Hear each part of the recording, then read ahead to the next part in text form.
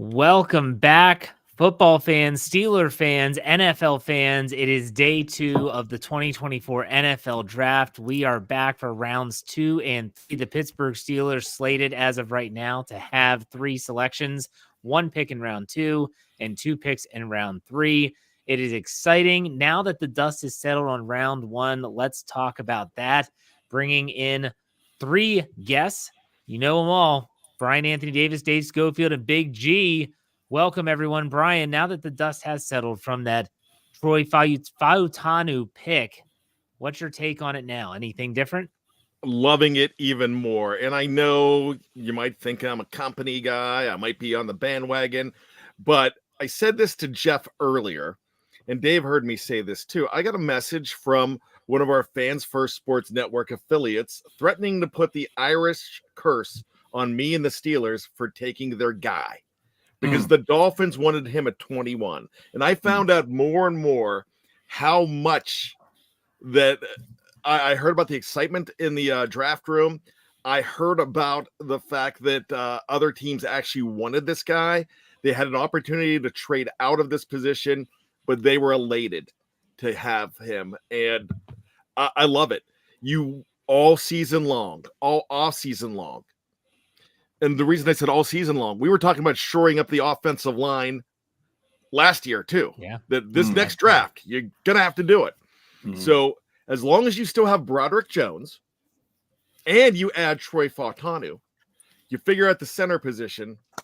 And I don't care left tackle, right tackle, as long as the man is there. All right. Very good. Dave, how about you? Any different reaction than what we had last night after the pick? We got an effing tackle.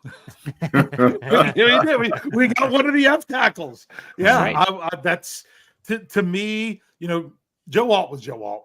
There was that would have had to be a Rod Woodson thing. And what was that? The Steelers drafted 8, and they didn't think they were going to get Woodson there. Brian, wasn't that were the 10th? I knew it was up there high.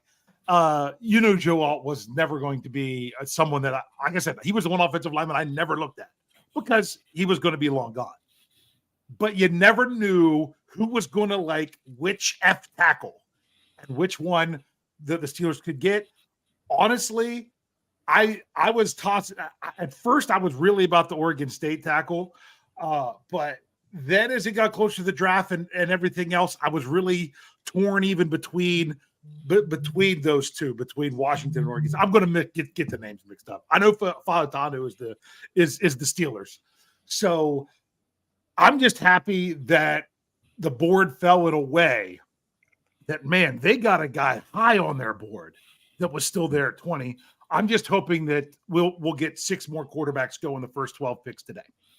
But fellas, to pass it over to Big G, because he wasn't on when the pick was made. So let us know.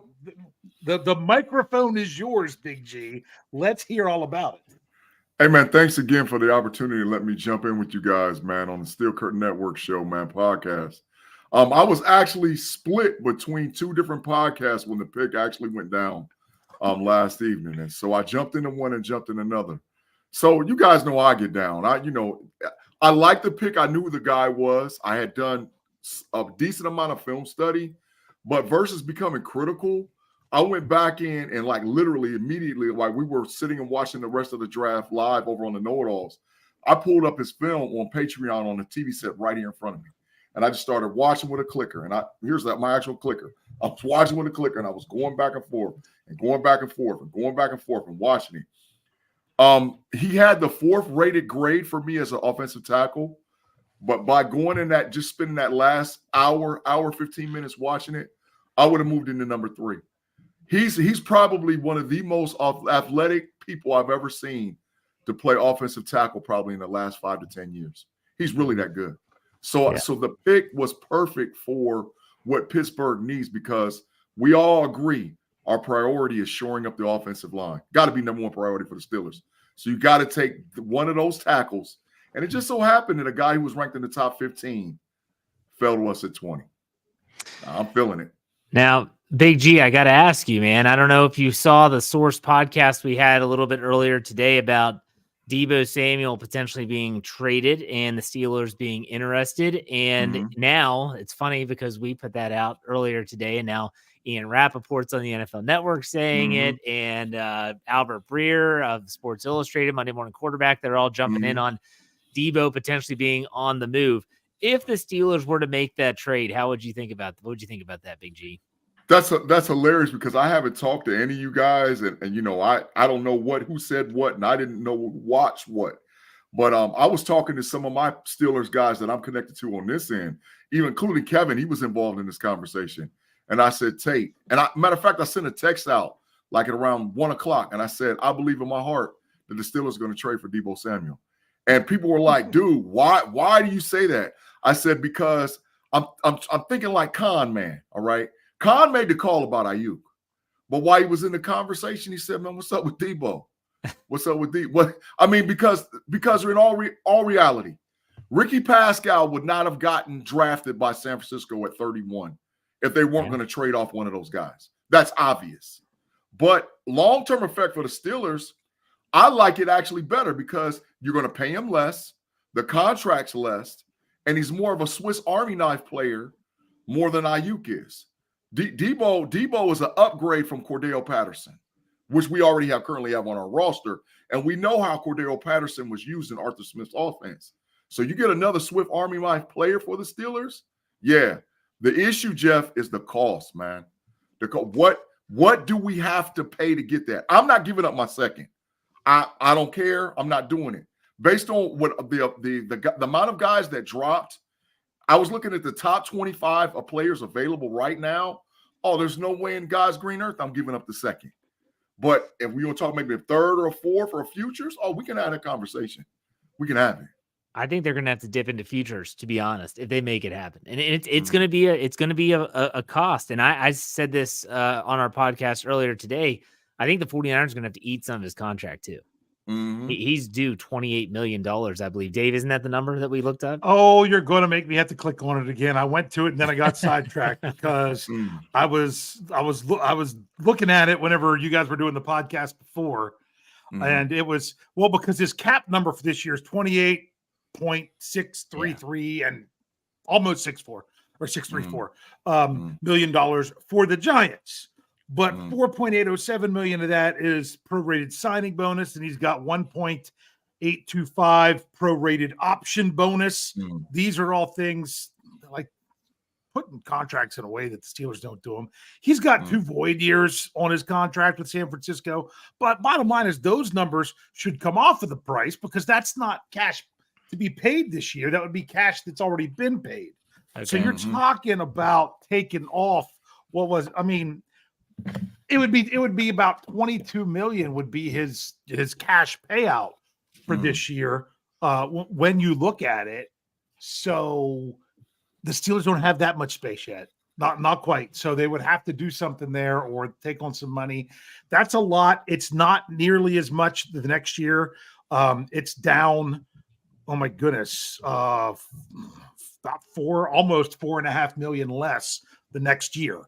So they could work something else out with that, but I like that they're interested. I'm not the kind of person that says I think this is going to happen. I would still call it in the unlikely category, but the cool thing is what we learned today was it is at least possible that it is something that they're looking into. I think that Big G, you hit the nail on the head that there's a lot of really good players still available in round 2. The Steelers have 2 third-round picks, and then 1 fourth, 2 sixth, and that's it. I'm fine if they were like, let's ship those 6th-round picks somewhere and move around and manipulate the board. Like, that's fine with me. It would make my Saturday a heck of a lot easier. Tomorrow. That would light my work. Just don't swap and pick up a 7th, right? No, please don't add pick any up a 7th picks. But it's interesting. Move backwards. That'd be a trip. You know, you hear these things and then, it starts picking up steam. And I would imagine, though, that if we see a move, if the Steelers were to trade, it's going to be, it's probably going to be soon. Brian, don't you think?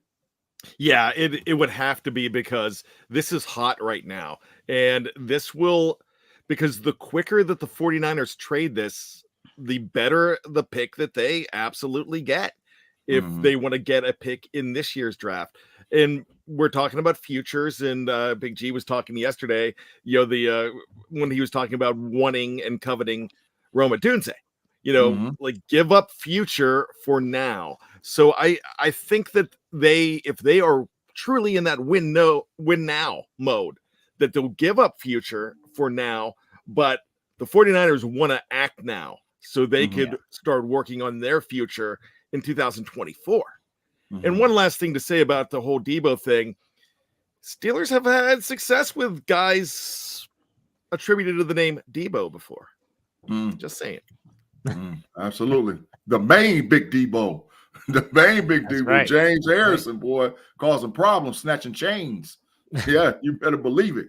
All right, so let's take a look at, here we are in the second round of the draft. And this is interesting. I want to get y'all's take on the Buffalo Bills, who completely trade out of round 1.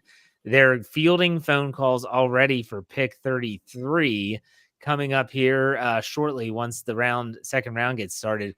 What do you all think the Buffalo Bills are trying to do here? Big G, I'll go with you first. Fellas, I was on the Know It All's live podcast draft last night, man. And when I saw that the Buffalo Bills traded the Kansas City Chiefs, my blood pressure shot so high, it was unbelievable because it made absolutely no sense. The team that you're chasing, the team that has been winning the AFC consecutive, you give them an opportunity to go up and get the fastest kid that was ever played professional football ever, and you gave him a weapon. I don't understand the logic. And then for them to trade back to 32 and then trade again with the Carolina Panthers to go all the way out at 33, I think the total acquisitions was 3 total picks that they picked up. I don't understand it. They don't have a number 1 receiver or number 2 receiver on their current roster. Now, they have 2 tight ends, but, man, they were dumpster fire, man. I told them, I said, they're going to take the biggest step back next year. They are the dumpster fire roster in the NFL, and they're going to take the biggest step back next year because you don't have anything to compete, and you're giving teams in front of you an opportunity to get better. It makes no sense. No sense. To me, the trade almost felt like an interdivision trade. Like, you just don't do that. Like, you don't make that trade with that team. The Steelers trading with the Patriots a decade ago or something like that. That was terrible. You still don't even do it now. Yeah, they did it last year, didn't they? Didn't they trade with New England last year? Yeah, they traded up last year. But Dave, but that's different. You traded up for it. But he said a decade ago. That's true. You're right. More decade, yeah. What, Dave, what's your take on just the second round in terms of which direction it's going to go? And for the Steelers, it could be anyway. Well, yeah. Well, bottom line is, I'm sorry. I'm watching on TV and there was a shot of Fautanu. Fautanu. I'm sorry. If I'm not reading his name, it's so hard to pronounce. Yeah. I'll get used to it. It was him and his family when they're showing some of these, and I had to make sure I noted that one. Okay, back to today. My thing is, I don't know how much the Steelers value who people believe are the top 2 centers left, both overall compared to everything and compared to each other. Because to me, if you're valuing one of those 2 guys and you want to get them today, once one of them's gone, you can't wait anymore. If you want to sit back and play the game, wait and see until one's gone and then pounce, I get it. And maybe they get a situation where it falls all the way to 51. But that's the only good thing right now. Well, not the only good thing. That's the best thing right now is that there's 2 guys there. Or we still don't know how they actually feel about Van Granger or anybody else beyond there. The guy from Wisconsin, I can't even remember his name. Other players at center. You've got to get some. I remember, it's crazy. I remember back in 2021, who did I want the Steelers to take in round 1? I wanted them to take Creed Humphrey. Who did I want the Steelers to take in round 2? I wanted them to take Creed Humphrey. I was mad when they did not take him. I really had to warm up to Pat Freiermuth because they didn't take. I mean, I was like, they gambled. They didn't take him in the first round. and they still had the chance in the second round. They didn't. But then I felt better because it seemed like they had a plan when they drafted a player in the third round. Like they just must have liked him better. Well, it didn't work out too well. That's why I'm even more leery, because it didn't work out for him last time. I got totally all in with what they decided to do once the story was over. That's what's crazy about the draft. You're getting this snapshot in the middle, but then Sunday we'll be able to be like, oh yeah, that makes sense. And tonight's the night where that comes together more, in my opinion. So we're really going to see, oh, well, people that didn't like the Steelers going tackle in the first round, you might see them have a change of heart. Or you might see people really start to panic even more if certain things aren't addressed today. You know, you might have to start watching the bridges in Pittsburgh, because people are going to just lose it. Dave says Zach Frazier, basically. Mm-hmm. Basically said Zach Frazier. People are going to lose their mind if they don't draft Zach Frazier. But that's another. Oh, you're going to lose. Big G, you're going to lose a podcast partner if they don't draft Zach Frazier. Shannon White. I mean, my gosh, the authorities, I already called him to go to West Virginia and stand outside his house just in case something happens that they don't take Zach Frazier, because if they don't take the Mountaineer, man, Shannon's going to be mad. But you know what? Listen, why reach? Why reach? It doesn't make sense. Why reach? But if he's your guy and you want him, make sure you get him. I understand that, and I don't disagree.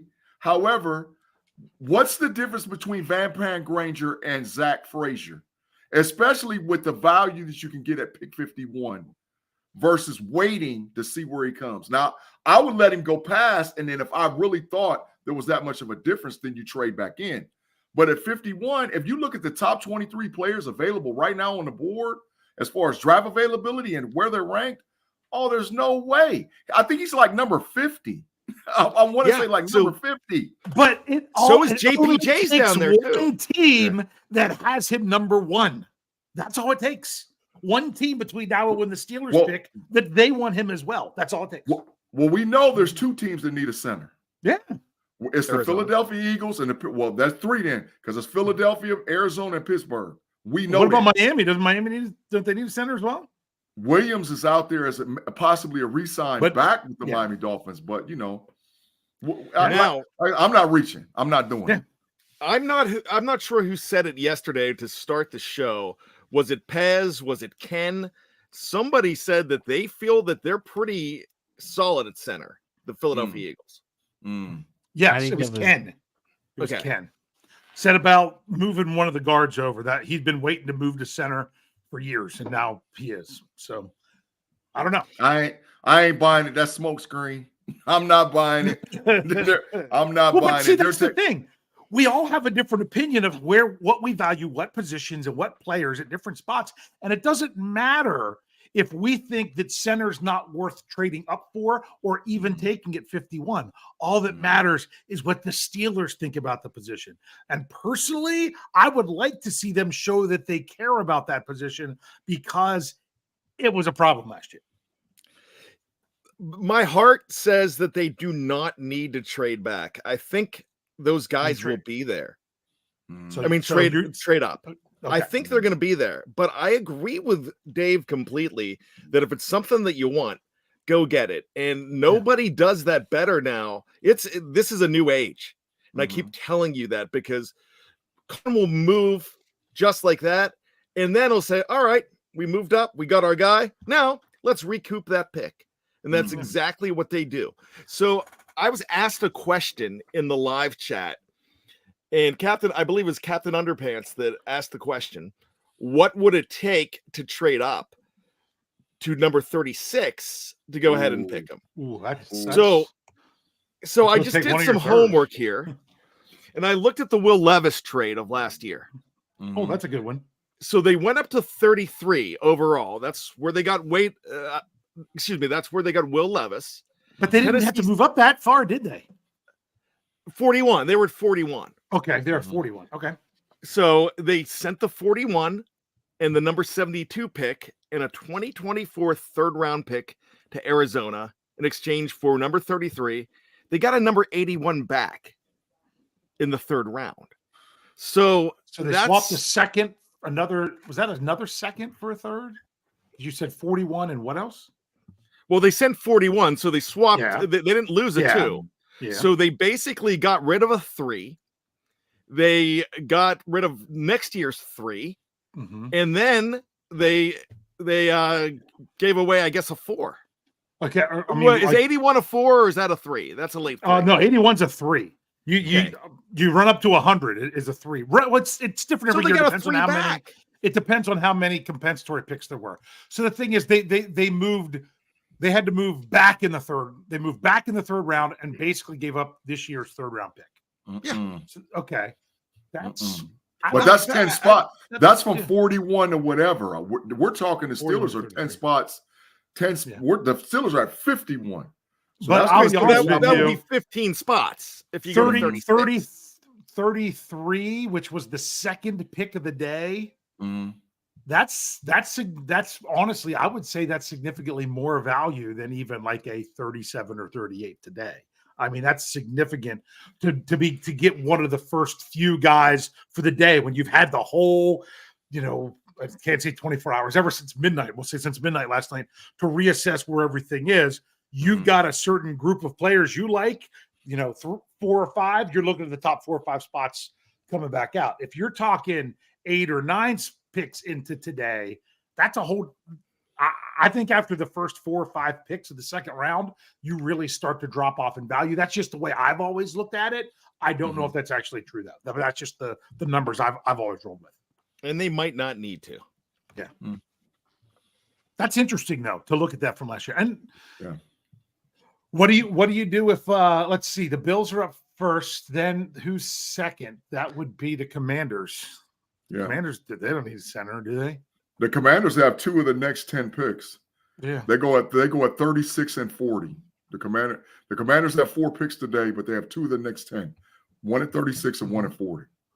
So look at all those Cleveland fans up close to the front. Yeah. Oh, that's because they haven't picked yet. So I have a question. Okay. So like when you start talking about positions of need for the Steelers, right? And of course, everybody's draft board gets reset after day 1. Okay. Where do you think is, and because I have my personal opinion, where do you think the biggest drop off is as far as positions of need at the 51 pick? Because my personal opinion is that if the Steelers don't spend 51 and there's one of those top 2 or 3 receivers, now the drop is tremendous, right? But then again, if, like you said, Dave, if the 2 centers are gone, how much of a drop is between the next guy down? Mm-hmm. And so I'm saying a position of need is either WR and then you might see guys, maybe middle linebackers like Edgerrin Cooper and Peyton Wilson and Jeremiah Trotter Jr. Those guys still be there. Whereas this higher ranked and even some cornerback position, you might see TJ Tampa, you might see Max Milton, and those guys still lingering around. So my question is, do you drop, to get a guy, or once those other positions in need, if you have a guy ranked higher on your draft board, what do you do if you're the Steelers? That's the question I've been asking everybody all day today. Like, what do you do? They have a lot of options. I think they have a lot of options. Go ahead, Jeff. No, I think they do. I think if you look at position by position, wide receiver, there are still options there. If the top few go, again, how aggressive do they want to be? Reports are already saying that they don't want to trade up. If they have to, they have to. Center, you still have 3 really good centers still on the board. So you would think that one of them should be available at 51, unless Dave mentioned and alluded to a mini run on centers. It's possible. And then you look at inside linebackers, still going to be a lot of good ones there. I want to know how fast is it going to take for Cooper DeJean's name to get called today. He obviously wasn't selected in round 1. Who would take him in round 2? That's something I'm definitely intrigued about. But I don't know. Brian, Dave, what do you think? I think DeJean or Kool-Aid or McConkey might be one of the top 3 picks. Yeah. I mean, I wouldn't be surprised. I still think Buffalo goes receiver here. Just because I think, I mean, do they even have one? I mean, my goodness. So that's interesting. Well, the top two receivers is Adnan Mitchell and McConkey from Georgia. Those are the top two guys. Yeah. So my thing is I know you say about the drop off at receiver. That one doesn't surprise me because in the mocks we were like what we ran on the Scobro show a week and a half ago, players that we were debating about to take in round. We picked up an extra second round pick, so it was our second round pick because we traded back in that draft. But those players that we were debating about, 2 of the 3 of them were drafted yesterday. Yeah. At the bottom. Is it Leggett or Leggett? I don't know. Xavier Leggett and Ricky Pascal. Yeah. So, Ricky Pearsall. I said Pascal. Ricky Pearsall. So these were people that you thought were going to be around maybe late in the second round, and they're gone. So to me, I always say the Steelers going with a plan. The biggest 3 positions of need for the Steelers for this year that they haven't addressed yet doesn't mean they can't address it with some other free agency or anything like that. There's still a whole wide receiver in production, but you also have to ask how much of that do they really need in Arthur Smith's offense? I've heard people make the argument that you don't need more than one superstar receiver in Smith's offense. I don't like that notion, but people could be convinced of that.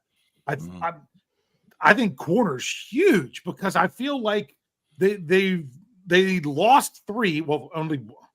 Did they ever announce Levi Wallace officially signing somewhere else? I know he was supposed to. I don't know if I saw a picture that he had a contract with a. Okay, so he finally did do that. Yeah. I knew that's what he was supposed to be. But I mean, you could bring back the other guys. I mean, especially if you don't get someone that in the slot. But corner's big, and then of course they don't have anyone that's took a single snap at center in the last 2 years in the NFL on their roster. Nobody that's taken a snap at center the last 2 years. The player that's on their roster that has taken the most recent snap at center in a regular season game is Ryan McCullum, who spent the last 2 years in the Steelers practice squad. And the year before he started a game for Detroit. That's to me. So those are your big 3. Now, if you would have asked me before last night, those were still the 3 biggest needs. I wouldn't have put tackle there because you had Dan Moore if you absolutely had to fill those other needs. So to me, by the Steelers taking, the first round, let's take the best player we can get. That tells me that they have plans at those other 3 positions that I think are going to come into focus tonight. Makes sense. Bad, I want to hear you, man. What do you think they should do? We're going to find out what they think of a guy like Van Pran Granger. Wait, we have the pick. The Bills are selecting Florida State wide receiver Keon Coleman. Whoa. A lot of people like him. But Ari Miroff. Ari's usually. Remember, we didn't give the disclaimer tonight, did we, Jeff? Oh, I forgot. We are not waiting for the TV. When we find out the pick, we're going to start talking about it. Everyone's TVs are at different spots anyway, so we can't wait for everyone. So we're just rolling. Yeah. Okay. So, you're going to find out whether they like Cedric if they go ahead and pass on center. But you both have said, and even Jeff has said, they've got a plan. And we know they have a plan. And I like that. But we said this yesterday. This is not a 1-pick draft. Everybody was ready to jump off the bridge after they took an offensive tackle because they need all these other things. I'm not that I think there is a drop off at wide receiver. I'm not sure who they love more. Do they love Frazier more than JPJ? And I think they like Frazier more. So, I'm fine with whatever they do there. I have no problem if they go Peyton Wilson. And I would not be surprised if they go linebacker here. That would shock me. That would shock me. That would not shock me. For Cooper and or Peyton Wilson at 51, that makes sense. Cooper or Peyton Wilson. I could see them actually doing that. But, so it's just where do they want to go at center? They're going to address it somehow. They might have, and this doesn't make anybody feel better when I say this, but they might have a Kendrick Green in mind that we're not even looking at, that we're not even thinking of, somebody that they like Can I remind people of something real quick? When Kendrick Green was selected, the Steelers had a different GM, offensive coordinator, and offensive line coach. The only thing that's still the same since that pick was made is the head coach and the owner. That's it. Yeah, everything else has changed. So Dave, you're misconstruing what I'm saying. Well, no, I'm trying to calm down the people, not you. I'm backing you up. I'm backing you up. All I'm saying is, okay, then I'll tell the live chat. What I'm saying is there's a guy that we don't know because we don't have scouts in our living room. And there's a guy that they might be looking at, like the Wisconsin center that I think Dave brought up earlier. There are guys out there that they might value in the 4th round. They might feel like, because we've seen it happen with centers. We've seen Kansas City, they didn't take a center, but they took a guard from Georgia a couple years ago that everybody Hill?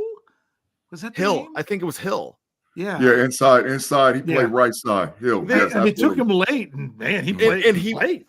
And he was good right away. So, they scout and they know and exactly where they want to go. So I could actually see them, pulling a fast one. When I say a fast one, just going in a completely different direction that we're not considering at this point. But I love it. I don't think they could go wrong at number 2. Yeah. I have a question for Big G. It actually comes from the live chat. Okay. Dennis Pavlak puts this out there. He says, I still think they like Anderson more than we do, honestly. I don't disagree. I don't disagree at all. I think that's a value pick and something that they could slide in and play. But let me say this, and this is going to answer maybe Dennis's thing. I'm going to tell you the craziest rumor I heard all day today. The craziest rumor I heard, and when I got to thinking about it, I said, I could see them doing that. I think that they might even go after Fisher to tackle from Notre Dame and slide everybody inside. Flip Daniels to center. Knock Fautanu into guard and Daniels into center. Daniels has the most games played at center of anyone on their roster right now. He had 8 starts. That was in 2019. I heard that, though. I heard it. The thing about Anderson, I'm just going to put this out there. The thing about Anderson is, why was he the only player from the Steelers that was with Russell Wilson at the Pens game? That's facts. Isn't there an interesting connection usually between quarterback and center? He could flip. I mean, this was 7. I mean, he was 5 position available when he got drafted out of Maryland. Yeah. We all know that. But we didn't see no tick with him last year. So now, did he improve enough, and did he make enough stride, and did they find the actual position on the offensive line? Because I've heard everything from him playing right tackle all the way to left guard, and being a rotational backup. But if they say, okay, Anderson is the guy, we're going to run him at center and then do something different. But I think all of us are saying the same thing. The issue is that they have to get another lineman. Regardless of what the lineman is, they got to get another lineman, because Chargers traded into this spot, by the way. Yeah, we missed that. Oh, I know who that is. They're going to get their wide receiver. Yeah, the Patriots traded with the Chargers. And Mitchell is going to go right here. Either or the kid from Georgia. The kid from Georgia. Just so you know, the trade was the Patriots traded away 34 and 137. They get back 37 and 110. So they move back 3 spots in the first round, and that allows them to move up 27 spots in the that's the 4th round. Yeah. That also gives them a little bit of pocket change to throw at Deebo, the 49ers for Deebo. That's true. Yeah. And they take Georgia wide receiver Ladd McConkey. Yeah, he was one of the receivers. That makes sense. Yeah. Now let me go back to the whole Penguins game thing. I'll just say this: you've all worked in jobs in corporate America. You've worked in jobs anywhere where a new boss comes in, whether you're a teacher, a new principal comes in. There's always the people that are, I don't want to call them bootlickers, because I'm that same guy, but I roll out the red carpet and say, anything you need, I'm here. So if Spencer Anderson is smart, he's going up to Russell Wilson and say, hey, welcome to Pittsburgh. Let me be your guy. Mm-hmm. Mm-hmm.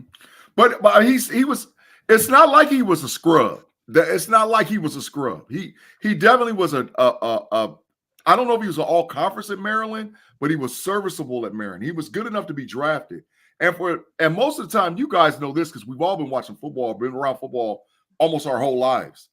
They don't normally keep seventh round offensive linemen around unless they have value. Those are the guys that normally don't make the 53-man roster, right? And dressed. He wasn't even the inactive guy. Exactly. He dressed every game. Exactly. So there has to be some value. It's got to be some value around. So maybe I don't think so. I just think that they're going to get alignment in any capacity that they need to get alignment. And I wouldn't be mad if they took Fisher, moved Daniels to center, slid Fatunan. How do you say his name, Jeff? I'm going to screw it up a million times. Who are I can read it. I just can't pull it from anywhere. Fa'utanu, right? Fa'utanu. Yeah. I said it, but he said it again in the podcast. Yeah. Pronounce all the vowels. Yeah. Jim Wexel is the one who said that. Pronounce all the vowels. Just go new. Yeah. Troy new. Yeah. New Troy. New Troy. That's I like new Troy. I'm gonna use that. New Troy. But yeah, I wouldn't be mad if they slid him to guard. He's the most, listen, like I said, like a preface when we first came on, he's the most athletic offensive lineman that was in the draft. He doesn't wear knee braces. I mean, first of all, and he doesn't wear knee pads. Which when I first started watching film on him, I said, this kid thinks he's a prima donna. You're an offensive lineman, you don't wear knee pads or knee braces? Get out of here. But then I started watching it, and man, he has feet. He looks like he was a kid that played like a tight end position or a fullback in high school. And when they got him to Washington, they just beefed him up. Because his feet doesn't look like an offensive lineman. His feet look like a skill position player. So I was like, oh, yeah, he really could. I'm going to tell you the best play that's on tape or on film. Wait, we have another trade. Mm-hmm. Falcons are on the clock. Falcons trade with Arizona. That's a defensive player. That's Kool-Aid. That's trying to make up for taking Penix. Yes. That's Kool-Aid. That's Kool-Aid. Sorry. That's a defensive player. Yeah, that makes sense. But yeah, the best play is him against Oregon, where Michael Penix, because, he played the front side too. And for those that don't know, Michael Penix is a left-handed quarterback. Yeah. So he played the front side for Michael Penix. And they ran a screen. Where he set inside 2 yards inside the hash mark. And by the time the ball got to the outside to poke, he beat the ball there. Right? And like he just blew a guy up. And I was like, oh my God, that's uncanny for an offensive lineman. You can't do that. That means he has like in-game speed. He's a 4.9 guy, a mid 4.9 player, and to be able to set 2 yards inside, and then when Penix turns to throw, he beats the ball to the spot. Oh, that's unbelievable. That's unbelievable. All right. We have compensation here just to keep everyone up to date. Cardinals traded away 35 and 186 to the Falcons and received 43 and 79. Oh, that doesn't help you if you're the Steelers. Yeah, no, that's a fleece. So I thought it did at first, but that's a 186. That's got to be that's a 6, right? Mm-hmm. So they traded that's a 3. They traded a 3 for a 6, or 6 for 3, however you want to say it. Mm-hmm. So one thing about the Falcons, real quick, I was watching on NFL Network because I'm again an NFL Network guy, and they showed the Falcons draft room. And there is a kid that must be 8 or 9 years old in that room right now, looking at an iPad and straight in the middle of the room. I think he's making the picks. Oh, wow. Wow. There's no way. Somebody's cooked. Somebody's fired if it's an 8 or 9 year old doing that. There's no way. Well, I'm just saying the Penix Jr. pick, man, that move. That's a move that you make doing Madden. That's a 9-year-old making that pick. Somebody is cooked. If he's the guy that pressed the button for Michael Penix Jr., it's over. Somebody's job is gone. There's the Falcons are selecting Clemson defensive tackle Ruke Aruraru. I can never say his name right. Oh, Johnny Newton's Newton. the guy I was taking at 51 in some mocks. Yeah. Newton's a nice defensive tackle. I'm surprised he hasn't gone. Yeah. You know who's going to fall? And I want to see if you guys think we take him. Adnan Mitchell's going to fall.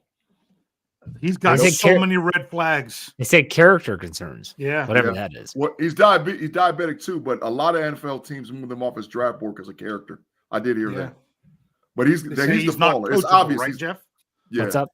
They said he wasn't coachable. I just heard that it was character. That's all I heard. Mm-hmm. I'm not putting a character issue in with George Pickens. No, I'm not either. Yeah, he's the free faller. Kool-Aid's falling because he has a foot injury.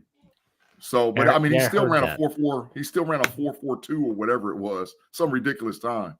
But he fell because of foot injury. But Adnan's the faller. Because Adnan was slated top 25, and he's steadily just dropping.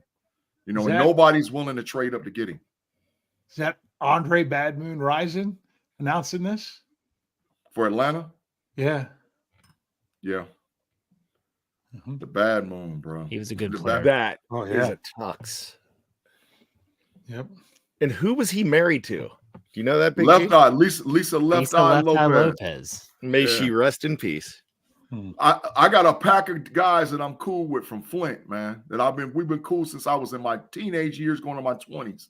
So I know all the Flintstonians. Believe me, I know the whole crew of them. All Mateen Cleaves, Bell, Glenn Rice. I know the whole pack of the Flintstonians, man. Yeah, I went to Sappho to play guard for the University of Michigan. Me and him used to work together. So he's a Flintstonian, and that's that. Roger?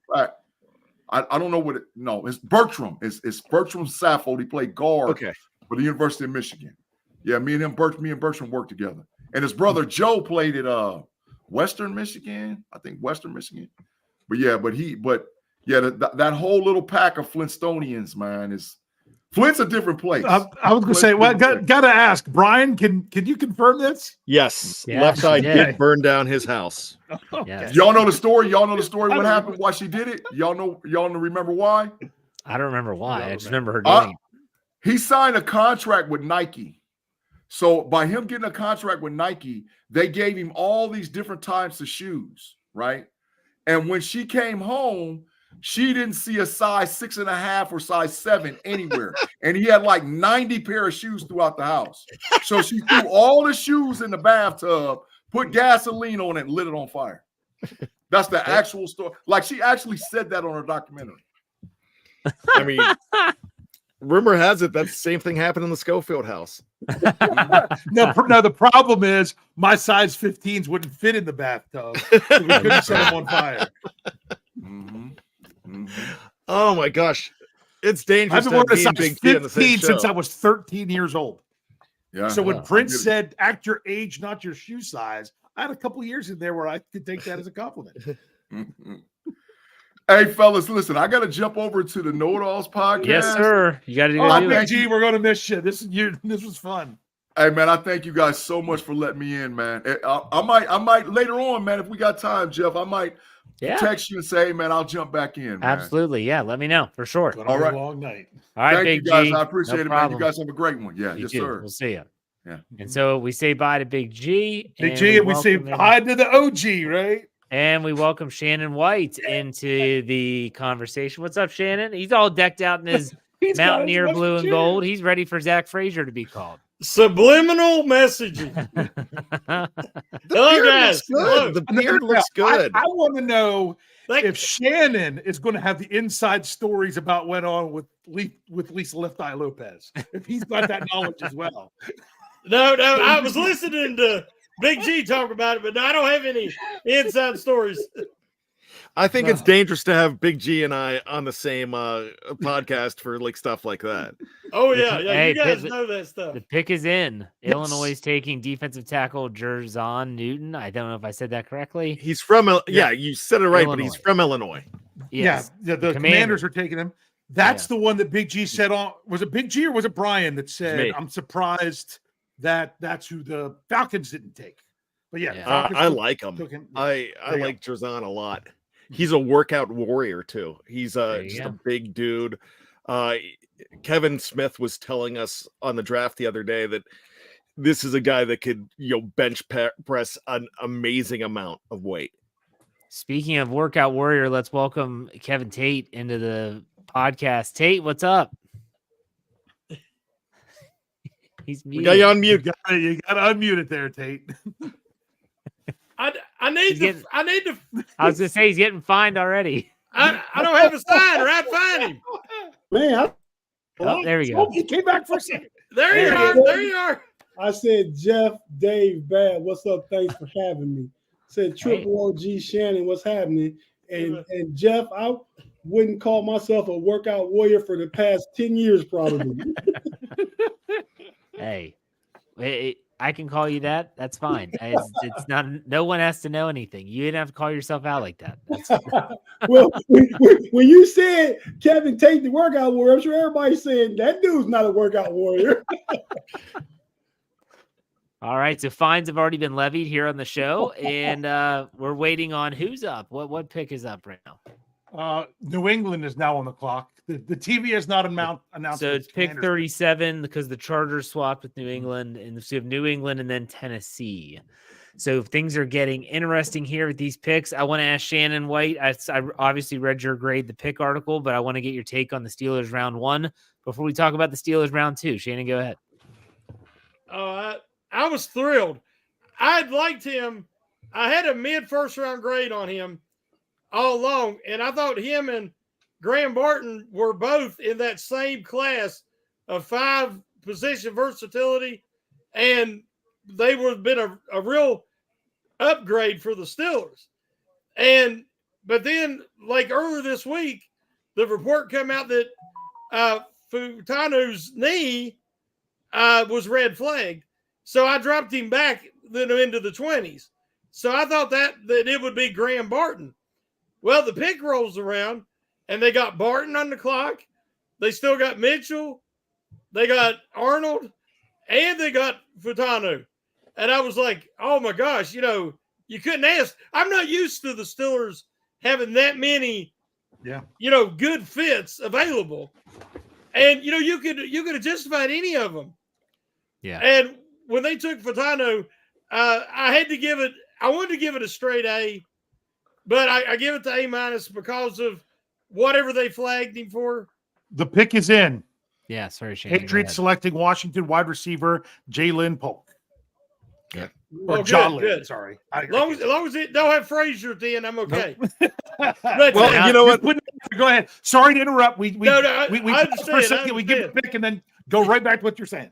But I just think that he's also insurance because they say you can play any of the 5 positions. So I think the Steelers, if they do wait and hope, I'd rather they trade up to around 40 or in the 40s to get Frazier because I'm scared that somebody's going to grab him. But if they do try to wait, because you also got Jackson Powers Johnson and Cedric Van Pran, who I think is more of a 3rd round grade. But that you got Futanu, who could play center in a pinch, or that's what they said they thought he could do. Yeah. So I just think it was a great pick. It's not sexy picking an offensive lineman, but it's totally necessary. The Steelers have neglected the line for years and years and years. You think about Pouncey, DeCastro, great players. Nothing. Yeah, but after that, there's nothing. Everything, and they got lucky with Valentino. They got lucky with Foster. But you're not going to get lucky that often. So I'm really pleased. Last year, Broderick Jones. Now, Futanu. I'm just, if they say his name, I'm gonna. If they don't say his name or they do say his name, I'm gonna cry either way. Well, I wanted to jump in real quick. There is a fantastic person on the screen just now. Darryl Green was announcing that pick for Washington. Yeah. When Washington used to have their training camp in Frostburg, he would do so much around there with places. He was one of the truly nice guys that would be around there, and was a great player. So sorry, just wanted to say that. He's a Hall of Fame person, definitely. Yeah. Fantastic guy. Shannon, I just want to say we had our inside source give us some information earlier on, and he also gave me some extra information. And the Steelers big board right now has Frazier up high, but it's Kelsey Grammer Frazier. No. So What was his You brother's name? gotta get Niles? that tossed salad and scrambled eggs. Yeah, was it Niles is the brother? yes. Yes. Sorry, Jeff. He was better as a character on Cheers. But anyways, that's Okay, wait a second. Now you brought it up. Okay. Brian, not only can you tell me the actress that played Frazier's first wife and her phone number? Bibi Newirth. No, that wasn't his first wife. He had been married and divorced before he ever came on the show. Oh, gosh. Like an Oscar-winning actress, wasn't she? Yeah. She played like a not a clown, but Something like that, yeah. A kiddie Nanny show G host. was her name. Nanny G, yeah. But who was the actress? Why all of a sudden it escaped me? Oh, come on. She's a big deal. Emma Thompson. I love Emma Her Thompson. phone number was 555-6792 because That's right. it was in the song at the end of the episode. We may get back to football. I don't know how y'all remember that. I like the show, but I don't remember that stuff. The Tennessee Titans are on the clock right now. We'll let you know when that pick comes in. But Tate, what did you think about round one for Pittsburgh? Man, when it got to pick 20, I was kind of like, we had so many options, right? And I mean, and Fa'utanu was a good option, but he was the only tackle. So I kind of felt like at the time, they just forcing themselves to pick a tackle, right? Like they're taking the last one that was really of the top six. Now, like if there had been another one or two there and they picked who they wanted, I'd have felt better. But because I was kind of at the time, I was on the kid Mitchell, Quinyon Mitchell. That's what I was on. Pair him up with Joey Porter Jr., lock things down, get your center in the second round, and we'll see what happens with tackle. I mean, because, option to me would have been, if you don't get somebody in the third like Blake Fisher, you just, in free agency, get Mekhi Becton. But then after today, I've been looking and researching. I heard Big G say he was watching film. I don't have Patreon and watch film. I just watch a lot of different highlights. And I remember this kid from the combine. He was the cleanest at all the drills and stuff like that. His movement was fluid. He was fast, 5'0", 140. I mean, so I guess the only thing about him that I was questioning was he's a little short. I like him to be 6'5" and not 6'3" and 6'3 3/4, right? But that his arms are long like he's 6'5", so that's cool. So I really have come on board with the pick since last night. I like it. So now I'm hoping these centers keep dropping, and I'd be okay with either Zach Frazier or Jackson Powers Johnson. I mean, because let's think about it. Jackson Powers Johnson 3 weeks to a month ago was everybody's Steelers first round projection. Yeah. The pick is in for the Tennessee Titans. They're taking Texas defensive tackle Devondre Sweat with pick number 30. He was the guy you had kidding. no clue where he was going to go. He Yeah. could have been round 1. He could have been round 4 because I think that's way too high. Yeah. I mean, he got the DUI. Yeah. He's definitely a 2-down player, and he can eat himself out of the league. Isn't he he like went from 395 or something like that? Yeah. Huh? Isn't he? Wasn't there reports that he was as high as 395 and wouldn't weigh? Yeah. Or something? I mean, he was a 366 at the combine, and then he was almost 400. I mean, that's not a good sign, fellas. That's the Casey Hampton eating plan. Yeah. At University of Texas. That's what they do. There are a lot of really good players on the board, and they're at 39. So the Steelers are 12 picks away. One of their centers is going to be there. I'm telling you. Well, if you It's one of two, because if you're a Shannon and you think that Van Pran Granger is a 3rd round prospect, then you're only talking about 2, and that's JPJ and Frazier. And so you look at who's coming up. Who are the teams that are about to pick? So Carolina, Washington, Green Bay, Houston, Atlanta, Vegas, New Orleans, Indianapolis, the Giants, the Jaguars, the Bengals, and the Eagles. Which one of those need a center as well? Well, you still have Cooper DeJean on the board. Yeah. You have Kool-Aid, Mitchell, Rakestraw. AD Mitchell. You got a lot of good players on the board. I mentioned repeatedly over the last couple of weeks that Cooper DeJean is actually going to be a better safety. And if you watch him when he's matched up one-on-one with these top receivers that are getting drafted, and he played against a bunch of them, they gained separation on him and got behind him. He's got speed, but he don't have that burst to keep up with him, guys. As a safety, if he keeps the play in front of him, great instincts, and he will be a great safety. But I think he will make a transition similar to Rod Woodson, but even earlier in his career. I said the same thing, Shannon. Yeah. Well, I agree with you guys. I mean, his best scheme fit is zone, but he can play slot, and he's physical at the line of scrimmage. He will tackle running backs and blitz very well. And then if he's playing in that nickel, he can drop back to the middle of the field and still kind of be like a solo zone coverage guy. So I mean, he's a chess piece. There would be a place for him on the Steelers. He's a good player. I like him much better at 51 than I did at 20.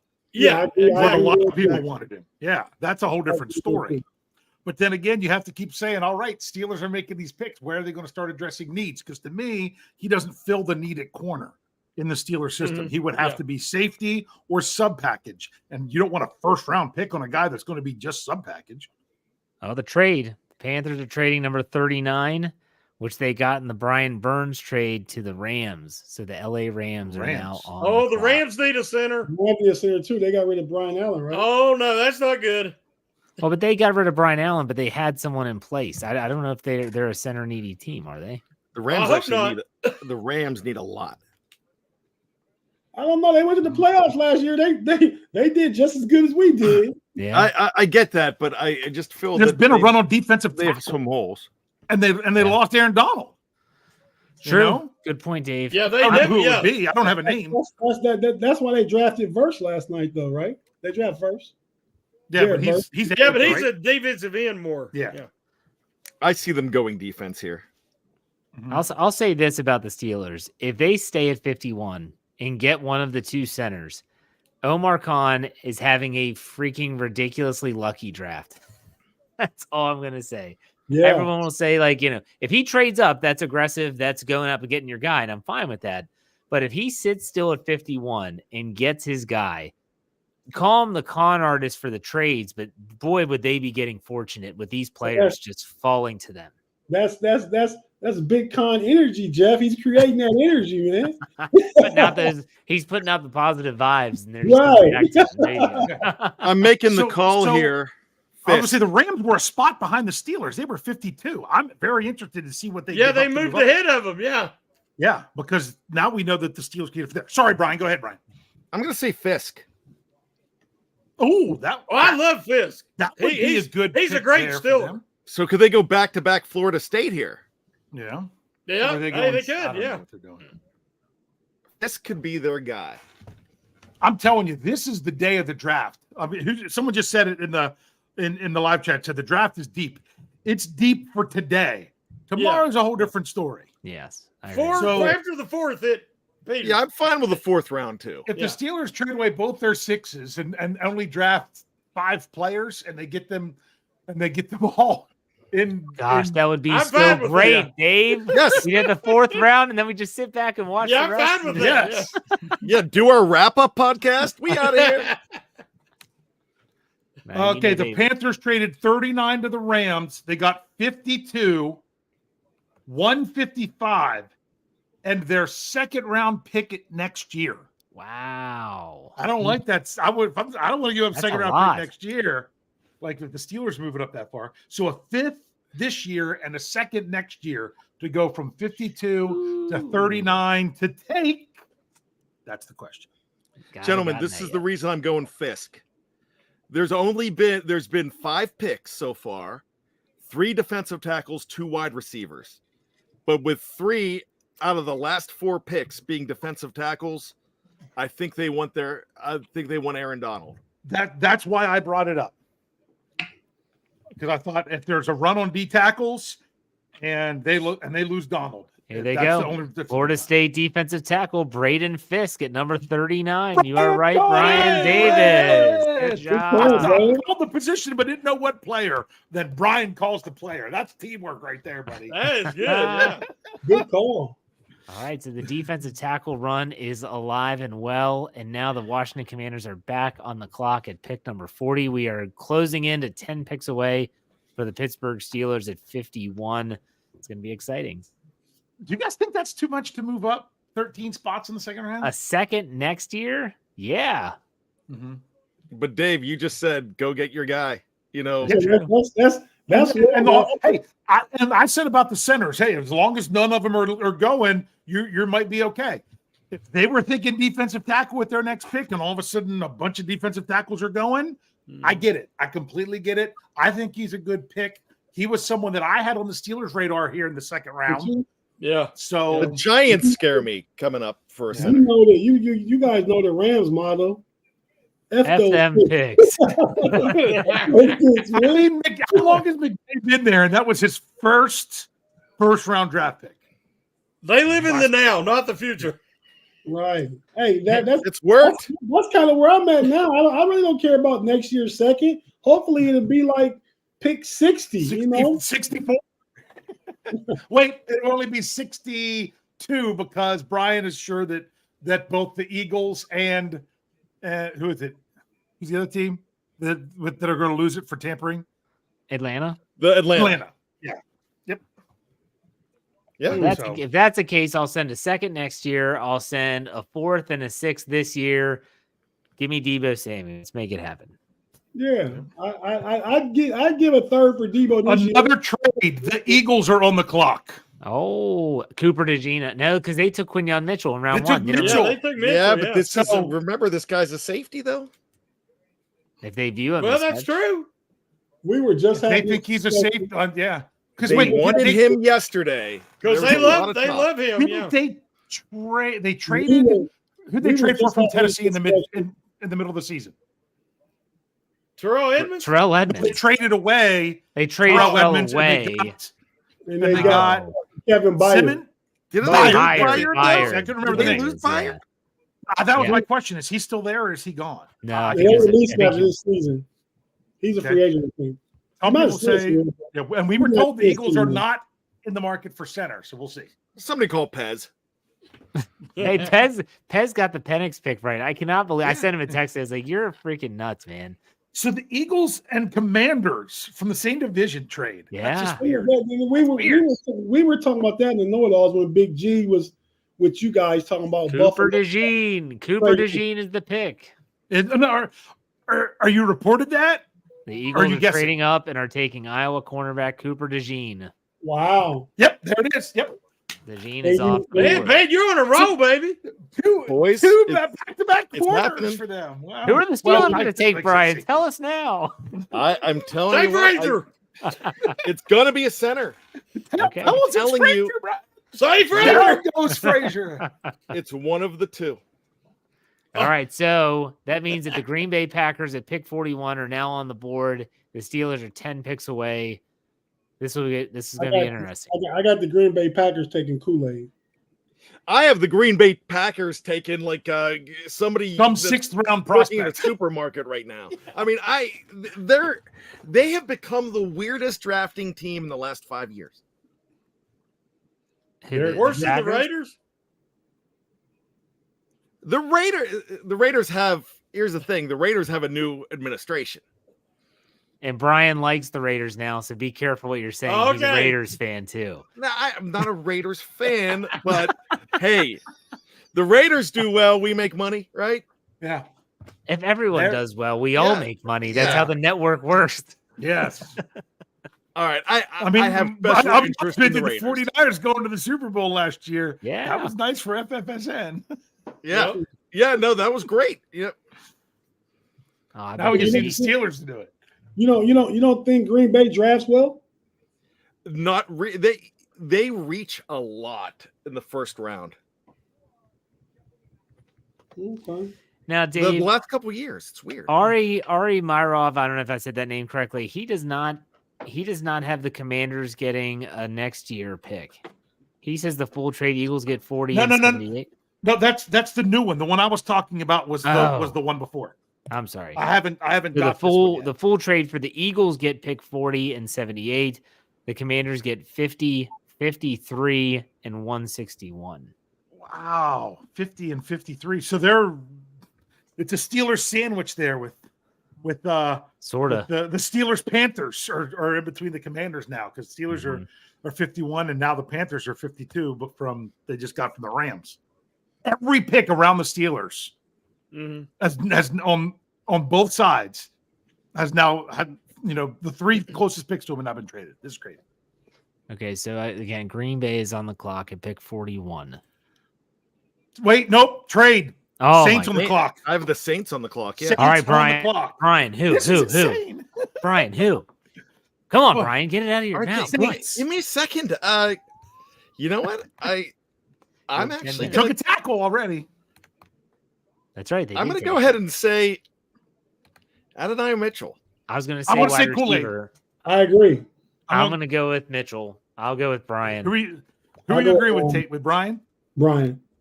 I think they need to pair somebody. They lost Michael Thomas. Pair somebody with Olave. That could be. I'm just throwing out a name who I think is Thomas gone? Yeah. Has he gone anywhere though? No, he's still. No, he hasn't signed anywhere. He's still yelling at people on Twitter. Did you hear about Mitchell's, supposed discipline problems and being uncoachable? Yeah. And he blamed it on diabetes. I don't know about that. I mean, you're hard headed and you're hard to coach. It's because I got diabetes, coach. I can't listen to you. Hey, low blood sugars can be cranky. My son's a type 1 diabetic. Like I know what he gets like when he's blood sugar. Maybe that's the reason, but I don't Here's the compensation. Packers, they traded out pick 41. They will get 45, 168, and 190. So Jeff, next time I screw up, I'm blaming it on my type 2 diabetes. Or low blood sugar, yes. So, Brian, what happened to the podcast? Was supposed to run 15 minutes ago. Diabetes. Hey, I just saw something on X that made me think about it. You know how even the Steelers talked about how it seemed like it took the Rams forever to make their pick. Did you guys hear why? They had the wrong phone number for Verse. They were off by 1 digit. Oh my gosh! They couldn't get a hold of them. Someone said some interns getting fired because that was their one job. Hi, you've reached Shelly. Leave a message. Let's try it again. Hi, you've reached Shelly. Damn it! All right, Kool-Aid McKinstry is the pick. Nice. Now, Dave got it. Hey, man, I got caller ID. If I see that show up, I'd be like, I ain't answering that. That's a prank call. Damn likely. What do you mean? Honey, who do we know from this area code? Did any of you all see the clip? Bill Belichick was actually phenomenal on Pat McAfee yesterday, and I saw a bunch of clips that were shared today. He told the story about when they traded with the Raiders for Randy Moss. He tried to call Randy Moss twice. It was so good. Moss picked up the phone. He goes, "Hey, this is Bill Belichick from the Patriots." Click, hangs up on him. He calls him again. This is Bill Belichick from the Click. Man, who is prank calling me? I've heard that before. So, did you hear the great news? Did you hear what he dropped the football game he was talking about, the high school football game? Oh, yeah, Ocean City, New Jersey, the battle on the beach. Kevin sent me that via text today. It was like, you got to watch this video. All right, let's update. So Houston Texans, pick 42, are now on the clock. Here we go. They could go Adonai Mitchell. I know they've got receivers. Is that there are not a lot of center-needy teams between now and the Steelers pick. There's likely not 2 of them. I think Arizona's one. But Arizona is needy for a lot of things too. Mm-hmm. Yeah. If we start getting close, I'm going to ask you all to join me in a moment of prayer. Because we're going to pull out all the stops because we want to make sure this happens. Okay, Shannon. Now, this is the big question. I don't know how many neighbors you have, but would you take off, not on this show, but would you take off all of your clothes and run around the house 5 times, stark raving naked, to get Frazier? 5 times? I might get tired and winded in 5 Okay, times. 2 times. 2 times, yes. You want him that bad? All right. Yes. 5 times I'd be a little out of breath, I'm pretty sure. He lives in West Virginia, man. They don't care. West Virginia Mountaineer fans want Zach Frazier in the black and gold too. They're like, go Shannon, go do that thing, man. Hurry up. I know one of my neighbors that can see is they like to go out on Friday nights and eat. And the other ones, they're old. They probably wouldn't notice. And they're down the road a piece. So, Okay. So are you going to burn a couch? Now I have to ask the question. If both centers are still there, how do you feel if the Steelers don't draft one? I feel like, what if it's in 2021 all over again? Yeah, respond? I'm still recovered from the Creed Humphrey Pat Fairmouth ordeal. I talked about that earlier before. Yeah, if it happens again, oh my gosh, the Texans are taking cornerback from Georgia, Kamari Lassiter at number 42. Yep. Wow, that's higher than I thought. Now it's a cornerback run, yeah. Boys, it's 9 picks. At one time early on, Lassiter was a first round projection early in the process. Yeah, wasn't that like towards the beginning of the collegiate The very season? beginning, early in the process, yeah. Probably before the combine. You know, if one of these guys get past the Cardinals, start stripping, Shannon. I'm telling you. Jeff disappeared. I can't ask him the question. I was ready for the Steelers trading back in round 1. I never imagined a trade back in round 2. Because Andrew just asked that question. He said, if all 3 centers, because he has Van Pran up there higher than the rest of them, which that's fine with him. He says, should the Steelers consider trading back? I would take Frazier. I would not risk don't flirt with disaster because I would. The Panthers move just behind you. They could use a center. So there's some other ones there. I wouldn't flirt with, but I'm telling you, we could be sitting here talking about this all we want, and then they go somewhere else.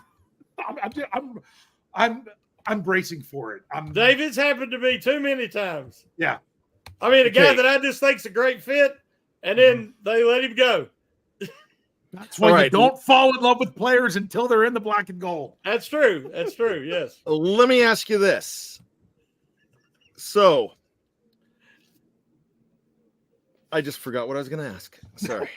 I was all excited. Then I just heard black and gold and Hey, man, you're a little younger than me, but it happens more and more. Not that much younger. Man, you're looking svelte. You look good, Shannon. I'll tell you that. Yeah, I was telling them yesterday, at the end of 22, I was 291. Now I'm 220. That's beautiful. Congratulations to you, man. I've got to hit 200s of my goal, and then we'll see after that. All right. 200. I think I was in middle school the last time I saw it. Yeah, but you're a lot taller than I am. I'm only 5'9". I was going to say, but I was also over 6 foot when I was in 7th grade. Yeah.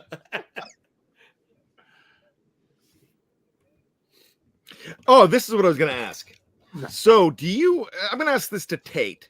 Do you take any warning? Do you think they were showing their hand on the press conference the other day, or do you think it was a smokescreen when they said, well, we have options in-house at center? I think it was both. I think they weren't going to make themselves out center needy. Like if we can't get a center, we'll figure something out. But I think if one of the guys is here in a few picks, they're going to take them. Hey, I've got Native American Cherokee lineage.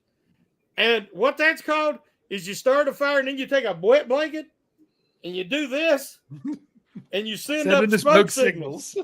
You send up these smoke signals because that's what the Steelers are doing. They don't got nobody in house. That's a bunch of crap. I mean, you don't want nobody they played center in 3 or 4 years to be your starter.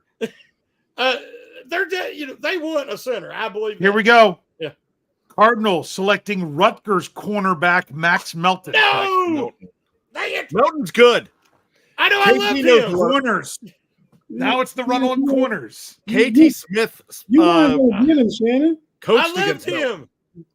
him. He wasn't gonna be there at 84 though. If you want Frazier, I know. Both.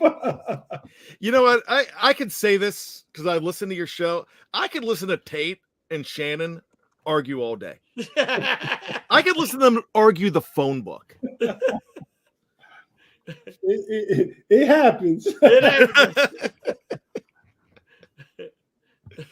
And throwing Big G with the big bass coming in hard, folks. Simmer down. Big G is a lot like me, and he's a little opinionated. A little opinionated? A little opinionated. Wait a second. Is there anybody at Steel Curtain Network that's not a little opinionated? No, not really. Some people are more amicable than others, though. People are saying about the Bengals. Do the Bengals need a center? No, they took Mims. No, but they need a center. Oh, did they get a center? Okay. Do they need one? Don't they have? Didn't they take one about 2 or 3 years ago? I can't even remember who their center is. Well, let's go to the Google machine. They took that big boy out. Oh, of they have Georgia. Karras. Yeah, that's right. That's who it was. Yep. Who? Harris. Harris. Okay. No, Karras used to be with the Patriots and the Dolphins. Alex Karras is it's not his nephew. I was going to say it's his nephew, not his son, right? Yeah. Yep. But his dad, I think his dad played too. I remember Alex Karras from Webster. I didn't remember Frazier's wife. Oh, forget that, man. He's Mongo. George Papadopoulos. Telegram for Mongo. Telegram for Mongo. Knocking out horses, baby.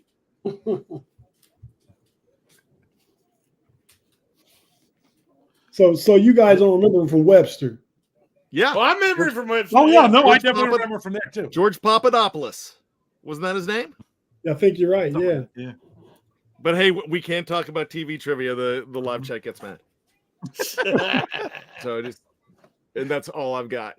This is big, guys. Arizona, your center is getting past Arizona. You've got to feel a little bit better about that. Mm-hmm. 4 straight, quote unquote, cornerbacks, if you'd say DeJean is one. It's runs, man. Yep. Maybe that's why Jeff's not here. He was dealing with the same thing.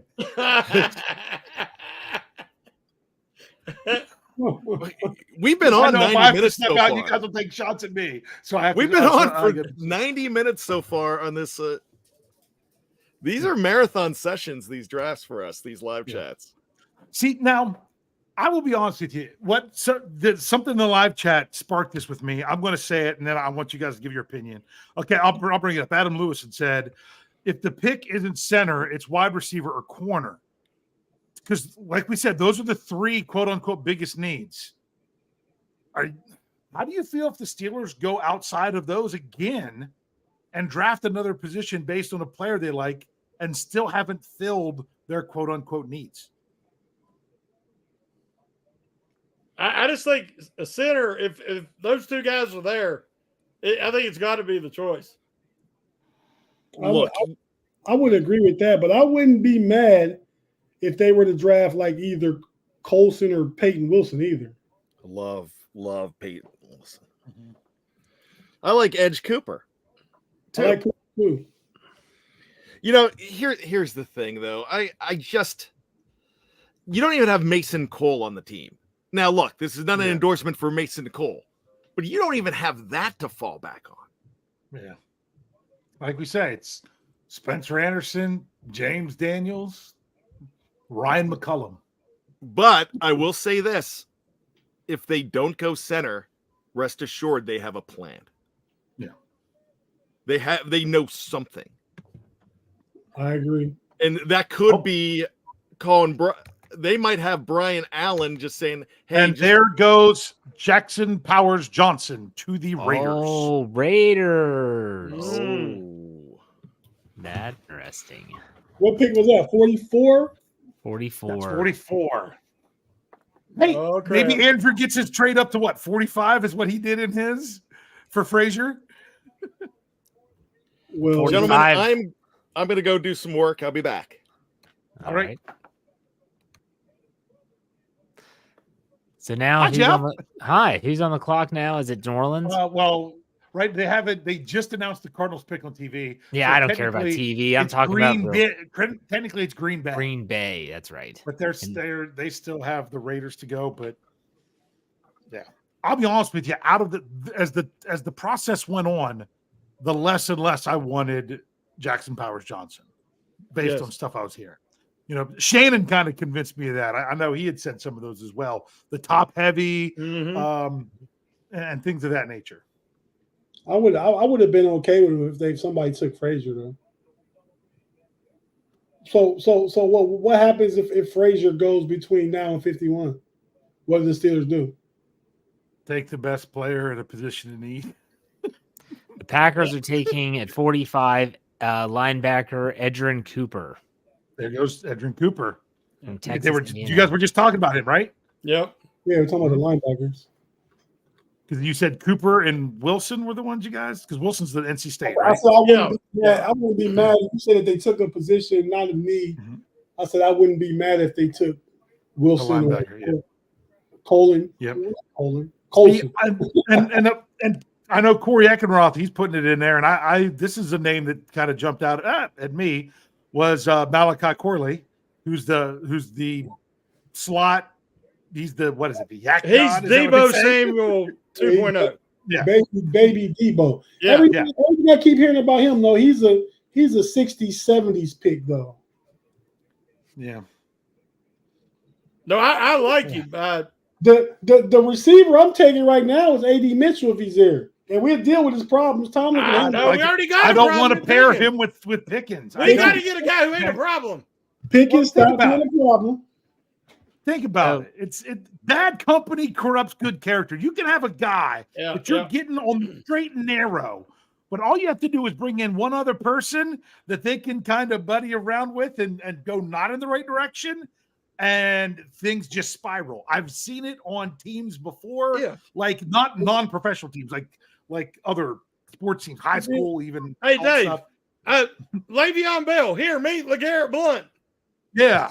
I mean, preachers, very kids, good, Shannon. Everything. I don't need to say anything else. You got They're smoking weed in the parking lot before getting on the plane. It could definitely happen, but guys can mature too. Mm-hmm. Let me say this. When I was a kid, my dad used to say this to me all the time. Jeff, would you quit messing around? Like, quit messing around. Like, I was that kid that was just always pushing buttons. I was always doing everything but what I was supposed to be doing. I want the Steelers to quit messing around at center.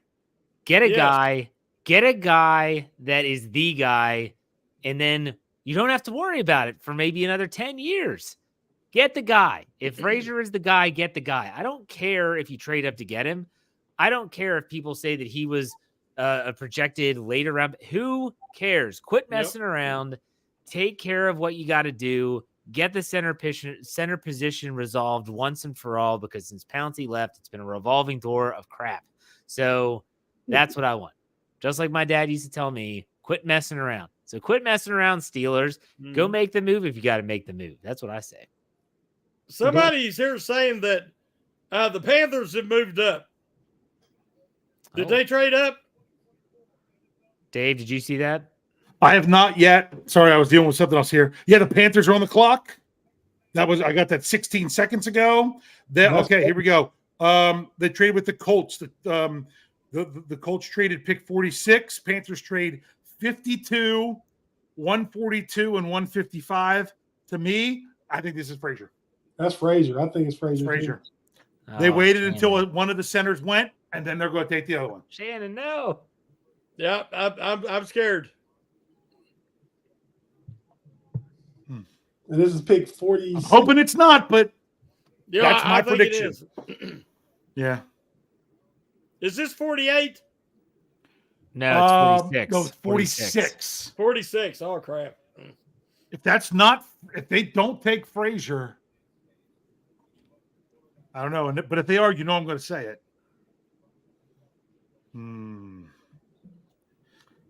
Oh my gosh, they take a running back. Texas running back Jonathan Brooks. I think the Steelers need to trade up. Shannon's dream. I think they stays need to alive. trade up right now.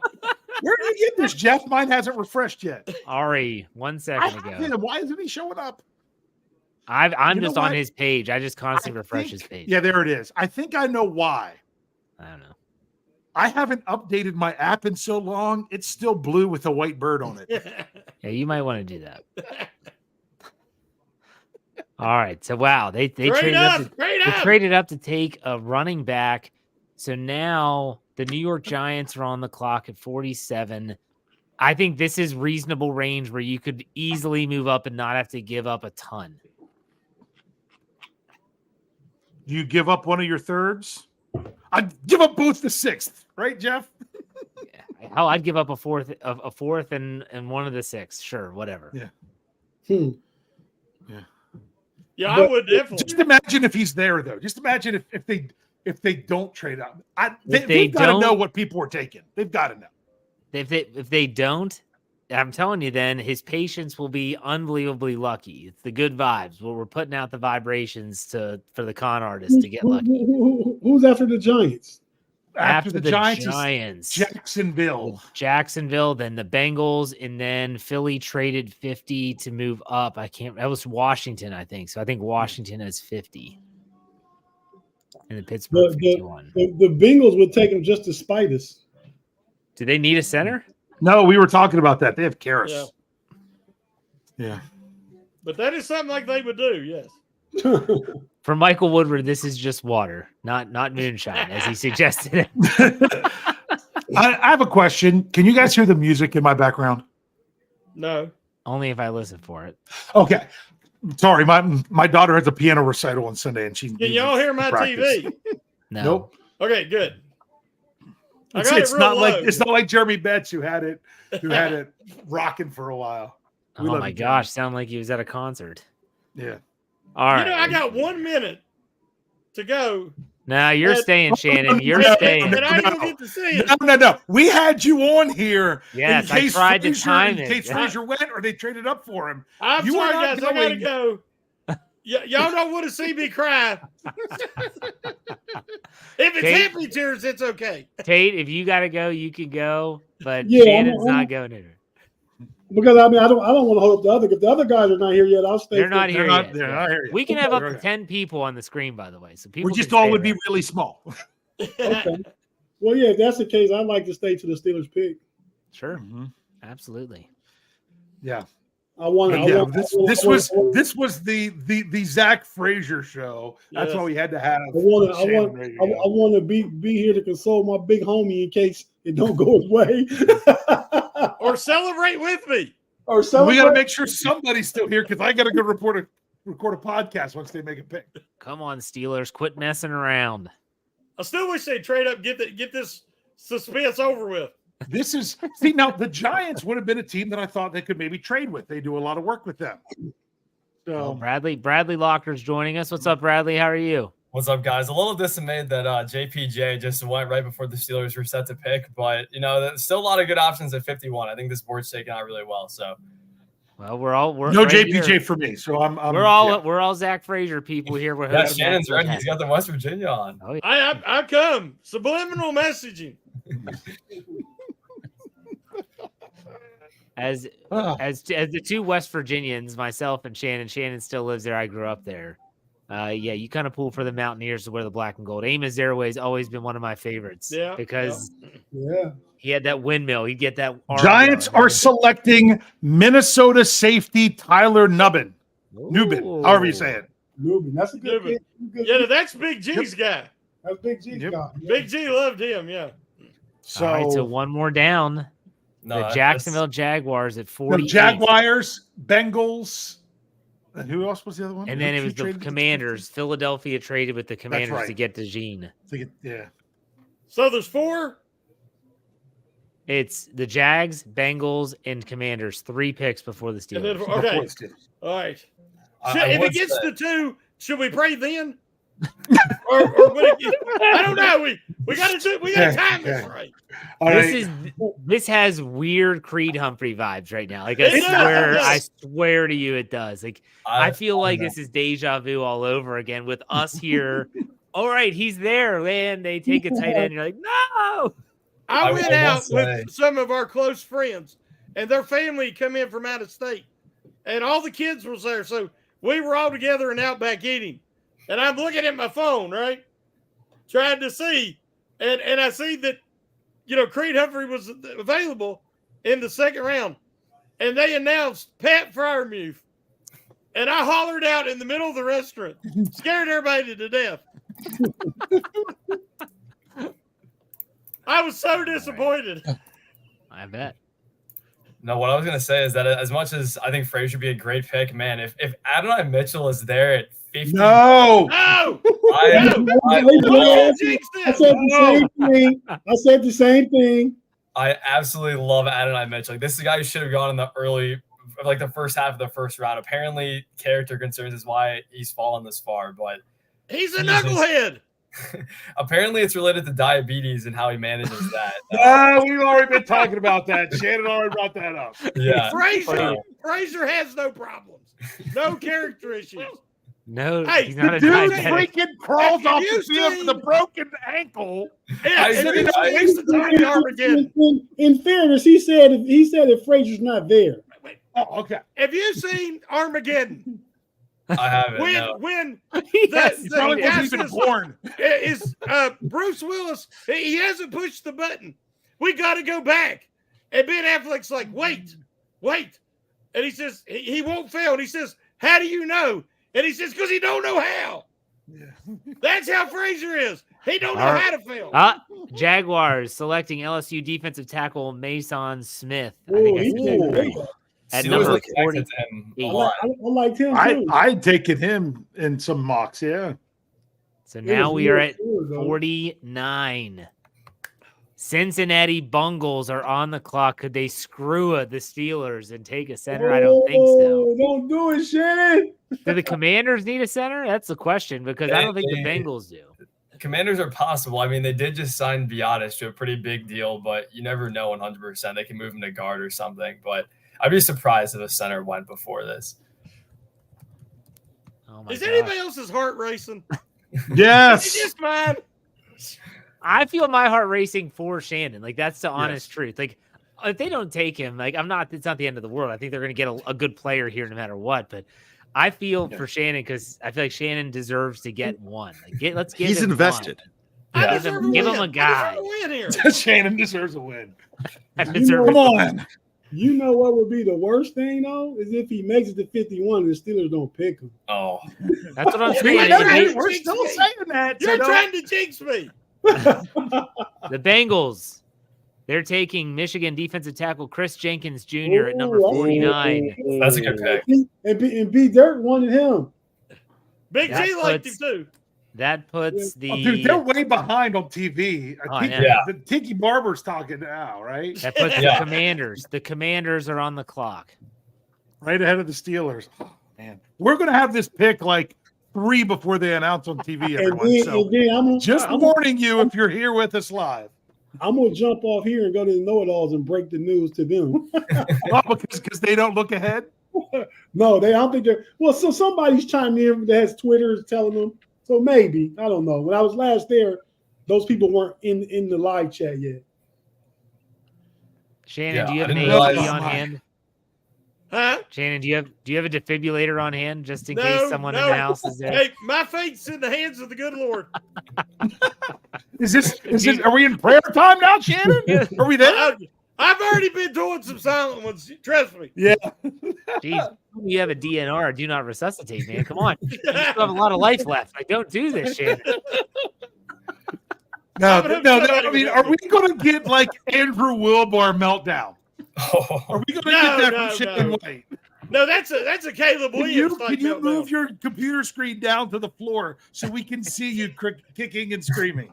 Now, I will say this. Jim Young from Twitter says Frazier, AD Mitchell. This is one of those where no, fix the issue, take the center, get this offensive line figured out, and be a freaking road grading machine for the next 5 years. Don't take AD Mitchell. Like, I just don't think that makes sense. All the Steelers beat writers right now are saying, "Oh, Frazier and Mitchell there. Frazier and Mitchell there." I'm like, they really think the Steelers are going to go Mitchell? I mean, if they do, Mike Tomlin's going to have to sweet talk me in a press conference to get me to go for that one. But he's a good talker, so he probably will. All I have to say with AD Mitchell is just 3 words: watch the tape. This dude is a freak. Like, he can run every route in the book. He can play X. He can play Z. His contested catching is great. He shows up in big games. This is exactly what the Steelers need at wide receiver, honestly. Just go get Deebo. Get Deebo, get your center. Oh, my gosh. This pick is taking forever. What are the Commanders doing? Jeff, I have a confession to make. I thought there would be no way the Steelers would trade back, so I'm not ready if they do. I'm not worried about it. Okay. I'm not worried about it. Jeez. Jim Wexell's calling it unless Washington takes him. That he says that the Steelers are going to go Frazier. Everybody that I've talked to from Morgantown, they say they were infatuated with Frazier. They love him. So it would be somebody's going to have to take him. If they pass on him, it'll shock me. I'm telling you, this Creed Humphrey PTSD is happening again. It's like all over. Believer said Commanders got the wrong number 2. Watch they take Kendrick Green again. Don't stop. That gives me PTSD just hearing that name again. little T-Rex out there. I don't need to hear about Kendrick Green, Devin Bush. There's some guys I never need to hear about again. The Commanders are calling the Beehive trying to get the commissioner on the phone. Well, the thing is the Commanders aren't on the. I mean, they're so far behind announcing them there. Are they even technically, quote unquote, on the clock? So, oh man, once again, killing my thumbs trying to refresh. I have to say, unrelated, it's very funny that the Jags just are only taking LSU players so far. It's really funny. Hey, they could be worse. It's a good program. Yeah. This is a very good program, but who's their coach now? Is it still Brian Kelly? Brian Kelly, yeah. Brian Kelly with that fake Louisiana drawl. Yep. So awkward. Is it hot anywhere else? Stay with us. Stay with us, Shannon. Don't go to the light. Stay with us. Yeah. Oh goodness. Someone's saying Commanders are taking AD Mitchell, but I haven't seen that yet. That was in the live chat. Darwin Nolan put that in there. That'd be a good pick for them too. Yeah.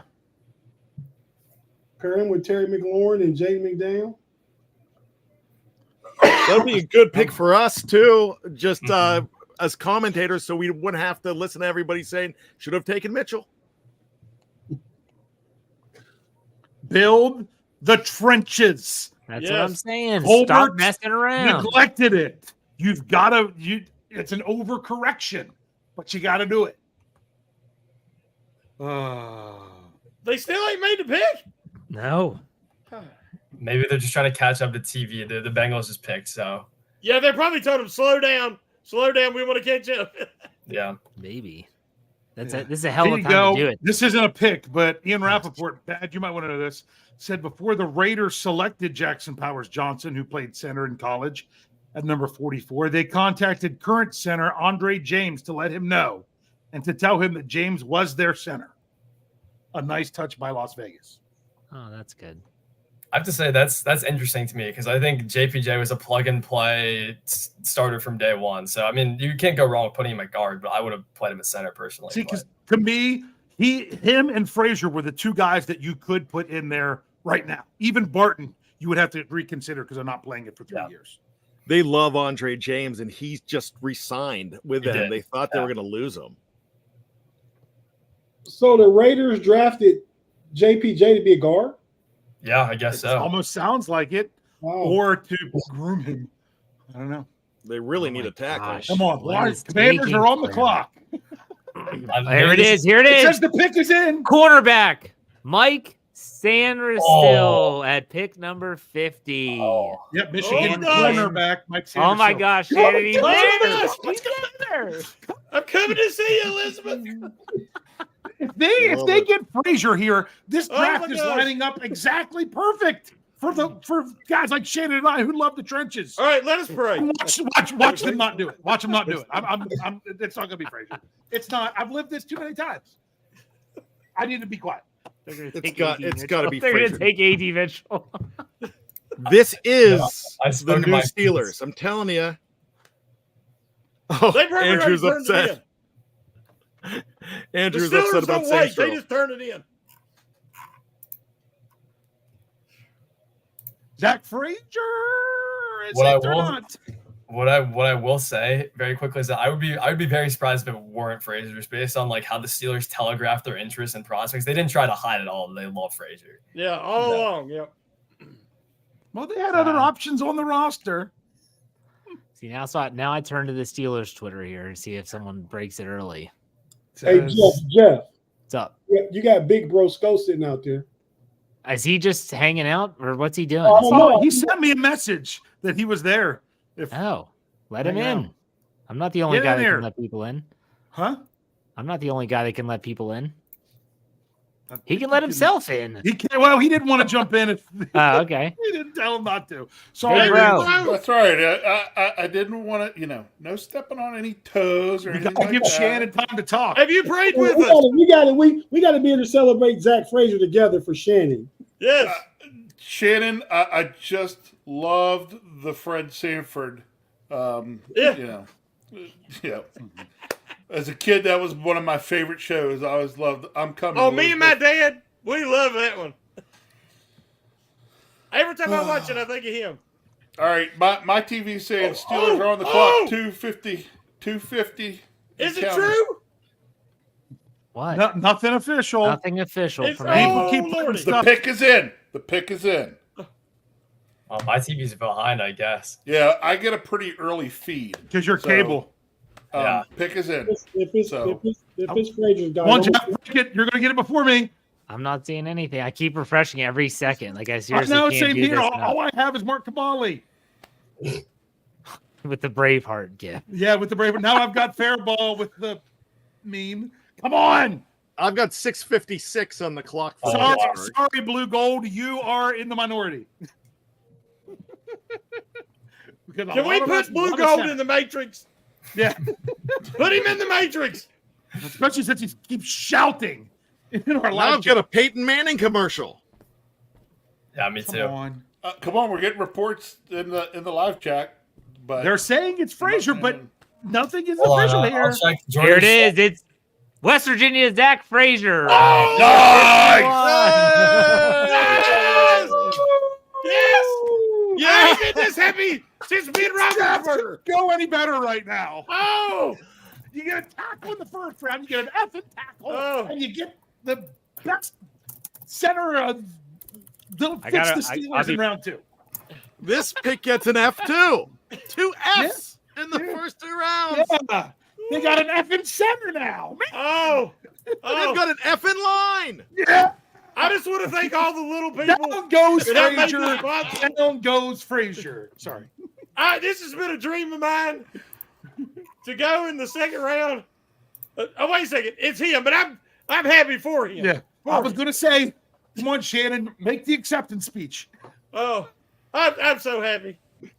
I hollered out last time when they took Ben Roethlisberger, and my son come out of the bedroom. He was tiny, and he said, "Did they get him?" I said, "Yes," and that's how I feel now. Now I don't have to worry about offensive line no more. And My dog's even going you're crazy. exactly right. I'm already seeing the Frazier Crane memes. And you did not have to trade up. I know. Oh. My dog had to come and say hi. The not having to trade up, does that make it start to feel a little bit like Omar Khan's draft last year, where it seemed like, we had guys we were interested in, and we kept thinking, oh, we'll trade up, and then daggone, in the third round, we even traded back and still got, Darnell Washington, when that's who we want him to take and not move back? Yeah. I mean, he's what does Omar? What I does was he scared, know? but he done it. What does he know that we don't know? Like, he must have some crazy inside info onto what teams are doing, because to me, or maybe he just likes to make us all sweat and Shannon have heart attacks and Exactly. I want to start up a GoFundMe page, and y'all contribute, and so I can get my Zach Frazier jersey early. What if he changes numbers? Because remember, outside of the first round, you can start with the number, and then if somebody else vacates it when they drop the 53, they can switch. Well, who has 54 now? I don't know if anyone does. Juan Alexander was the last one to have 54. Yeah, so I think 54 is out there. Yeah. Because I looked last night what else was available for Fautanu, because I knew 55 wasn't. So Gentlemen, instead they gave him my old jersey number. Because this experience has bonded us for life. I'm here. I'm Right, just doing the order. We're bonded for life. That's writing. Shannon, I had season tickets for the West Virginia Mountaineers for about 4 or 5 years back in the mid 2000s. Doesn't make you from the state. Sorry. Oh, man. Brian's tried to convince me that he's somehow West Virginian for like years. I'm like, dude, just because you had season tickets does not mean you're from West Virginia. We see.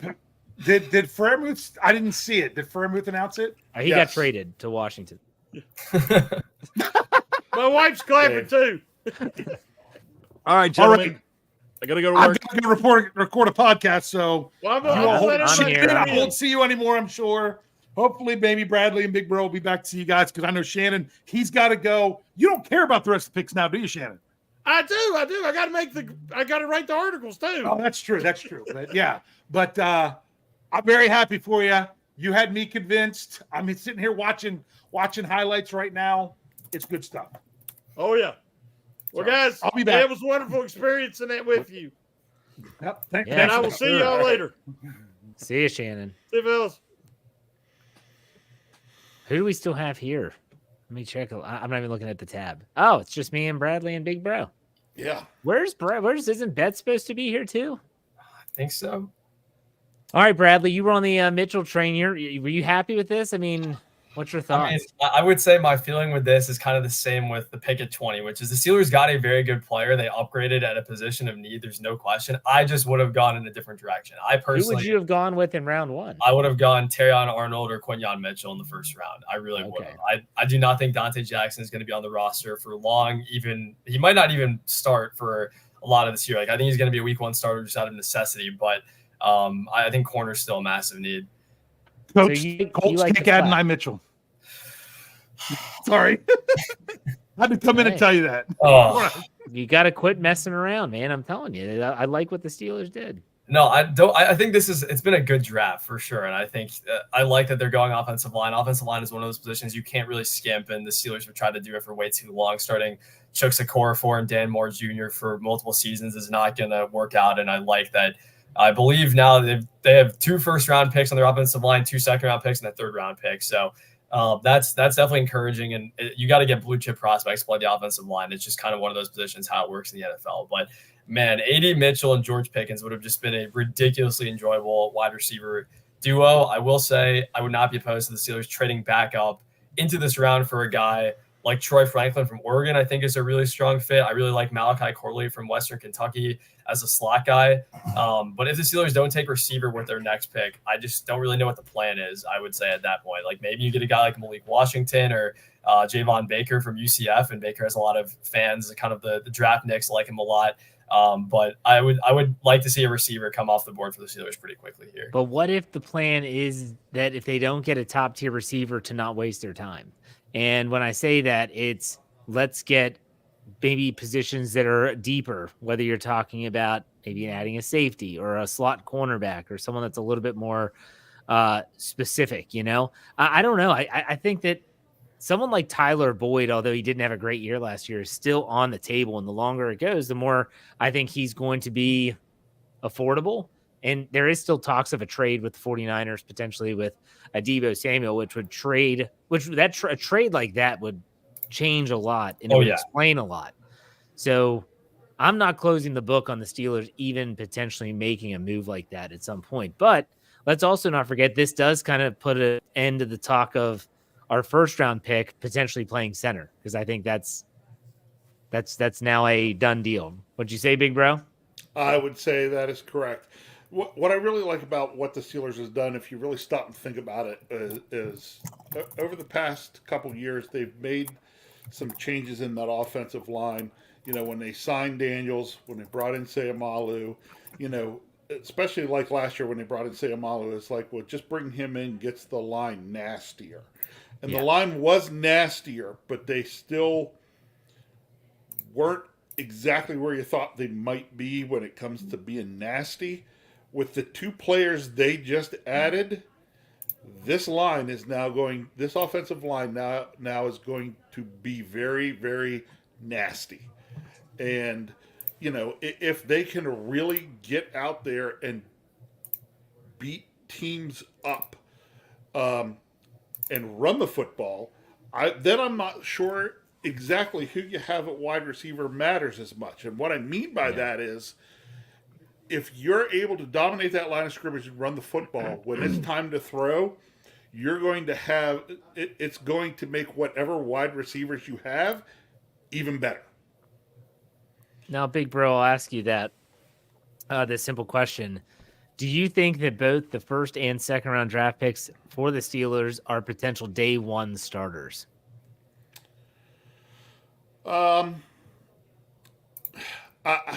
Believe it or not, I think Frazier comes in and wins that job. I just think that he has no one to compete against right now. I don't know, because, you know, the Steelers have guys on the roster. Yeah, of course. And he'll kind of, and you know how it'll be. He'll kind of have to compete, but it will be so obvious that he is the nasty, you know, dominant center that he'll start day one. I think it could be up in the air. It's honestly, I think both these guys could win the spots in camp. I really do. What about you, Bradley? What's your take on that? I mean, I would be very surprised if both Fatanu and Frazier were not starting in week one. As you said, the Steelers have nobody at center. The center options in the free agent market weren't really strong to begin with, and there really is not a whole lot left there. Maybe you sign, I think Connor Williams is still available from, I want to say, Dallas. But even then, I'm not sure he would really start over a guy like Frazier, unless the Steelers had concerns about the injury with Frazier. But I would think clearly they don't if they felt comfortable selecting him at 51. And I mean, there's a chance for sure Dan Moore Jr. could start over Fatanu at left tackle, but Fatanu's not a guy who's inexperienced. He's not super young. He's going to turn 24 in really half a year. And he got a whole lot of experience playing at Washington. The last 2 seasons was basically a starter. So I don't see really a reason to sit Fatanu. You drafted a guy like him in the first round. The Steelers tried to do it with Broderick Jones last year. He got into the lineup anyway. In some ways, they probably slowed his development by not starting him over at core 4 to start. So I'm expecting the line to be Fatanu, Sayamalo, Frazier, Daniels, and Broderick Jones at right tackle. Yep. Pretty formidable bunch, in my opinion. I like the sound of that. Yeah. A whole lot better than last year is what I will say. Yep. All right. The Commanders are back on the clock. They're taking Kansas State tight end Ben Sinnott. Yeah. Pick number 53. So he is going from Zach Ertz to in Cliff King. He's going to learn from Zach Ertz, obviously, in Cliff Kingsbury's offense, if I could speak. So Washington just made their selection. That was with Philadelphia's pick, I think. No. Yes. I don't know. The Colts and the Rams had traded, I think. So it's Philadelphia, Cleveland 54. Yes. The Cleveland Browns are about to take their first pick of the 2024 NFL draft. So I'm caught up. I think we're caught up. This is good. I'm still slightly behind, but close. I'm talking about on Twitter and my own personal. Okay. Not that might have been. You know what might have been the best part of the first round last night watching was not having to think about the Browns. The Browns. Could we just that's made it so much more enjoyable? Could we just say, you know what, things are so much more enjoyable at the draft without the Browns? They don't need it. Those years that they didn't exist were actually great years when you come and think about it.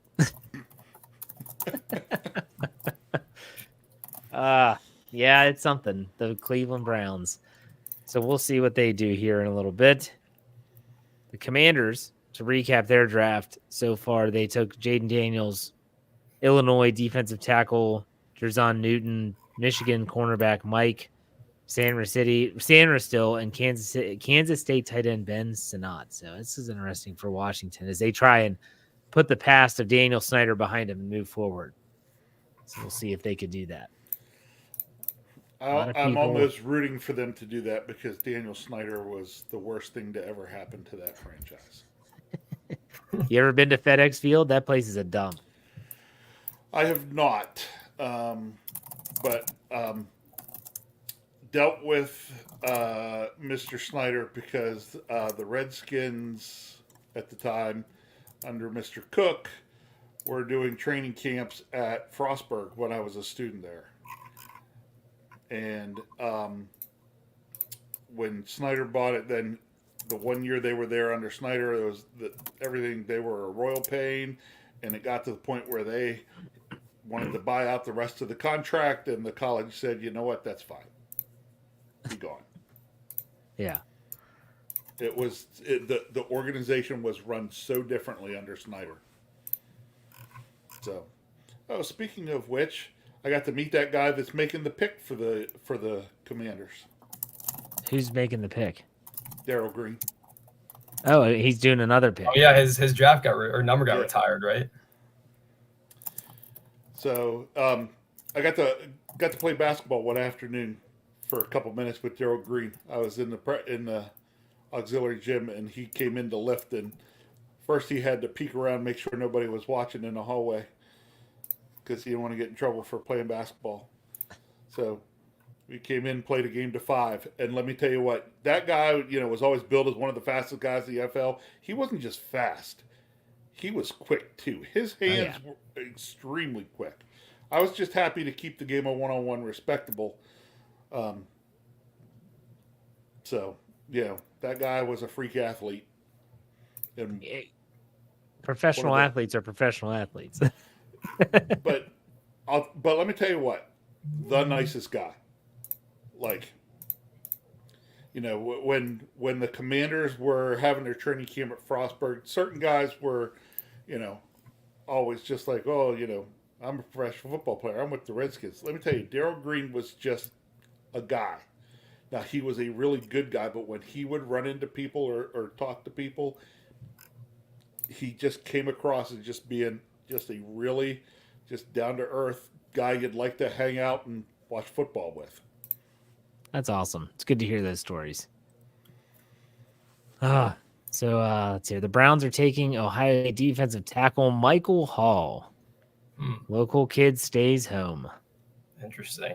I actually kind of thought they were going to go tackle. I mean, their tackles could not stay healthy at all last year, Conklin and Wills. And I don't know. They traded for Judy, gave him the extension, which I did not like that deal whatsoever, considering he's never played for the Browns. Has not really been good in the NFL so far. But they definitely could have used maybe a little bit on the inside. I think they lost Rankins from last year, unless I know he went to Houston, and you still have Zadarius Smith and Myles Garrett. So their defense is going to be amazing again this year. Like, they really did not lose anybody on defense. So.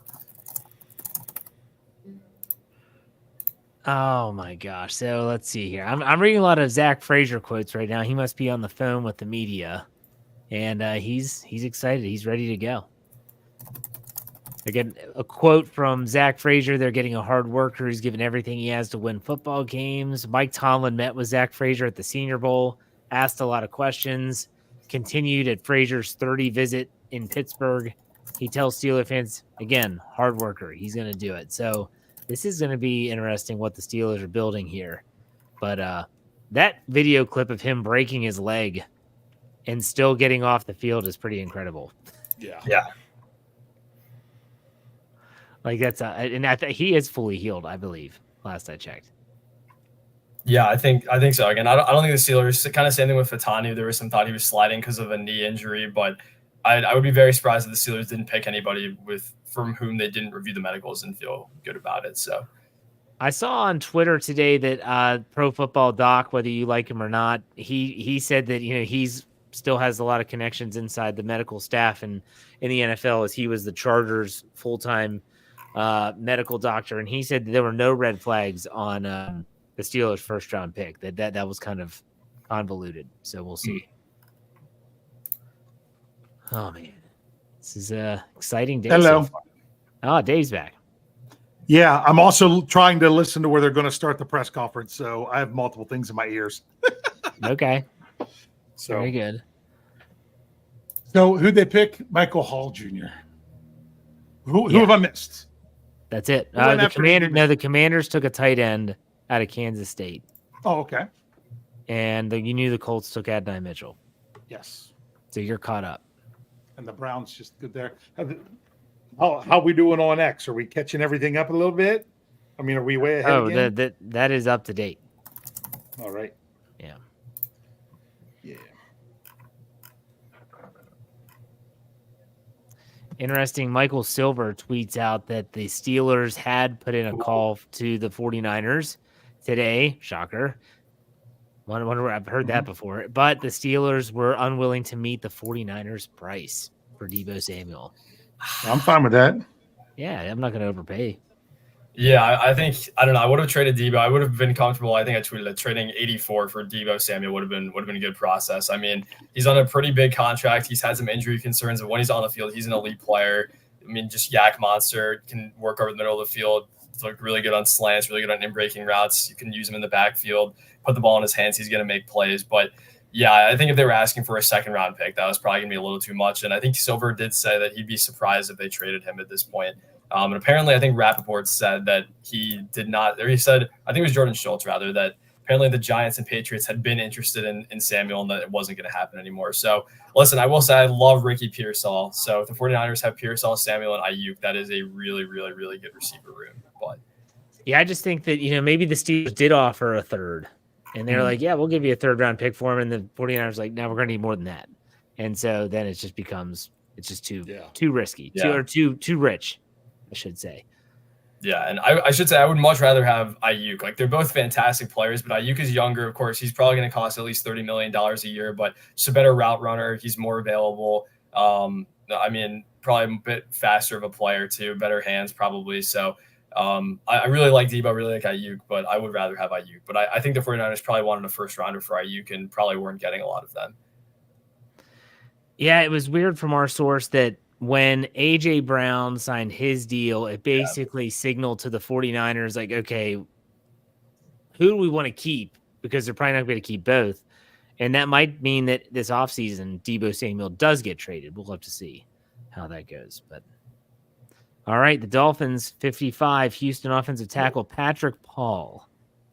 Okay, I could see it. I mean, Larry Tunsil could not stay healthy for a lot of Teron Armstead could not stay healthy for a lot of last year. And yeah, Austin Jackson going to be a free agent at the end of the year, I believe. So some people thought Paul was going to be a first rounder. I think I never really bought the hype, but not really a bad pick. I still feel like they really need to fix the interior of the defensive line. Chop Robinson, a really good player, and that one made sense, but not necessarily a bad pick here. Just not sure I would have done the same thing. Yeah. Let's see here. It's going to be interesting to see how the Steelers, Arthur Smith, I guess, is meeting with the media right now. He said it's rarity you find a guy with this kind of pedigree in round 2. He's been a high achiever his whole life. And then says, quote, I appreciate the investment in the Steelers using the top 2 picks in the offensive line. It's a nice way of saying thanks, guys. Appreciate it. I'm still kind of figuring out, man, I never thought the Steelers would go tackle and center in this order and the players that they got either. I could see Frazier, although everyone said, again, he'll never be there at 51. He'll never be there at 51. Just like in round 1, no one thought that the Steelers pick would be there, yet here we are. All right, I think the next pick's got to be defense, right? Don't you all agree, Bradley? Defense, I don't know. I think Dallas basically tipped its hand that it wants a running back, and the fact that Carolina took Brooks, I was a little surprised with. I mean, you bring in an offensive guru and Dave Canales, but they signed Miles Sanders to a pretty big deal only a year ago, and they still had Chuba Hubbard. But I feel like this could be Trey Benson, could be Blake Corum. I mean, Bradley, I'm talking about the Steelers, man. Oh, Steelers. Oh, they're talking about Dallas. Oh, no, I couldn't care less about the Dallas Cowboys. I'm talking about the Steelers next pick. No, of course. I mean, I think, again, I would still love a cornerback. I mean, you could take a slot corner as well. Both of the Missouri corners, Ennis Rakestraw Jr. and Chris Abrams-Drain would both be good picks here. I'm definitely upset that Mike Sanders still got picked because he was kind of one of everybody's favorite players in this class, even though he is pretty undersized, just an absolute dog playing corner. So I can see corner. I think you really need a receiver at this point. I mentioned Corley. I mentioned Troy Franklin.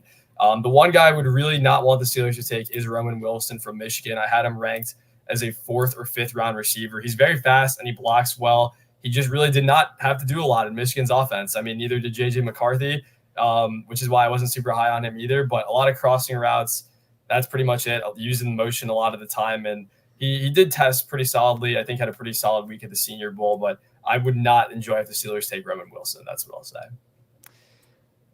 If they go all offense here, I would be shocked in the 3rd round and take another offensive player. Big Bro, what do you think?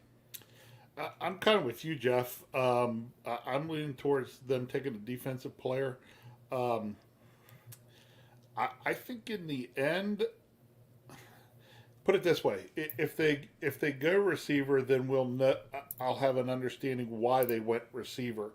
If they go over to the defensive side of the ball and do not take a receiver, I'm going to figure out that I'm going to go ahead and start to assume that Omar Khan has another card to play somewhere in his back pocket. Okay. Yeah, good point. Whether that be something else in the draft, or if there's been more talks with a Tyler Boyd or somebody that eventually they're maybe bringing in. So I think depending on how the pick goes will tell us a lot in terms of what Omar Khan has been up to at his job. It's going to be interesting for sure, no doubt about it. We'll see what happens here. I'm still waiting on Dallas's pick to come in. For those that are watching live, Dallas is the 56th pick, and then Tampa Bay follows them at 57. The pick so is we'll in. See. The pick is in. I'm not seeing it on the socials yet. Okay. Just came across on my TV saying that it's in, so it should hit fairly soon. I would assume, yeah. My TV just froze, so that's always nice. Well, my YouTube TV is showing that they have under a minute left to get the pick in. So now it's in. Okay, so we should be getting this in, according to my YouTube TV on my phone. Yeah, I don't know if you guys saw, but the fact that Dallas basically insinuated they really wanted Brooks, and now they didn't get him, I think is just really funny. And another example of Jerry Jones probably saying something he should not have and now doing a bad thing for his organization. Cowboys are going defense. Number 56, selecting West Michigan defensive end Marshawn Neeland. DeMarcus Lawrence is entering the final year of his deal. There you go. Okay. Bradley, you thought I was talking about the Cowboys when I said the next pick's got to be defense. You said defense. What? There you go. Yeah. Cowboys. I guess so. I don't know. Their defensive line was obviously very good last year, and they did draft Mozzie Smith 1st round last year too. But never can really load up on too many defensive linemen, I guess. So, yeah, Tampa Bay Buccaneers are now on the board. We welcome in Mr. Andrew Wilbar. What's up, Andrew? I'm happy for Shannon White. I was about to have a panic attack for him just watching it in the live chat for the last hour. So I'm happy for him, happy for the Steelers. It's a good selection. I was obviously wanting Mike Sanders still, but off the board, understandable pick. And Steelers offensive line has no excuses not to be a top 10 unit by the end of the year. Wow. Now, Andrew, I do have to ask you, of course, A.D. Mitchell was also on the board. I wanted A.D. Mitchell over Frazier. Kind of what was your take on the two of them? With Mitchell, overall, for the FFSN big board in general, I had him as a late first grade. I had him around 25 overall on the board. For the Steelers specifically, I didn't like the fit just because of – I know there are aspects of his game that are a little bit different than George Pickens, but his best game is getting vertical and winning contested catches down the field. I wanted someone who could do a little bit more of the dirty work underneath. That's why I'm a big fan of Malachi Corley. I don't think he falls to 84, but if he does, that would be one fantastic pick for the Steelers. I love him. But that was why I was a little bit lower on him for the Steelers specifically.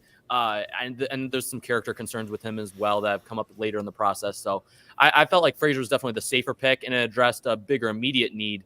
We mentioned, I know I mentioned this on the Steelers Fix before, in other spots where Arthur Smith is gone, he has not really ever had a great wide receiver too. When you look at when he was in Tennessee, he had A.J. Brown. His next guys were Khalif Raymond and Julio Jones that was washed at that point. Corey Davis, though, right? He had Corey Davis for a short time, but even once Corey Davis started getting the injuries, all the targets started going to A.J. Brown, even when Davis was on the field. So it's like he primarily just targets one main receiver in the offense, which could be Pickens. That's why I don't know if it's a guarantee the Steelers take a receiver in the third round. It all depends who falls to him, of course, but just something that I have in the back of my mind, just based upon what Arthur Smith's done in the past. Yeah, no, that's definitely valid. I was kind of curious if they were going to take a guy like Brian Thomas Jr. because Arthur Smith does love those vertical routes and throwing fades, but I agree the Steelers need somebody who can run those in breakers, those slants, those crossers. Those are routes they really haven't had a lot of success with in the past. So I really like Troy Franklin at this point in the draft. I mean, this is kind of about the range I would have expected for him. He could play inside, he can play outside really, really quick, different levels of acceleration. He can run in breakers and across the field. He can go vertically too. There were some ball tracking concerns, and I think he doesn't play as physically as he should have a lot of the time, and he's not really like a specimen per se, but I think he'd fill a lot of the Steelers' needs.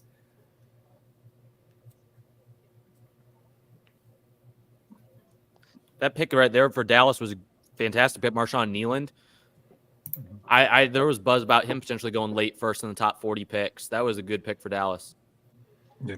Sorry I bailed out, guys. I was listening to Arthur Smith in the press conference. Jeff, were you catching that at all? I couldn't hear both things. I couldn't make out stuff. No, it was so funny. Someone had to man the ship here. Bert Lawton interrupts and says, all right, does anyone actually have any questions about Troy Fautanu or Zach Frazier? Because they were just going off. This is the first that Arthur Smith spoke to the media. So they were like going off on other stuff, and then finally he had to rein it back in with them. But I thought it was good to have Arthur Smith do that. Make sure you guys check that out later. What's up, guys? Hey, what's up, Jeremy? I was going to say that I think Frazier is a really outstanding fit for what Arthur Smith wants to do. A lot more zone type of running scheme, outside zone, inside zone. The Steelers last year's with Matt Canada were kind of a little bit more a gap scheme. They did run inside zone, but the fact that Frazier can kind of stretch the field, climb to that second level pretty effectively made him a pretty seamless fit. So I'm guessing that Smith had a lot of input in making this pick. Is in. The Bucs select Alabama defensive end Chris Broswell with pick number 57. Good pick. Okay. I'll be honest with you. Is it terrible that I really don't care what the Steelers do now? I care what the Steelers do. No, I don't know. I have no one who in the hell mind. Half these players are. I was going to say I have no one in mind. The Steelers, they with what they've done so far. Now I'm at a point where, like, all right, do what you need to do. I'll be happy with whatever they did because of what they've done so far. That's kind of how I see it. I have a question for Bradley. Would Tez Walker be a nice consolation prize to A.D. Mitchell, in your opinion?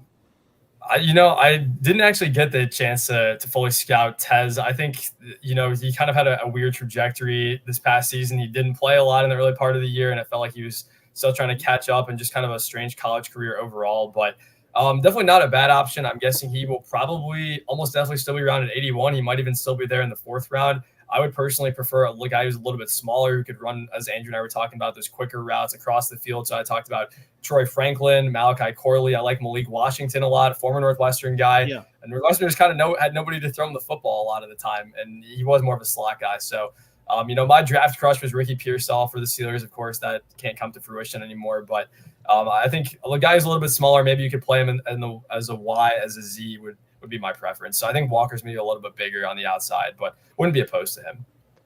For all you draft nicks out there, let me ask you all a question. So I wanted the Steelers to also look at defensive line, and there's been a huge run on defensive tackle in round 2. Who's the best of what's left at the position, Andrew? Who do you got? Well, just like we'd have, running on the screen, Mel's best available. When I take over Mel's position 5 years from now, and it's Wilbar's best available on the bottom of the ESPN You got to screen. get better hair, Andrew. Come on now. I'm gonna have no hair. I tried to give him better hair on the logo, and he didn't like it. So, I'm not gonna say what I thought it looked like, but no, I'll take the receding hairline that I already have. But anyways, defensive line, the only one true defensive lineman I have who is an edge rusher is Brennan Jackson. I have him at 100. I'm looking to see who's available.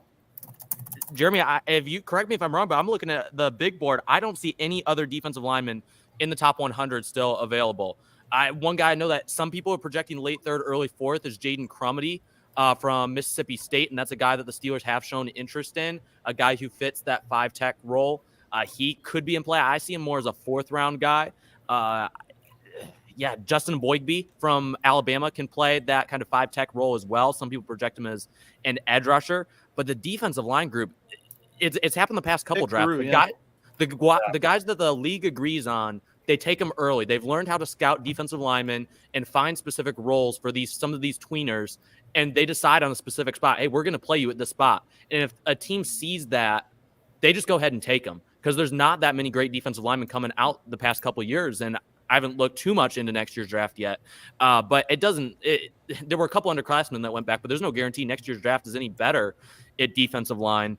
Mekhi Wingo from LSU. Kentucky's Dwayne Carter is another guy the Steelers, I believe, met with at least at the combine. I'm not sure if he was a 30 visit or not, but he's someone who's got that longer build as well. One guy I was going to also throw out. He was kind of more of an edge rusher at Oregon, but Brandon Dorlus, I think, could definitely be a good pro. He actually gave Fatanu quite a bit of trouble on tape. I was watching that early this morning. He threw him around quite a lot. So Dorlus, if the Steelers watched those games of Fatanu against Oregon, Dorlus probably popped up on their radar too. So the Packers pick is in. Georgia safety Javon Bullard with pick number 58. Yeah. Another potential nickel off the board. Yep. The defensive tackle class, I think the Steelers are better off waiting till day 3 now at this point for guys like McKinley Jackson out of Texas A&M, and then Gabe Hall is a guy that really intrigues me in the latter portion of the draft as well, with his length and size out of Baylor. So I would say start waiting there, and maybe you look at nickel corner, linebacker if you want to go that route, wide receiver. Those are what I'm targeting next. There's still a lot of good linebackers on the board, a lot of good receivers still on the board. Christian Boyd is still available as well from Northern Iowa. Yeah, did we get the Packers pick? Did we get that one yet? Yeah, I just said Bullard. Jeff. Okay, you said that one, yeah. Okay, just making sure. Jeff, you going to do an intro there? Yeah, I was just going to do that. Corey Eckenroth joins the show. What's up, Corey? How's it going? Gentlemen, thanks for having me on. No problem. Nice jersey that you're rocking there. It's a 43, am I correct? That's right, Troy Polamalu. I miss those throwbacks. That's the old yellow helmets. Those were nice with the white pants and the gold stripe. I like those throwbacks. I did have the 75th edition, anniversary edition. Unfortunately, my wife and kids were in good nature using it for a trunk or treat and managed to spill some gold paint on it, but still have it, and I'm going to frame it anyways because the back's untouched. So I can't get rid of that. That was his MVP year. They went to the Super Bowl, and so can't get rid of that jersey no matter what. Blake Fisher to the Texans. Ooh. I only knew who that was. Oh, he's offensive tackle from Notre Dame, right? Yeah, a lot of people 30 visits. Well, but the Steelers got their tackle, so I'm okay with that. Yeah.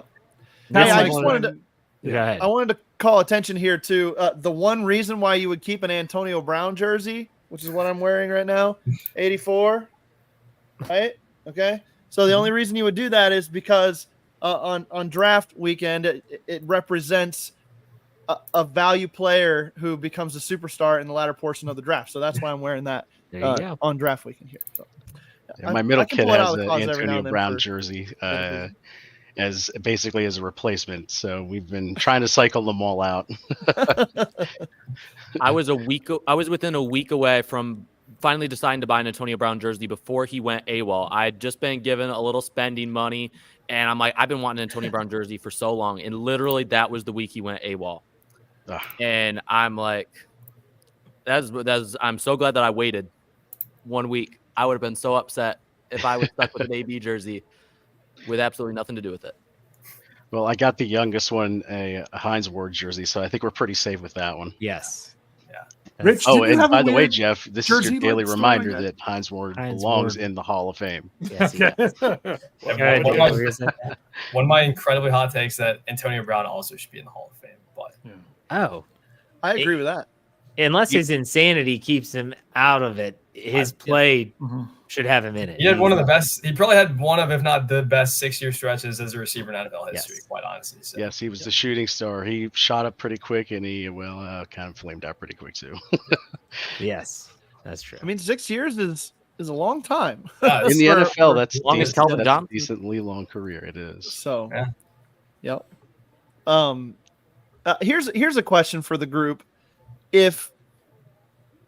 How do we feel about the Steelers and Najee Harris's 5th-year option? I personally think they're still going to pick it up, but if for some reason they don't do that, does that raise running back up the board here for the Steelers? And there's only been one running back taken in this draft so far. Could they take one on day 2 or day 3?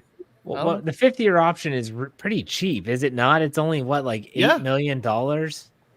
You pick it. That's an easy. It's less than 7.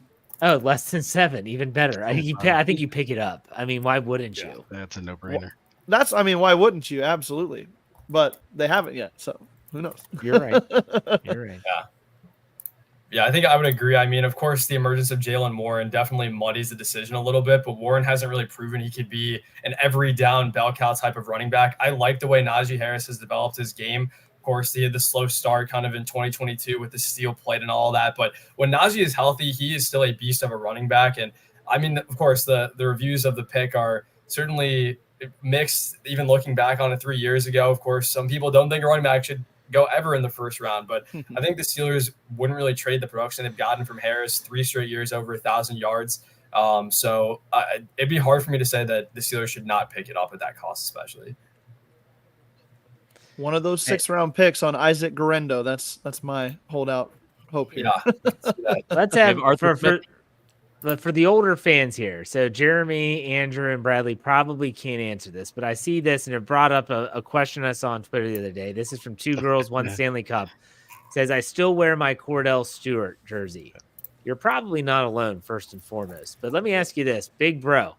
Yep. If Cordell Stewart was entering the draft today, or let's say day 1, when do you think he would be selected with his skill set that we saw back in the 90s?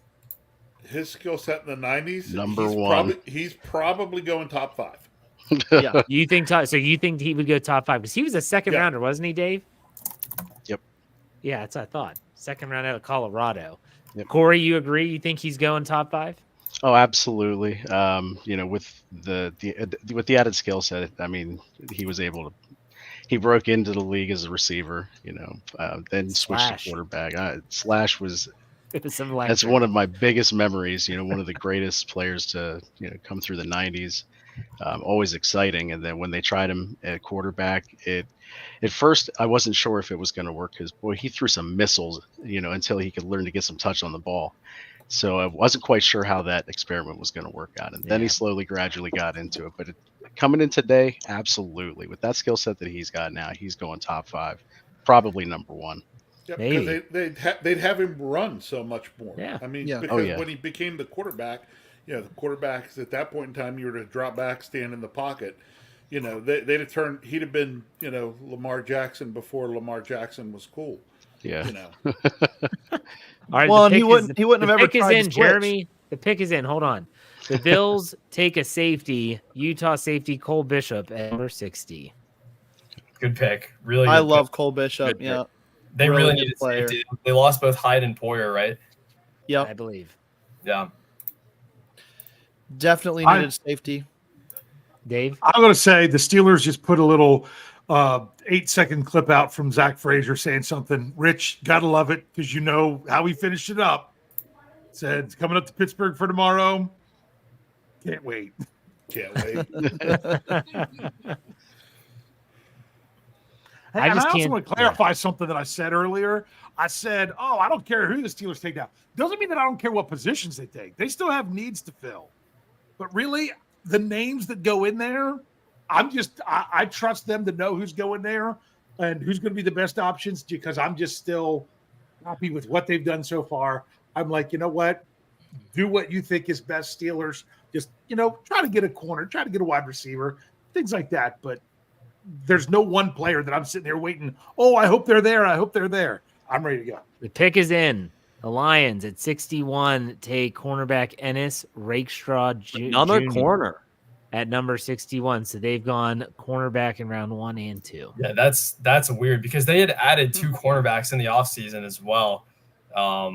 So yeah, that's cool to see, Jeremy. But yeah, like they had added Amik Robertson and Carlton Davis, and I love the pick of Arnold yesterday. I thought the value was really good there, but yeah, Andrew, I'm kind of with you. Like I don't. They almost have a surplus of defensive backs now. Well, they got to replace Cam Sutton. Well, I think that was Terrion Arnold. Yeah. Terrion Arnold's a very similar build to Cam Sutton, just a higher upside guy with better ball skills. I would say with Rakestraw, I think they either move him to free safety or they kind of make him that hybrid nickel safety. Remember, they got another versatile defender last year in Brian Branch, who played a lot of roles for them last year. They value versatility. And Rakestraw doesn't have the biggest body type. A lot of people thought he may have to move inside to the slot. I know they signed someone on a 1-year deal in free agency, but it's more just a placeholder than anything else. They didn't bring back Gardner Johnson. Kendall Vildor, I don't think got brought back. So they needed someone else in the slot. So I'm wondering if that's where he's going to play. Just doesn't make a whole lot of sense considering their needs on the front, both defensive line and offensive line. If Frank Ragnow calls it quits after next year, they're going to need to add someone on the offensive line. So real quick, this is a quick sidebar since his name got brought up. Where does Cam Sutton stand in terms of the law and order of our society right now? I know he did turn himself in. So he's not like a fugitive of the law. And does anyone know where he stands at this time? Have no idea. Not sure. I Didn't know if thought he I was saw available somewhere for where the charges or are not. now misdemeanors. There's not any felony. I might be wrong. I might have misread. No, I think you're right, Dave. I was seeing where it ended up. It's not as big as it was initially put out. So he's a free agent. I knew that's where So you're telling me there's a chance. You're saying there's a chance. Oh. What's all this 1 in a million talk? No, one guy who doesn't have that same history who I would actually love a reunion with is Steven Nelson, I believe is still out there. He did. Yeah, he was really good in Houston the last few years. So is Gilmore. Stephon Gilmore. I've been trying to get Gilmore to come to the Steelers for the last few weeks, I feel like. It makes too much sense with Joey Porter Jr. It makes too much sense. Does his age get to you at all? No, not the agents I'm talking to, no. Okay. All right, let's see here. Roger Rosengarten to the Ravens. Offensive tackle. Screw that guy. TJ Watt's going to eat his lunch. It's really and if it's not his side, it's Alex Highsmith. Yeah. I was gonna say because he's the right tackle for Rosengarten's probably gonna play right tackle. They got Stanley at left tackle, but they needed offensive line pretty desperately. So it's really unfortunate how good the Ravens are at drafting, I would say. Like some people thought he was going to be a first round pick. So see, everyone says that crap about the Ravens, and then what happens? They choke. They choke it away. True. They just choke it away. Jeff, you bring up a good point. So the Bengals, they drafted Mims yesterday, and then the Ravens take Rosengarten here. They're pretty big tackles. TJ's got enough speed to get underneath them. It might end up being a curse that those tackles are actually as big as they are. Well, it's funny you say that. If you listen to my Monday morning conversation with Kevin Smith this past Monday on Let's Ride, he talked about Amarius Mims being huge and 6'8", and he said, I was watching his film asking myself, what would TJ Watt do? He said it's easy. All he would do is just one time, just get his hands inside, and then he would just swipe his hands down and just run right by him because he's fast enough. And so then I started thinking this morning when I was reading about the Steelers' first-round pick, and I was like, you know what? He doesn't really have that huge bulking build. He seems really athletic that he'd be able to stay with some of these guys. It's going to be a challenge in some instances, but I see what you're saying. TJ Watt is still going to have to run the gauntlet. They've figured out if you put two guys on him at the same time, he'll just beat two guys at the same time. Right. Mhm. They want him to run through one guy and then have to get picked up by another guy that he has to run through. That he can't just do one move to get by two people. He's got to do one move and then another. That's the only way. Chipping him with a tight end, chipping him with a tight end who's coming off the line. The tackle picks him up, guard comes to help, and then the running back is shifting his side. That's why I've always said Alex Highsmith's the one who should be leading the NFL in sacks because he gets so many one-on-one opportunities opposite. Yeah. Watch Keanu Benton this year. Let's see what he does. I want to see him out there a lot when in sub package when he's not having to just be nose. I think he's a guy. I don't know. So you say Keanu? Hey, you say Keanu Benton takes a step. I'm looking forward to seeing what Nick Herbig can do in his step. Yeah. That guy's got some serious skills. Like he had some flash. Like he's not TJ Watt, but he had some TJ Watt moments and very limited amount of snaps last year, and he had those moments. So that's exciting. Who is on the clock right now? Does anyone know? 49ers. San Fran. The 49ers. Since we know the Ravens pick, I'm surprised that nobody is trying to move ahead of the Chiefs to get Kingsley Suamataia. There was a lot of hype surrounding him, the BYU connection with Andy Reid in the first round. I ended up giving them to that in that final mock. I'm regretting that because I originally had Xavier Worthy. But I changed that last minute just because of the different rumors. But if they get Kingsley Suamataia here, that's like not fair for the rest of the league. Being able to get the tackle of their wish as well as another speedster at wide receiver. Yeah, the Niners could take him as well because they could use tackle. But I kind of think the 49ers need an upgrade at right tackle. I don't think McKivitz is a long-term solution. So.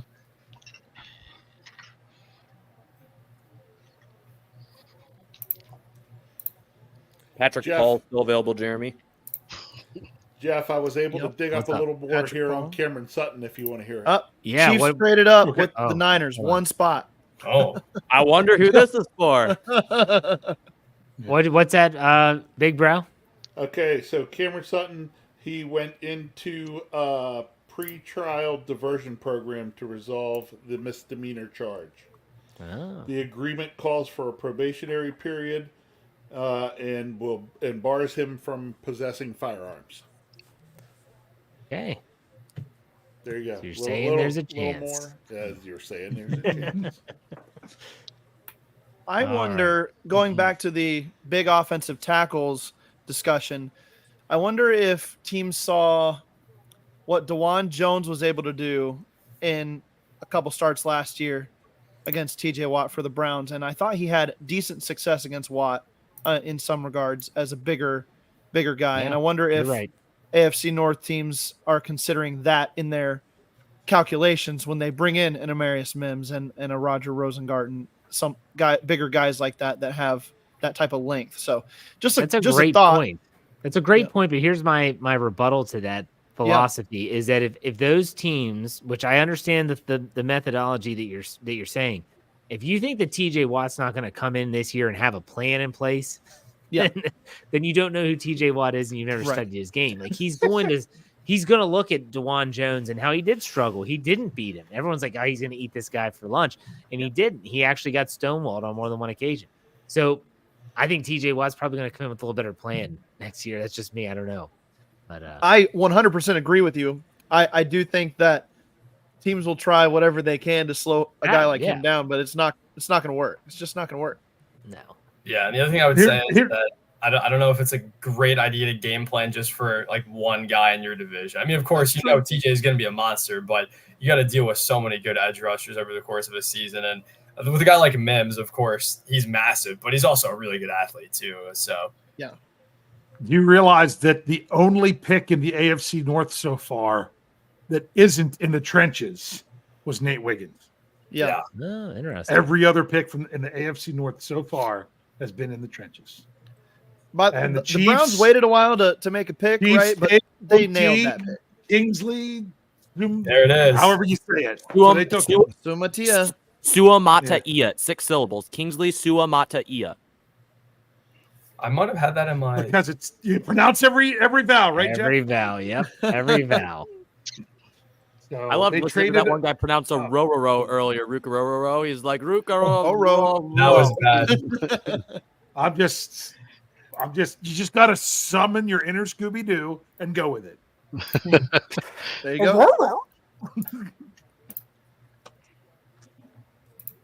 All right. Patrick Mahomes got to be the happiest man on the planet right now. No Yeah. kidding. So You mean- I want to know what the 49ers got by trading back one spot. It's not bad. See if we'll get the compensation. I wouldn't rule out a Mason McCormick or Van Pran here either. They need interior of the line help too. No, I know. I want to know what they got compensation wise. For Yeah, a trade up one. I see it. It's 173 for 211 to move up a spot. Okay, so Patrick Mahomes they just- gained- 3 and they 211 gained almost for 40 64 and spots. 173. Yeah, Patrick Mahomes just tweeted, "I love Veach, man." I he's would having a too. draft. Yeah. I hate Patrick Mahomes. Sideshow Bob. I feel like Such Mahomes is a one of those mom. guys. Like you can't hate him. I don't know. I just personally can't. Like he's so frustratingly good, and he does it to everybody. But he's also such an amazing guy. So Well, there's a lot of reasons why I hate people, and some of them are not logical by any stretch of the imagination. So He's honest, folks. Yeah. I really don't like his brother. He creeps me out. Okay. So that's one knock against him. His wife's annoying. His hair bothers me. I hate how he does this little hand thing all the time before like they huddle up. And he's really freaking good. And I get sick and Say, tired. give me the play. I know a what he's whi- doing. It he's a just bothers whiner. me. It's He's just a like when Joe whiner. Flacco used to pull his pants up and he looked like a fish out of water. His mouth would go. If you watch, go back and watch old clips of Joe Flacco. He still does it. But still, for me, it's like, honestly, I get so sick. It was the same Tom Brady thing. Tom Brady was unbelievable. But I Yeah. hated his guts because I hate seeing the same people win all the time, unless they're the Steelers. So Jeff also got in a fight with Jake from State Farm back in the 90s. And he's never forgiven Patrick Mahomes for going to State Farm. but you I like can't it. But I like fuck up Andy for his Reid. brother. I mean, come Oh, on. sure Why do you, you I mean, can. I'd tell my brother, hey, could you not be a Jag every day of your life? Could you could you Hey. not do some of the stuff that you do on a day-to-day basis? Imagine Why what are Rich you- has Why had are to you go the through way this. that you are? yeah, that's what I'm Hey, just so you know, okay, there's one real reason why we should all hate Patrick Mahomes. And that is because 49ers he take cornerback Bernardo Just Green getting of Florida State. I know. Just get ready to say something, and my brother cuts me off. Okay. See, he just How it makes Jeff's point about little brothers. Seriously. All right. You have to hate Mahomes because he takes away screen time from Troy Polamalu in the Head and Shoulders commercial. That's a great point. There That's you go. another reason not to like him. Yeah. Rich wins the argument. There you go. Think All right. when I get And out, round he 2, I probably think- grew up with a lot of money, too. I'm just Yeah. saying that. His dad was a All right, Major here League we- Baseball pitcher. His dad's been So in trouble. we're heading into round 3, guys. Are we done? Round Yeah, the 3. San Here Francisco, we go. I just said their Yep. pick. That rolls into 3, 65. Anyone that's not Jeremy and Andrew that want to leave, you all are good to go whenever. Like Bradley, you stayed way longer than the slot that we gave you. Yeah. You can stay if you want, but man, if you got stuff to do, you can go. Like, don't think you Yeah. have to stay. I think I'm gonna head out, but it was always fun, and I'm excited to see the Steelers do an 81. I'm praying Troy Franklin somehow falls to 81, but I don't think it's gonna happen. Never know. We never thought Zach Frazier would be there at 51 yet. Here I we thought are. there was a That's solid true. chance, honestly. But I'm sorry. I'm insulted. Why? Why are you Big Bro insulted? Sco is obviously the younger brother. He's really insulted. Yeah, big Brosco. That's why I call him that. So Hey, I'm not older. I'm just bigger. Yeah. Hey, Jim Nagy says Steelers are going to sell a lot of Zach Frazier jerseys. He's a big Zach Frazier yeah, they fan. are. In the Senior Bowl. All right, Bradley, you can go, man. I appreciate your Thanks, time and Bradley. everything you did. Thank you very much. Take it easy, man. All right, and then there were 7. And for those of you that are just tuning in now and you're wondering, where's Shannon? Shannon was here for it. I hope Shannon's okay. I hope Was he? Shannon's okay. We might need to do a wellness check for Shannon. No, we all know what Shannon did. Wait, honestly, Shannon Shannon is flying so high, you need to check on Mrs. White. No, I was just going to say the same thing. You know, Shannon turned off his camera, stripped down to nothing, and has been, running around the house screaming. Exactly what I Bad hope told he you would didn't. have to do to get Frazier. I hope he didn't fall over in the yard whenever he was doing it, and now is laying out there waiting for somebody to find him. Yeah, I tell you what, I can't get up.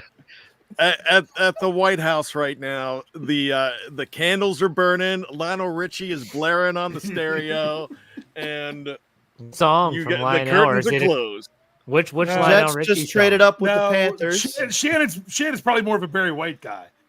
Big G, he might have Big G playing on the speakers. Big G sounds like Barry White. Nah, Shannon's a guy. He's an old school country guy. He's probably got some.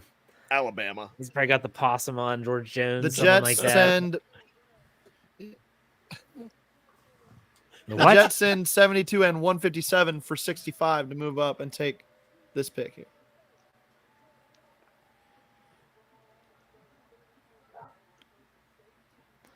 Jeremy, that was 72 and 157. Man, I'm just now seeing the Panthers or the Niners pick.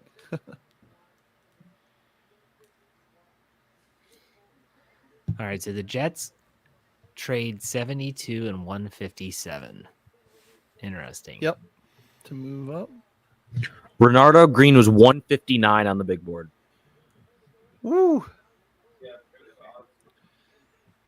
You had him low, Andrew. He was low. His tape is so inconsistent from game to game. He doesn't trust his instincts enough. He sees it. He doesn't get in front of the ball like he should when he's playing off, and he allows the receivers to get the inside track too easily when he's in man coverage. So it's go ahead. I was gonna say I think he's gonna get flagged a lot at the NFL level because he is super handsy. he is super handsy. So he is physical, but very handsy. In his zone, he would be giving up too much space. For those that are listening and they're watching in the YouTube stream and the live chat, I'm curious to see what everyone thinks is the ideal corner for the Steelers to go after if the Steelers decide to go corner, because there isn't a logical nickel available. Malachi Corley to the Jets. Yep. Corley to the Jets. I was just about ready to say it. Jordan Schultz. Yeah. Yep. Dave's not upset that the Steelers lost a prospect. He's upset he didn't get a chance to break Malachi Corley. Oh, I saw the picture. I just couldn't. I didn't read the name fast enough. I just don't want Roman. I'm watching videos of Zach Frazier finding out as a Steeler. Wait a minute. Did you say you don't want Roman Wilson? I do not want Roman Wilson. He's not physical underneath. He's going to get Isn't pushed around. Isn't he a Michigan guy? He is a If a Michigan guy. Michigan fan doesn't want him, then that should tell me that problem. Whoa. If you remember, Bradley was saying the same thing. He Well, struggled. remember, Andrew also despised Zach Gentry, but apparently Kenny Pickett's right. wife didn't. I still do. Ow, Dave went there. Oh my gosh, Dave went there. Don't get me wrong. I like Roman Wilson as a player, but it has to be in a scheme where there's going to be ways for him to be able to get off press. He is very much like Tyler Lockett. It took Tyler Lockett a long time in the NFL to finally learn how to get off press coverage, and he did learn. I think Wilson has a similar skill set to Tyler Lockett. I believe, I don't know if it's Nolan Kecker who did the evaluation for him for the big board, but I believe he even mentioned that I thought was interesting, because that is an interesting comp for him, especially with Russell Wilson. The connection, would they try to compare? Do the Steelers compare him to a guy like Tyler Lockett and try to put him in that role? But for Arthur Smith offense, I want someone with more physicality underneath. Jalen McMillan could be that guy. He has a little bit more physicality, but all the receivers I want are kind of gone at this point. I still want. I would love Troy Franklin for the Steelers. I would like Roman Wilson. I would like Tez Walker, but Jalen McMillan though is my guy. That's the guy I really want out of Washington. Jalen McMillan. Walker has no hands, though. Hold on, I have a question. The Steelers got their center. That's great. We were looking at teams that needed center. Was the Cowboys one of them? Yes. Yes. Because in this video of Zach Frazier being selected by the Steelers, there's a lot of people wearing blue, at least 2 people wearing Cowboys stuff. And you can see a Cowboys hat like behind him.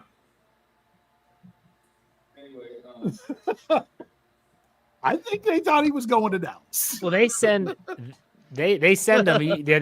I see I'm watching the video now. There's a Chargers hat there. There's a bunch of, they send these guys hats of all 32 teams, I believe. But look at the 2 people all the way on the left. One's wearing a Cowboys jersey. The other guy's wearing a Cowboys shirt. A lot of people were wearing blue. So I'm just wondering if, suck on that, Dallas. Suck on that. Yeah, but maybe he was getting that vibe from the Cowboys that they really wanted him. And you know what? Get him in Pittsburgh, baby. That's what I'm talking about. All right. The hey, real America's Andrew, team stood up. Andrew and Jerome, who would you trade up? Who would you trade that compensatory pick in the 3rd round to go up and get if you're doing that in the 3rd round? Who would be a guy? Troy Franklin for me. Troy Franklin for me, wide receiver out of Oregon. I love how he gets off the line of scrimmage. Very quick feet, good hands, can get vertical, good route runner. I really like him. I think he can add some weight too at 6'1", 180. I think he can put on some pounds and be more physical. I would trade up for him just to get in that wide receiver. But I don't know. I might go get a linebacker too.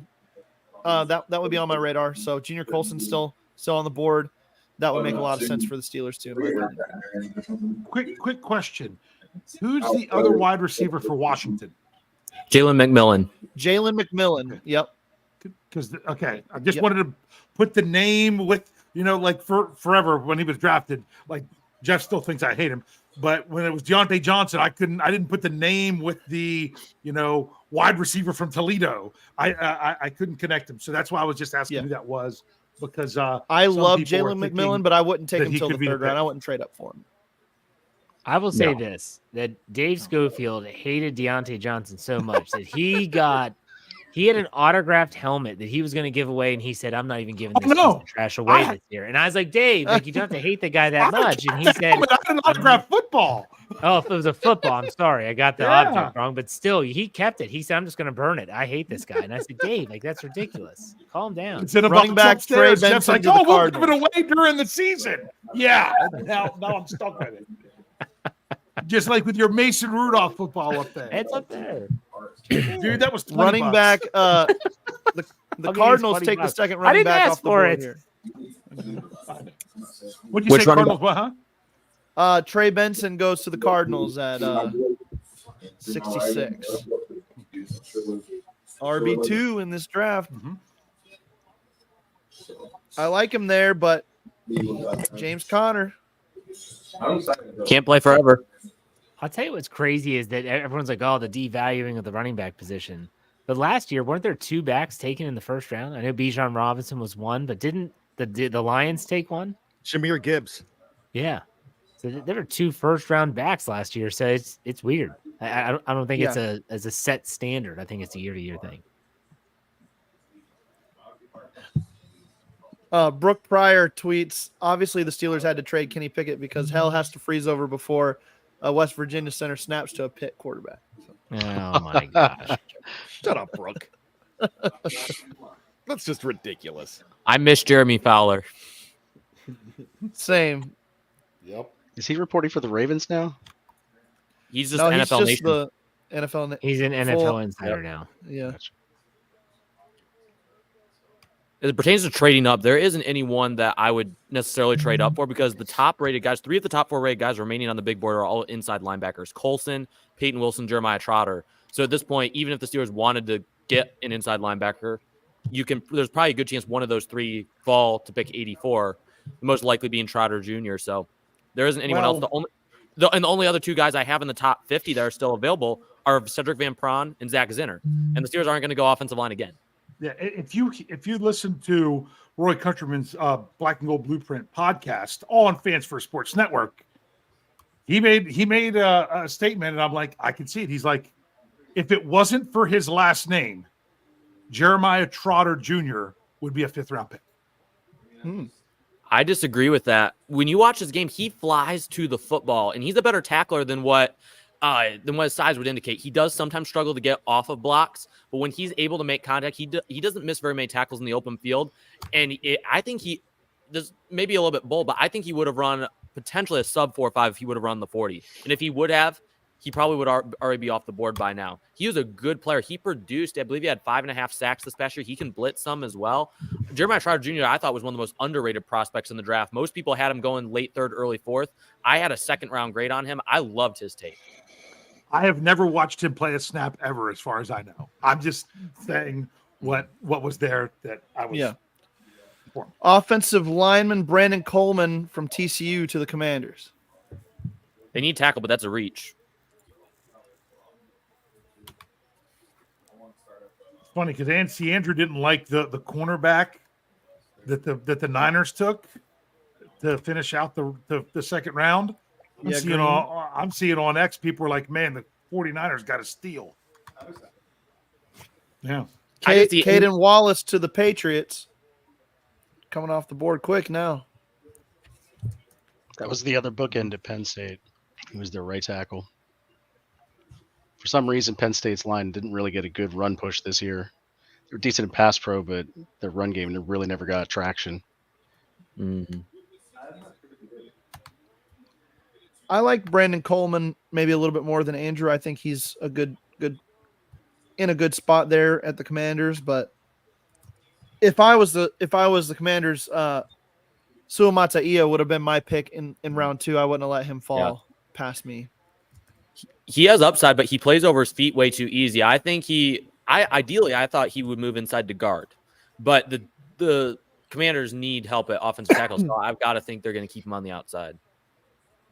What about the tackle from Yale? He's actually I have Patrick Paul rated higher, but I'm a Amagaji. If he hits his ceiling, has the chance to be a top 7, top 8 tackle in the NFL. It's just that's a lot of projection because he is so raw. Mm-hmm. But he's still out there, right? Yes. Not that I'm thinking the Steelers are taking him. I'm just saying when we're talking about this stuff. No, yeah, he would be a good pick for. I know New England took somebody else, but he would have been a good pick for them, as they have a placeholder there, but don't have any long-term answer. Aaron Rodgers is tweeting. He's happy about the Jets draft. I don't even know where they taken besides Fashanu. Who else did they take? Corley. They took Corley. Yeah. Yeah, I'd be happy. Where were the Cardinals? Cardinals would have been 6. No, I'm like my Twitter or whatever it is behind because they're talking about that. And I don't have any of these other guys yet. Do you follow Jordan Schultz? No. Well, I don't. Well, it doesn't matter if I follow people. I have a Steelers list, so I can't be bamboozled by the fakeness. Jordan Schultz and Burt Breer are the two that get it out the quickest usually in the draft. Yeah, the ones we've been doing are Ari Mirov and Dov Kleiman. I haven't seen him on here at all tonight. Kleiman's an aggregator from out of country. I don't know what he's.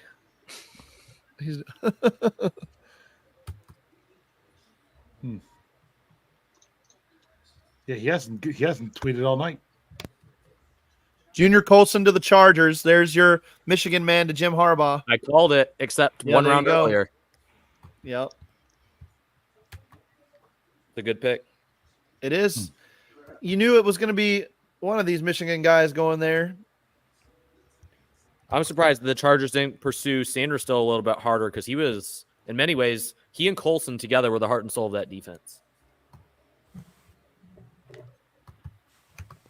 Oh. All right. So how far away are we to the Steelers? We still got a good bit, don't we? 20 picks or so.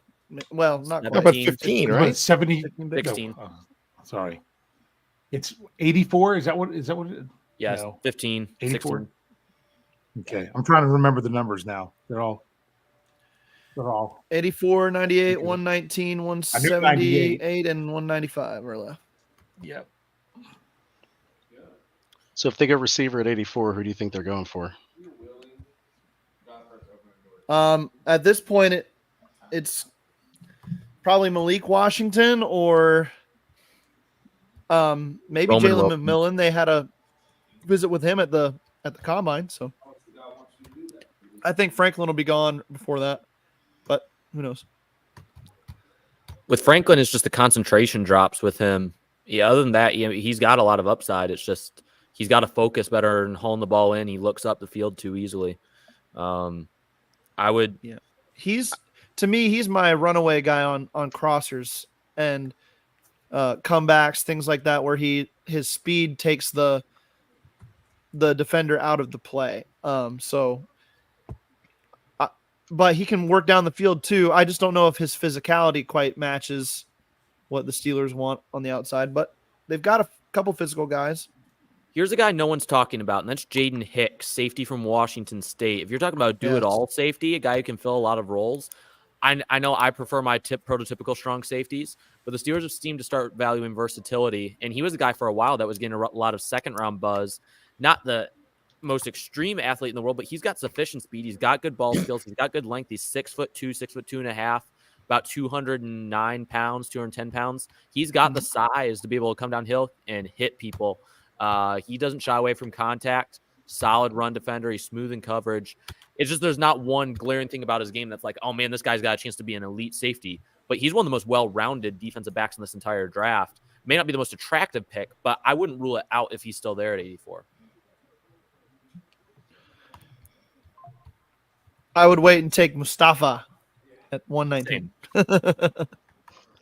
How about Bo Braid at 98? He's a Maryland guy. You know, Tomlin's going to go after a Maryland or Virginia guy at some point in this draft.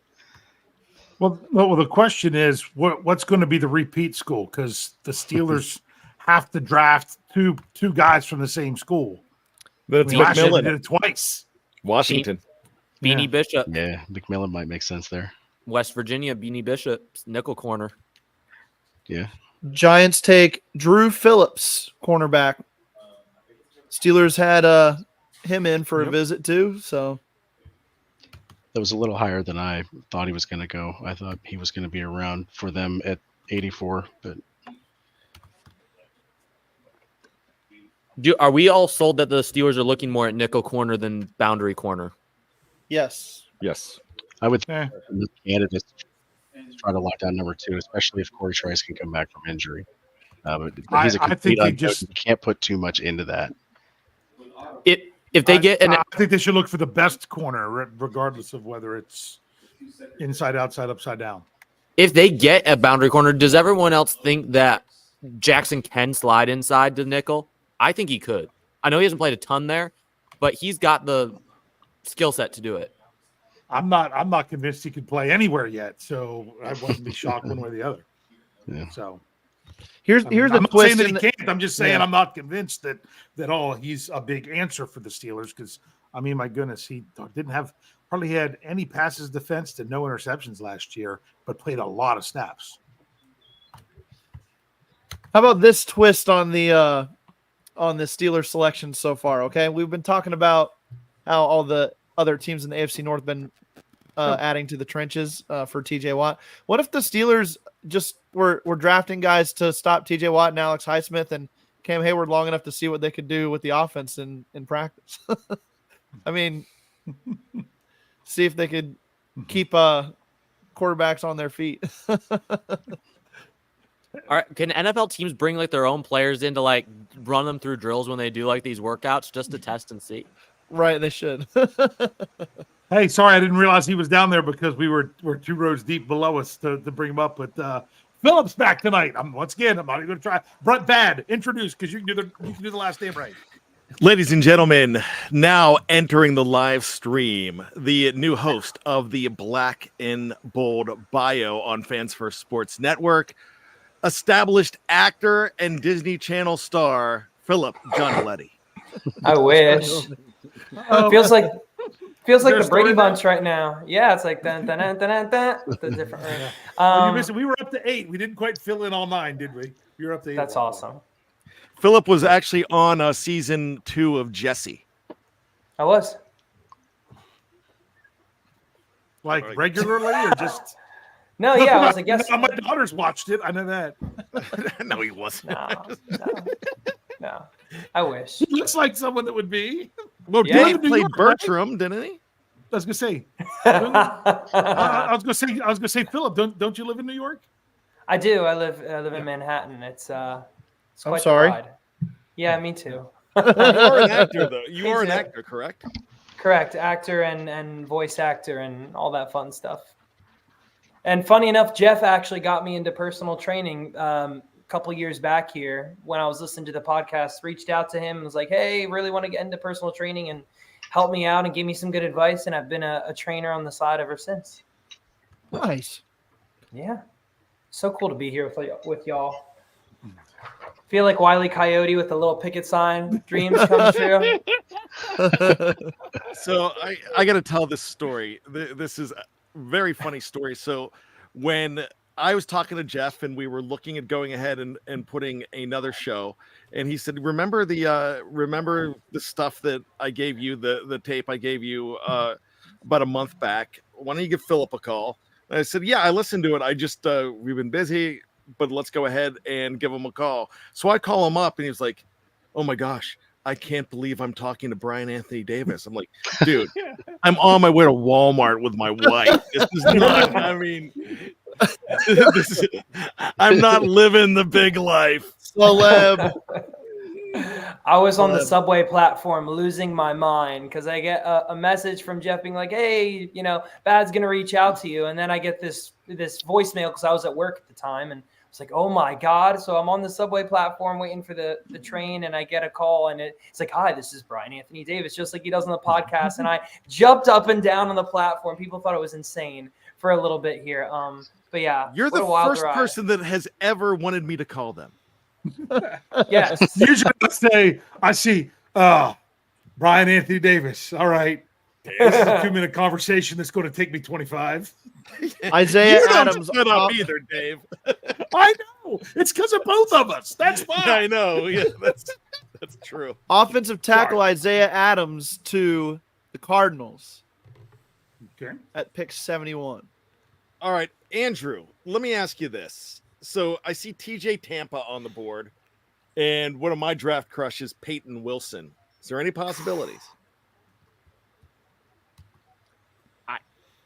Peyton Wilson would make sense for schematic reasons. TJ Tampa, I like him overall, but he's more of a zone corner. I'm very much a man-oriented guy. I want my man corners. Because of that, I would not love TJ Tampa in Pittsburgh specifically. I'm surprised he's still here. I thought he'd go in the second round. But I'd be okay with either of the guys, Peyton Wilson or Jeremiah Trotter Jr. I have identical grades on them. They're 42 and 43 on the big board, respectively. Love both of them. Who's the best nickel corner left on the board? Well, Tyke Smith. I would say you could put Elijah Jones in the nickel. I think you could do that. He's 89 overall on the board. He could be there. One guy that is maybe the most interesting story. He's probably not going to play slot, but I just want to mention his name because I think he could be in play for someone at the end of the third round, and that's Quantez Stiggers from the Toronto Argonauts of the CFL. Ooh, this guy has an interesting background, but he had, I believe, 5 interceptions this past year. He's got ball skills. He's a good athlete. He ran a 4.45 in the 40. I believe 6'1", 205 pounds. He's a bigger corner, but he's physical. He's got instincts. I know it's a lot of projection just coming from the CFL. It's definitely not a sure thing. We're talking about upside. This guy's got the chance to be a really good corner in the NFL. Trevin Wallace to the Panthers. Over Peyton Wilson. You got to wonder about the medicals, I guess, now. Yeah, for sure. So, Andrew, not that I know much of anything, but Cam Hart seemed to be a guy that was maybe a second-round pick a few months ago, and it seems like he's dropped. Right now, ESPN has him 19th overall on the board. He's a big corner. What do you know about Cam Hart? I think a lot of people got a little overhyped about his potential athleticism. He only ran a 4.5 in the 40, which his size isn't bad. But when you go back and watch the tape, sometimes for his size, he doesn't play at that size. He lacks the physicality you'd like to see closer to the line. He prefers playing further off the ball, off the line. He's more of an off-man guy, prefers not to use his body. You just like him to be a little bit more physical at the size that he's at. I think that's the big reason why he's kind of gone down the board as opposed to other guys like Tampa, who even when they were playing in off coverage, they weren't afraid to come down and hit people, make tackles. Hart, there's something missing about his game. With his size, you expect him to impose his will on defenders, and he doesn't. I think that's a big reason why he's kind of slipped down. I believe I had a late third on him. We were talking about the day two, how day two of the draft this year is so deep. I have 105 players that have at least a late third, which is late third, early fourth. I have 105 players, which is more than there are picks in the first 3 rounds. That's how deep this draft is, and a lot of people are discounting that this year. Andrew, I'm curious, how do you feel about MJ Devonshire? Do you see him more as an outside guy, an inside guy? I mean, I know he's probably a day 3 person for sure, but what are your thoughts on him? I'm just curious, being the Pitt kid. Yeah, I'd be okay with him in round 4. His teammate, AJ Woods, though, I think there's just a good probability he could go just as high, if not higher, than him because he tested out really well as well. And he also, he's played a little bit of inside as well, but Pitt has had some good defenders that have come out in the secondary the past few years. They've been one of those sneaky good developmental teams for corners and safeties as well. Obviously, DeMar Hamlin, some other guys that have come into the league recently and been good. I think that's actually an ideal target just because of the locality. If anyone knows him, it's the Steelers. And like we were talking about a minute ago, there's no perfect option at nickel corner right now. Sanders still was the only true perfect option at nickel in this draft, and he's gone. Bullard could have been that guy. He's gone. And all these other safeties, they don't project well. Bullock could be an outside corner, but he's not nickel.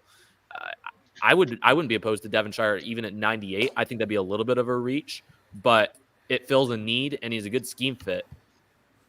And have we talked at all about Jalen Coker at all? I don't know if we've talked about wide receiver at all. I know that there's a lot of individuals that have already been taken that we met with in the top 30 visits, but I mean, I think he's a fantastic route runner. I'm not usually a Steve Smith person, but his film breakdown and just talking about how good of a route runner he is, I think is very interesting considering Deontay Johnson kind of held that route running kind of role within the Steelers. I mean, I don't know if we've talked about him at all, but that's another possibility that keeps showing up on my draft board.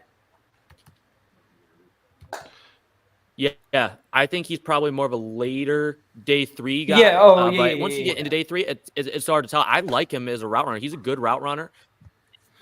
And he actually is good on 50-50 catches, sneakily. He is not afraid to go up and get the football. He actually goes vertical, unlike other guys the Steelers have had, Chase Claypool, who go backward as opposed to up on contested catches. So he's a good late rounder. There's one wide receiver. I can't remember the name, so I'm going to look up the big board because he's a smaller school guy that I want to get people's thoughts on. Hang on for just 1 second because I want to look this up. Yeah, we need Betts to talk. You're stealing all his thunder, Andrew. Not at all. Not at all. He's texting me saying this episode of Ask Andrew brought to you by Fans First Sports Network. Where are we right now? What pick do we know so far? That was the 72. Yeah. What was it? We know Wallace went to the Panthers. I don't know anything after that. Okay, so we don't have a Cowboys pick yet. I don't. Okay. No. I'm looking right Jeremy's now. the one who's been getting them I don't first, see a Cowboys so. pick. I do not. Hey guys, I'm working right now, so I'm going to break down the fourth wall. Philip, send me a synopsis and a title for your episode. Okay, sounds good. I can do that. Thank you. Fourth wall is broken down. Sorry about that. All right, now build it back up so we can get back to where and act like everything's fine. There was a question in the live chat while you're looking for stuff, Andrew.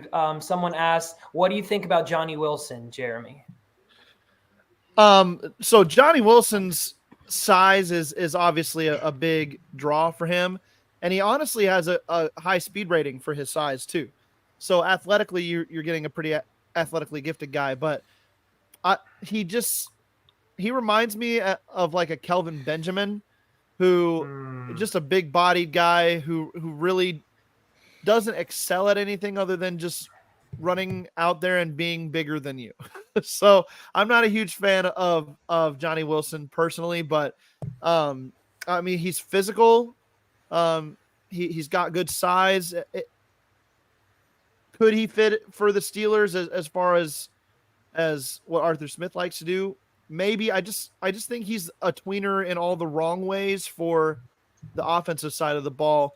Those guys who are like could be tight ends if they were 10 pounds heavier, but probably aren't that great at wide receiver, aren't going to be that great at wide receiver. Those guys are really hard to work into an NFL system. So I struggle with Johnny Wilson a little bit. He would be further down on my board than some of the smaller guys, like even a Malik Washington. Jalen McMillan right now is the guy I've got my eye on. Tez Walker out of UNC too. Those guys are really more on my radar before Johnny Wilson. And maybe this might be a hot take with all of his off-field issues, but I'd take Jermaine Burton over Johnny Wilson as well, and hopefully be able to rehab his personal life a little bit to see if he could become something at the NFL level, because he's got all the talent in the world, just a head case off of it.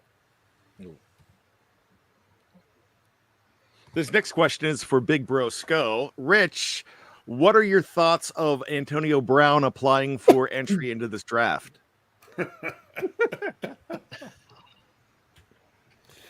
Well, let's see. I since we were talking about the Antonio Brown jersey a little earlier, I think Dave started in to ask me about something with an Antonio Brown jersey, and that was because Kyle got an Antonio Brown jersey right before, he went AWOL. The final meltdown. And it's the final meltdown. Then took Kyle to a game, and that was the jersey he had that could fit. So he took the jersey, put a piece of duct tape over the name on the back, and wrote Jago. So Antonio Brown, come on, Brian. Cooper Beebe to the Cowboys. Wow. So Atlanta's on the clock. Is he related to Don Beebe? I don't know about that, honestly. I'm curious because the Falcons just made their pick too, and they took Braylon Trice. That's a good pick for the Falcons. Braylon Trice. I think I got that one right in the mock draft. Okay, that's a good pick for the Falcons. What's that? 6? No, sorry. Meaning that's how hard it is to predict the mock draft. Rich, what do you think of mock drafts? Andrew, I found out through reading today that I actually got 11 player matches correct in the first round. So 10 is a good mock. So 11. Yeah, because I got Jared Verse to the Los Angeles Rams as well. Okay. So, yeah. He does not appear to be related to Don Beebe. There you go. So that means TJ Bass. Just remember, when we get close there, we've got to follow suit, because remember, this draft is brought to you by the letter F. So who do we have? Who's our Fs? The highest rated Fs. Who's F left? Troy Franklin. Yes. Make it happen, Steelers. Troy Franklin. Troy Franklin is your highest rated F. And Jeremy likes him. I do. So instead of the Killer Bees, we're going to be the F and Steelers. Yeah. F true. If you want to go, I mean, it was a show from the 60s, but if you want to go cleaner, go F true. I'm down for that. Keep it G rated. No, we're talking F, not G. Come on, Corey.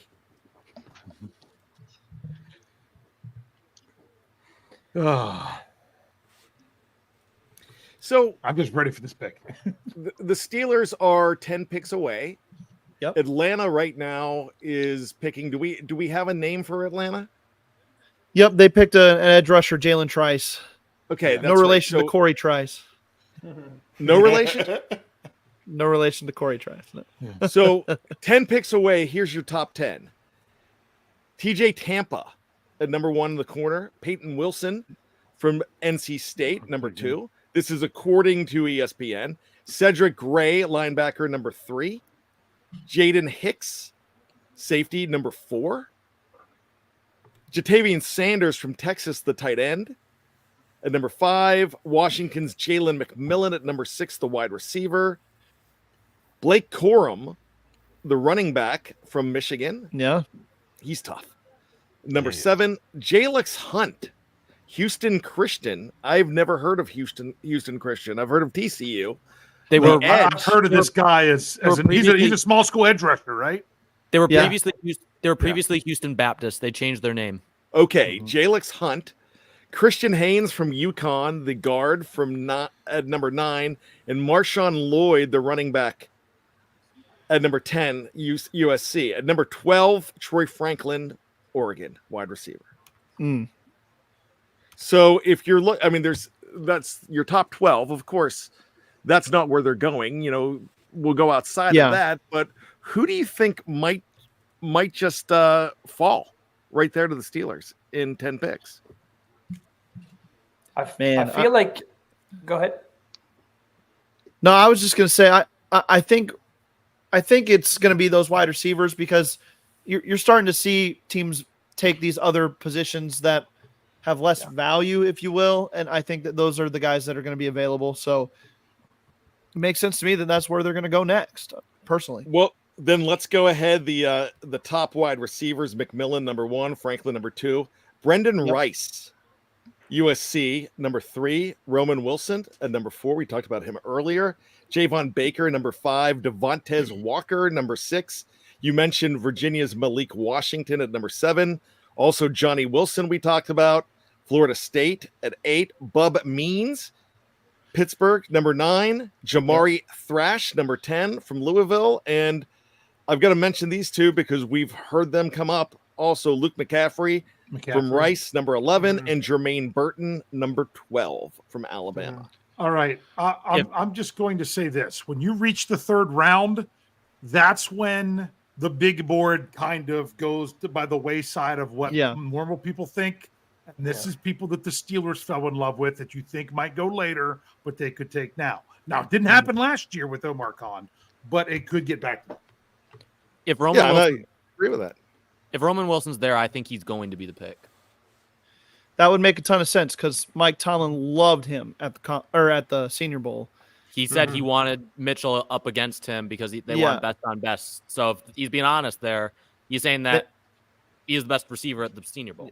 They did pass on Mitchell though, so maybe they'll pass on him. I'd rather him than Franklin though. No, they didn't pass on Mitchell. They made the better pick.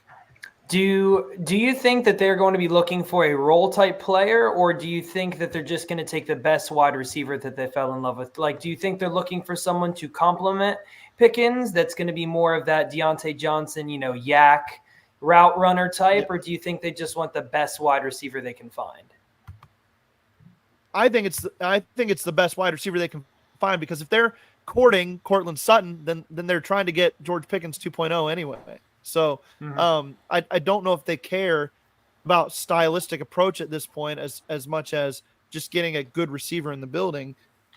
One name to watch, a guy that I've had mocked to the Steelers before, is DJ James out of Auburn, cornerback, who has some inside-outside versatility but projects mostly as a slot corner. So he's a guy that I could see being on their radar. Jeremiah Trotter Jr. is still there. Peyton Wilson's still there. I really like the wide receiver Jalen McMillan. There's a lot of good players left on the board that the Steelers can take that'll help them at a lot of positions. So 2 picks left in this round. I wouldn't be surprised if one of these picks they trade back out of 2 to gain a 5th rounder because they don't have a 5th round pick. They might like to add one of those. We'll see. They make so few 5th round picks. Honestly, I talked about this. If you look at it, I mean, they're not. They already don't have one for next year. Okay, no 5th round pick last year. No 5th round pick in 2022. Isaiah Loudermilk, they didn't have a 5th round pick and they traded to get a 5th round pick in 2021. No 5th round pick in 2020. To go back to when they actually had a 5th round, and they traded their 5th round pick away in 2019. They just had the 5th round pick they got from Mr. 3rd and 5th when they took Zach Gentry. So But then you go to 2018, they had 2 5th-round picks. So, but recently, 5th round has not been the Steelers haven't been picking there. So I It think seems to their be best ammo for them. 5th-round pick in the last 10 years or 15 years might be Jesse James in, I believe, 16 or 15. Ooh. yeah, he was 15. So All I know is he caught that ball. Outside yeah. edge rusher Dude, Jonah Actually, Ellis but to the you know who Broncos. actually played the longest? I did this on Stat Geek Thursday morning. You know what 5th-round pick played the longest for the Steelers since 2011 when they started the rookie wage scale. The one that they drafted in the 5th round that played the longest, Marcus Allen. That's right. Wow. Safety. Yeah. Wow. 5 years. No one else made it to 5 years. Everyone he else was a was 4 4th round years pick or for did some not play out their rookie contract. He was an experimental. He was started as safety, kind of was slid into the inside linebacker. But And technically, he didn't last his rookie contract because he was on the practice squad. Some of that. right. Who's on the clock? Denver. I Yeah, think. Denver just took Jonah Ellis. Oh, I love Then Ellis. the, then the It's the Vegas Raiders. Raiders. Oh, so we're at 77. Hi, Jeff. Hello. I'm loving the comments saying that Jeff looks like Matt Canada. I started laughing. I had to cover my mouth. Well, we've Jack- never been. Have we ever been seen in the same place? I don't know. I mean, Jaff Canada. Yeah. So now we need. Oh, I missed. He needs the straw hat. they give me. Yeah, I like that hat. I missed You should come on, Amagaji Jeff. to the You know you can't Bears. say stuff like that. It's going to end up at your house now. What'd you say, Jeremy? We missed Kieran Amagaji to the Bears at 75. So a couple picks ago. All right, I'm making a prediction for the Raiders. And I'm going to say it's the Wait, the Amagaji. Sorry. I'm going to say it's the kid from NC State, For the Raiders. linebacker. Peyton Cedric Wilson. Gray? So, Or no, Peyton Wilson. Excuse me. I think they go Peyton Wilson. Yep, Cedric Gray's from UNC. And Yeah. I thought the Steelers had him in for a visit, but they actually just met with him at the combine. So, but somebody that they've shown interest in. It's a workhorse under Mac Brown. now that is a jacket. What's up? The Las Vegas that's Raiders have interesting. traded their pick to the Texans. Oh, Or no, I apologize. The Texans traded up to the Eagles spot, and the Raiders pick is in. okay. Gotcha. Dave, who are you using for early picks? Ari's not updating as much. Jordan Schultz was. doing it decent. Kleiman hasn't done anything all night. No, Ask he only- Jeremy. Jeremy's been reporting them all. Maryland offensive tackle Delmar Glaze to the Raiders. There you go. Who? Delmar Glaze? Yeah. Yep. Tackle. Okay. When you hear Delmar, what do you think of? The Delmar Inn in Hagerstown. Nope. I think of brother, where art thou? No. I think of Delmar Glaze because that's the only one I know at this point. Glazed, I think of glazed donuts from Yes. From where, Jeff? from Crumpy's. From Crumpy's in Hagerstown. These Crumpy's. guys don't know Crumpy's, but Crumpy's is legendary. Yes, Actually, in the state of Maryland. I had Yeah. people say to me, "Oh, the cookie jars," but I was like, "You can leave. Get out." Just Do y'all have a Duck Donuts up All there? right, so those No. are Duck Donuts, No, baby. this Let's is go. Those, Yeah, those good of you stuff. that are fan of the Crumpy Donuts, then I will say this: when I was in grad school at Frostburg in an RD, living next to my apartment, I had Andrew Crumpy from the Crumpy Donuts. Nice. That's so cool. It's a good family. They're a nice family. When I'm at Frostburg up there, and all of a sudden I'm like, wait a second, why is there a Crumpy donut truck here at Frostburg? That was for moving in. I was like, I thought they were delivering donuts because we used to leave Frostburg and drive to Crumpy's because back then they were open until like 2 a.m. and we would show up at like 1:30, get donuts, and then drive back to Frostburg. That's for those of you that wondering. That's at least an hour drive each way. Yeah. On New Year's Eve, in Hagerstown, Maryland, they have the giant donut. The donut drop at 7 p.m. that drops, that they count down from 10 to 1 right before 7 p.m. and it drops into a giant cup of AC&T coffee. Yep. It's an event. I've never gone to that. Never been there, but it's actually fun. I believe it. It's called a lot of people, so I would prefer to not go. Wait, who'd we lose? I don't know. Jeremy. No, we lost Jeremy. Well, how are we supposed to get our updates? Oh, Dave, Jeremiah Yoder. How many glazed donuts can Dave put down in one sitting? Wait. Okay, I got to tell you this story then. Grumpy's Donuts, fresh out of the glaze, but doesn't go on the rack. It comes right out of the thing and straight into the box. I was challenged by my students. So this was before my daughter was born. So this was 15 years ago. I was challenged by my students. They said, "You can't eat a dozen donuts at one time." I said, "I can do it in 3 minutes." Met me there, and I did it in 2. Wow. And that's after having dinner at Olive Garden. Oh my god! Holy cow! That's a carb. The plumber was at the right at there. the Schofield. Never lost. Like they used to have with pep rallies. They used to have eating challenges stuff. I never lost one. I always won. So the students would try to see how they would do, but the faculty always won. Dave, do you do spicy stuff? I've never done can you handle this spicy food? I haven't done that. Usually it's mass quantities. Dave, have you ever done just conveyor belt right in? We'll go. Have you ever been in a competitive eating contest? Other than things like that at a school? No. No, I've been in I think 3 competitive eating contests. In my thin days, I was actually thin. The Big Mac eating contest kind of took me out of it completely because the guy next to me had a reversal of fortune. And if you don't know what a reversal of fortune is, he threw up while I had the winning piece of Big Mac in my mouth. I took it out and said, "Done." I would have won. So, but the prize Jimmy, was a dozen donuts in 2 minutes.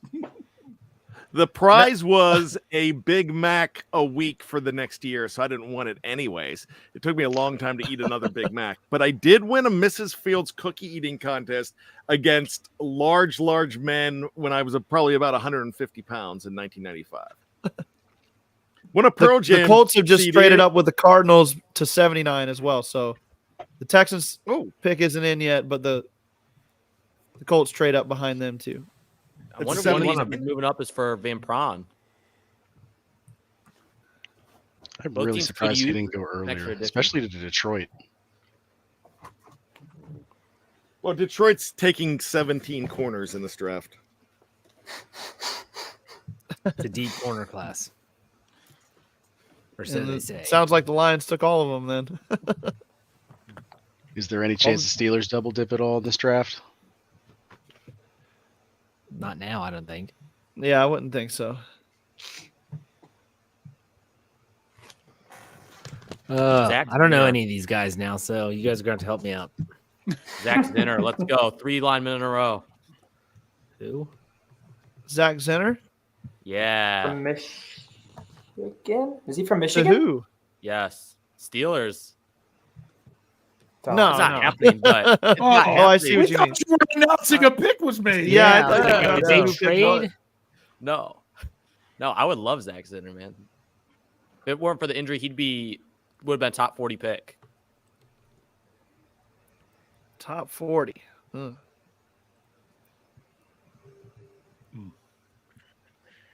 ain't nobody want to pick anymore? Are we going to have a forfeited pick here by the Texans after they traded up for it? Picks in. The picks in. It's just commercials. Yep. How long no one's was reporting. The Vikings did that? I'm trying to remember. It was a couple drafts ago. Didn't the Vikings forfeit a pick, or they just didn't pick? Then everyone's running up to grab the next one. Okay. There you go, Jeff. What? It's up on the screen. I'm not looking. Hold on. Dick Shiner and Buzz Nutter. They better be on the board. That's a presidential campaign waiting in 2024. Shiner and Nutter 2024. I'd buy that. I'd buy that shirt. Shiner Nutter. There you go. Hey, you've got the connections, Jeff, for t-shirts. Or should Nutter be first? Nutter Shiner. Kalen Bullock. I love working with these people. Yep. Kalen Bullock. It's a good pick. So I'll interrupt that conversation. Wow. Pick. Now Schefter's getting it faster than anyone else, which is bad because it's coming when it comes on TV.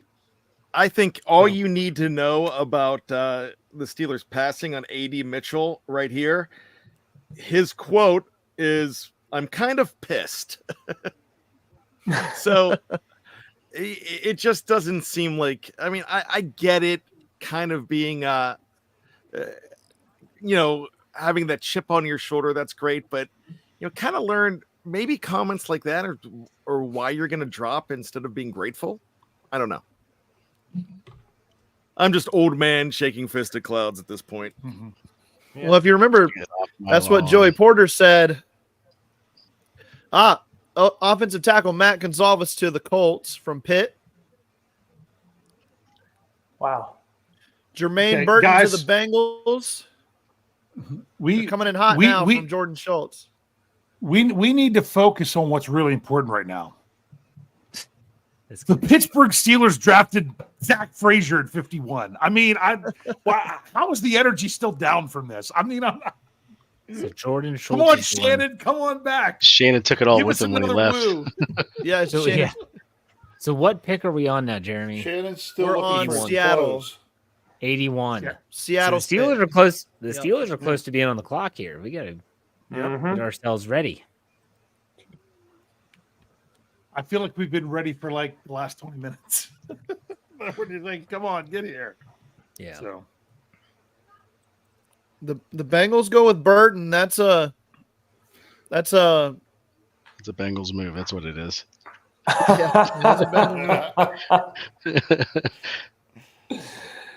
That was good. For those who don't know, Burton is a complete and total head case. So. Oh yeah, I'm a Bama fan. That was for you, Jeff, because you said you don't know any of these guys now. So. Oh, thank you. I appreciate that. Yeah, he's a wide receiver from Alabama. In case you know that, Jeff. I get it. Okay, Yukon guard Christian Haynes to the Seahawks. So now that means that Indianapolis 82 is on the clock. LA Rams 83, Pittsburgh Steelers 84. Yeah, Jordan Schultz is updating pretty quick, Dave, in case you're looking for someone to follow. I'll just listen to Beth say it. Like I said, I'm at a point now where I'm just like, I'll look at the position and hope that they fill certain positions. But when it comes to players, it's like, I'm not like, oh man, they didn't take so-and-so. I'm just happy, man. Tackle, center, good. If Van Pran makes it the 84, I would wish that the Steelers could go back and take Malachi Corley at 51 and then have Van Pran here. I would take that over any receiver the Steelers are going to get here with Frazier. I think wasn't there some people saying about taking Wilson at 51 over Frazier, and now Wilson is here at 84? Yeah. What did Dave at least some people were in the live chat. What did Dave always say? If you like the guy, you get the guy. Go get the guy. Just go get it. You don't. Yeah, you don't gamble with. Oh, geez, Hushmanzada. Dave, you should patent that saying. Yeah, if you like the guy, get the guy. If you like the guy, get the guy. We should put it on one of our shirts for the SEN store. TJ, who's your mama? When I was in college, we used to call him turd hair. And guess what? This pick is not going to work out because the terrible towel curse is going to come through so much just because Hushmanzada read the name. I'll take it.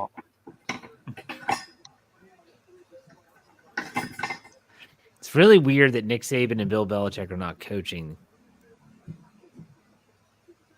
Yeah, they're someone else win. they're old now, man. It's crazy. No, and they're actually really good on television. Yeah. Mm-hmm. I mean, as boring as Bill Belichick was in his press conferences, intentionally, Yeah, he's great on TV. Mm-hmm. I doesn't couldn't have to keep believe I was anything close to the watching the vest now. same guy when he did the NFL 100 stuff with Oh, like yeah. the 100 best players of all time and things. He was incredible to listen to. he gave the Steelers a lot of props. Belichick did yesterday. He was talking about the 74 Steelers and the 50th anniversary. All right, I'm seeing Pick is in for Seattle. Anybody getting a report yet? Nothing Did yet. I get that one? Yeah, Jeff, you said Oh, it. yeah. The Christian Yeah. Haynes, the Okay. Yukon Christian guard. Haynes, yeah. Oh, that's right. Okay, gotcha. A lot of sites had him going in the late 30s. He was Daniel Jeremiah's top interior offensive lineman for a while and early on in the process. So yeah, he was going high for sure. He's a mauler.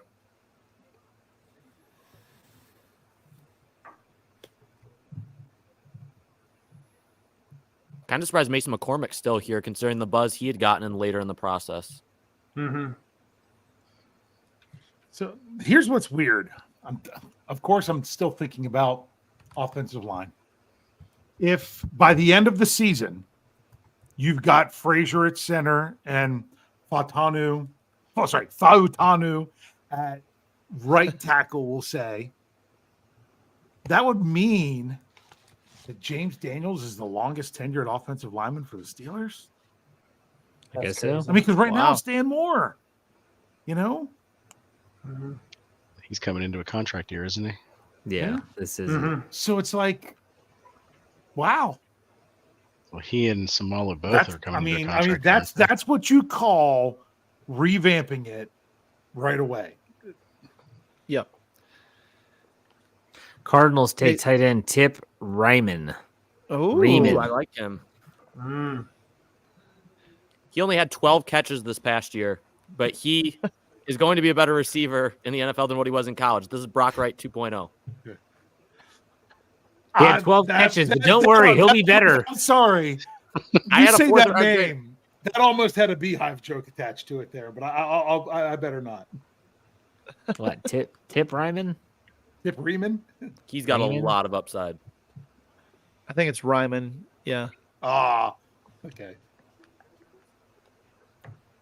Let's see here. So that means that now we are on pick 83. 83. 83 Mm-hmm. Rams selection. We're over 1,100 people watching right now. Yeah. Wait a second. That was the Cardinals pick, right? Yeah. And that was with the Colts. They had traded with the Colts, right? Yeah. Yes. Okay, that's what I thought. All right, just double checking. Yes, the Steelers are on deck. For those that don't know baseball, that means they're up after this person. Or the field events in track and field. It's the same thing. It's a baseball thing, whatever. Yeah, whatever. Baseball sucks. What? Oh my gosh. No, take that back.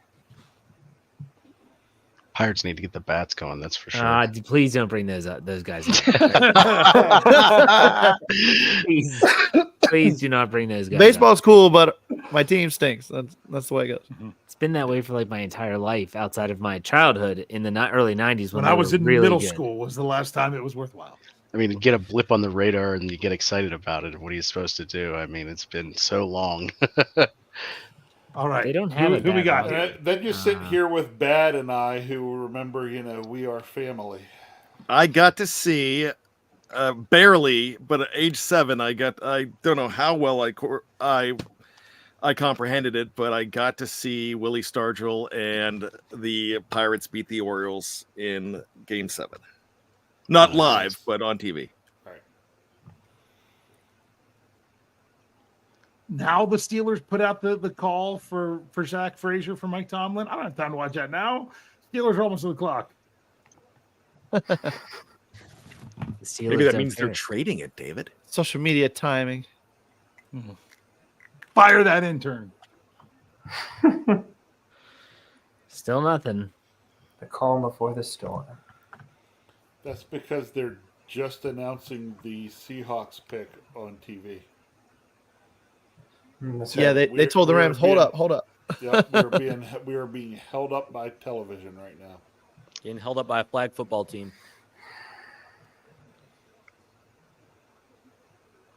Peyton's injuries worry anybody?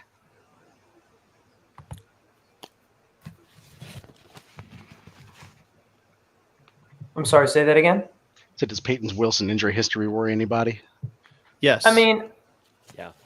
weren't they a little ticky-tacky injuries back when he was first starting his professional career in college? Like they were concerning, but weren't they a ways back? I could be wrong. I kind of fell off the Wilson taking a look at him train once we brought on Queen, but Andrew or Jeremy or anybody else. Blake Corum to the Rams. Nice wow, take. that match. makes so much Steelers sense. are on the clock. Are we going to see Michigan 2 picks in a row? I hope not. I don't know. Could be. I still have a crush on Wilson. Andrew's not a fan. I could live with it at this point. I definitely didn't want him in round 2. I could live with him here. I'd prefer Jalen McMillan if we go receiver, but the options just aren't great. Ideally, I would just trade back, try to get a pick in next year's draft at this point. NC State Wilson. That's my guy. But I don't think they could go wrong. Yeah, that's who I want.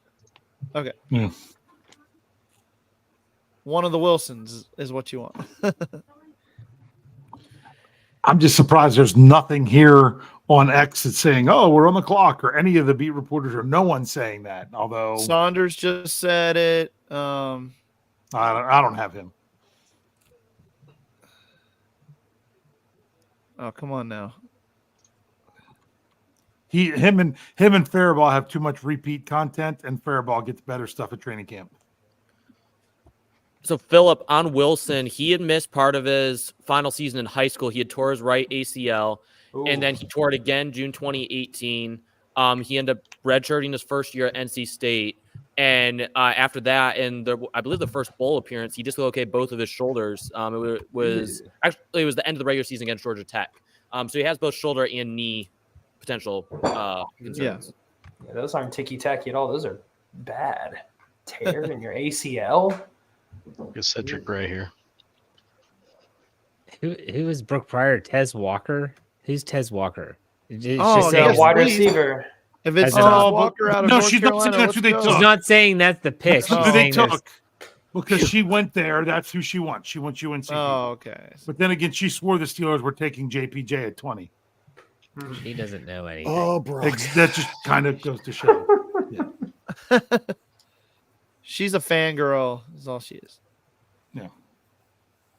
When don't mention her name in Kansas City.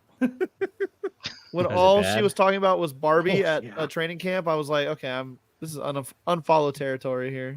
Mike Tomlin loves her. Yeah. Oh yes, because she asks the best questions, and he gives her great responses. Isaac Bruce, man, he was something. As a fantasy manager, I don't like Corum to the Rams. I don't like that. You knew they were going to add somebody, though. They weren't going to just give Kyron Williams the full workload again this year. But they should. He's not a workhorse back for a long term. He's just not durable enough. That's just me. Steelers tweeted back on the clock. Well, because now they can because they announced the pick before them. So. Aaron Wilson says Steelers draft Pitt tackle Matt Gonsalves, but he's already gone. He's already gone. He's already gone, so I don't know what this is. Are you sure that's really Aaron Wilson? I don't know. No, it's not. There's no way it could be. No, it is him, but he is totally wrong on that one. Why would we take another tackle, too? Yeah, exactly. Steelers on the clock. Pick is in, supposedly. For those that are saying Leggett in the live chat, Leggett was taken in the first round. He was in the first round. Although I think we had him here in some of our. No, Rich, we had him as our second round pick. We picked up an extra pick there, right? I think so. Jordan Schultz, the Michigan same wide Roman. receiver Roman Wilson to the Steelers. I'm not surprised. Roman Wilson is your new Pittsburgh Steeler. Andrew's face. That's very different than Shannon's face with the last pick. This is great. From This your is awesome. team. Like it was with Shannon. Very different reaction. He wasn't my favorite receiver on the board either, but he's a good receiver. He plays well, and I think that the Steelers wanted him. The Steelers wanted a Deontay Johnson style replacement with who wanted to be there. See, I think he's more Tyler Lockett than he is Deontay Johnson. He is a burner who has better polish than what people give him credit for in his route running, but I wouldn't say his route running is the best aspect of his game. I do like his body control on the sideline, which is something you don't usually see in smaller, thinner built receivers, but he was underutilized at Michigan. He was very much underutilized in that passing game. So I don't hate the pick. I had him at 54 on the big board. So based on overall value, I like it. I just would have liked someone with a little bit more physicality. I think McMillan would have been a better fit, but I don't hate the pick. Draft Network has one of his strengths is toughness. Yep. Tough, but not necessarily physical. Mm-hmm. There's a this is your wide receiver too, though, and you can move him around the formation. So he definitely is an upgrade on anything that they had behind George. Oh no, it's not. I thought he was doing both there. I thought he was doing all the picks tonight. So there it is, official. Rich Eisen going nuts on the broadcast here.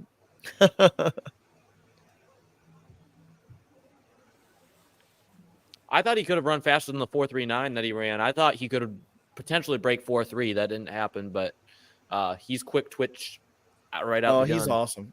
So did he win the matchup at the Senior Bowl because the Steelers could have taken Mitchell and they didn't, but they took Wilson. That's true.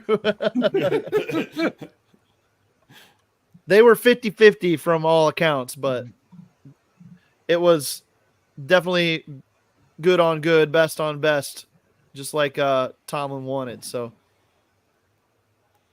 Andrew, I'm trying to find our scouting report on Roman Wilson. You said he had him at 54? Yes. Did you write the scouting report for him? I don't remember. I don't think I did. I think someone else wrote that one. I want to. It was Nolan. Yeah. No. Accelerator, explosive, gets separation, very competitive and focused when the ball is contested.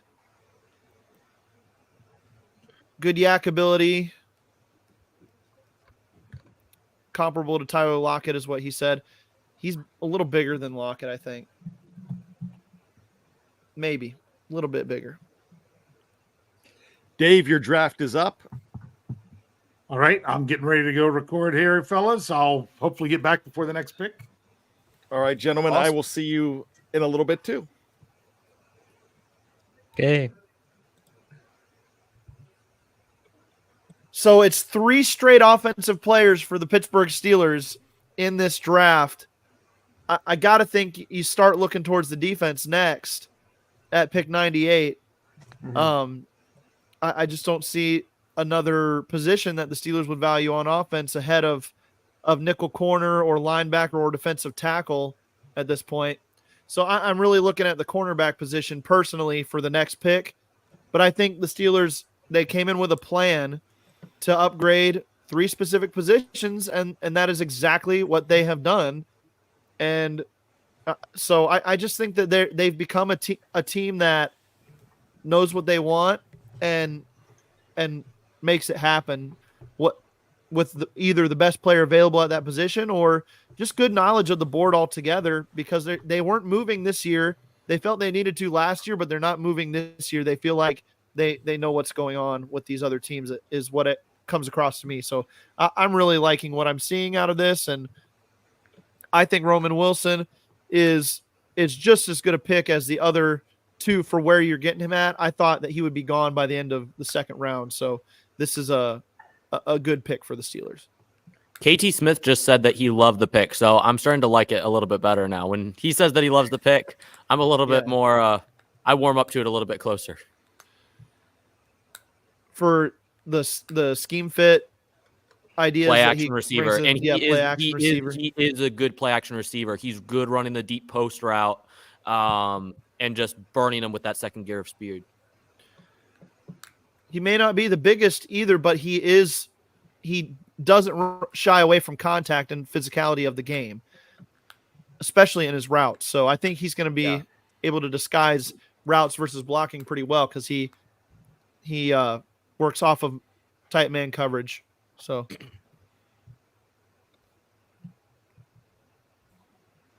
5'11", 185. Not a big guy. Bradley Locker says he is not a fan of this pick. So I wonder if the Eagles would consider taking Jeremiah Trotter Jr., the team that drafted his dad how many years ago? They need another linebacker. They're not durable there. Nakobe Dean can't stay healthy. Yeah. Devin White's just on a one-year deal. Eagles just traded down. 49ers traded up. Tight end? San Francisco gets 86 and Philadelphia gets 94 and 132. Gotta think it's tight end or lineman, maybe.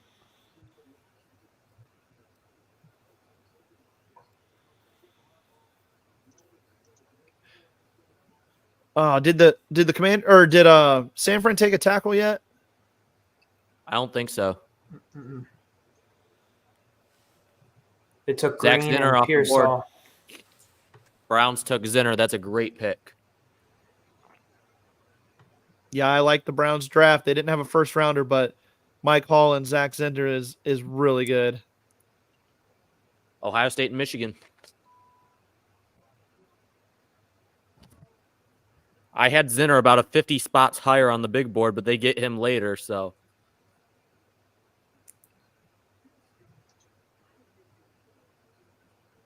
Andrew, you said he had an injury. Zinter did? Yeah, Zinter did. I believe it was tibia and fibula. Broke his tibia and fibula in that Ohio State matchup at the end of the year, because it was that next play that Blake Corum broke that play off for a touchdown to kind of open up that game a little bit and give Michigan some breathing room there. But he was the leader of that offensive line. He was one of the most consistent linemen in football. And when you're talking about for an offensive line that was considered one of the best in football for 2-3 years in college, Michigan has not had a bunch of guys that have been premier draft picks. Nugent, you had last year Olu Oluwatimi. They've had some. They just kind of had some transfers at center. They've had some developmental guys, 3-4 star guys that have never really reached their full potential. Ladarius Henderson was good. Trente Jones, good. But none of them were ever these elite draft prospect guys. Zinner was the one guy who just turned that offensive line from a good unit into a great unit. He can anchor. He's a bulldozer in the run game for his size. He doesn't look like the biggest guy when you look at him, but he can move defenders off the football, and he is so stinking consistent. I don't remember one play during his time at Michigan where he just completely blew. I don't. Yep. Hey, Jeff, you remember in some of our discussions on the Let's Ride podcast where we talked about the Steelers trying to add day one starters, and we thought they might be able to do so with their first 3 or 4 picks in this draft if they played their cards right. I think going tackle in the first round helped them do this, and I do think that all 3 of these guys can get on the field in week 1 as starters for this team. Roman Wilson and Roman Wilson specifically being the one guy who will probably rotate in and out, obviously, with the different packages the Steelers will play. But I see him as the wide receiver 2 in 2 wide receiver sets as we stand here today, mixing and matching maybe with Van Jefferson at this point. But I think the Steelers did it. I really do. I think they took 3 guys here that can all help them on day one if they're willing to play them ahead of some of the guys that are on the roster. That's always the catch with the Steelers, though. Yeah, and this pick, you have to wonder, it's kind of a shot across the bow at Calvin Austin III, saying like, hey, if this is like direct competition for him. That's in my two opinion. of those now. When you consider Quez Watkins coming in as well, they have a guy that they want for that spot, and one of those guys is not going to be on the roster between these three, and you'd have to think Quez Watkins might be the guy, the odd man out at this point. But if Calvin Austin III can't beat him out, then I think he's the one that's out. So the Steelers, I do know this from our source, they are questioning Calvin Austin's overall durability. Okay, and his ability to do some of the dirty work. He's got to be at the interior position. A lot of times you can't always just put him on the outside, but they do question his ability to stay healthy and his durability. So you can see that with the Quez Watkins signing, as well as with this draft pick in the 3rd round. So be interesting. We don't have a lot of time. Yeah, we don't have a lot of time to digest this because the Steelers are going to be on the board again at pick 98. And where are they now? Cleveland just went. So Houston. The Niners traded up with Philly to get Dominic Puni. And then the Cowboys take Notre Dame linebacker Maurice Liufau. Liufau? Nope. Or Liufau? Liufsu. Liufsu. No idea. Maris Liufau. Maybe it was a typo. No clue. Russell Wilson is tracking this great. I love this. But he only texts like one of the names. So it was Fautanu in his first tweet. And then the second one was Phrase. He just said Phrase. And now Roman. It's Roman. So it's one of his kids just popping it in there for him, Probably. Or his wife. Yeah, maybe. I think she has bigger fish to fry, probably. All right, here we go. Let's see here. Not a lot of chatter online about the pick, Roman Wilson. Daniel Jeremiah says he can run every route on the route tree.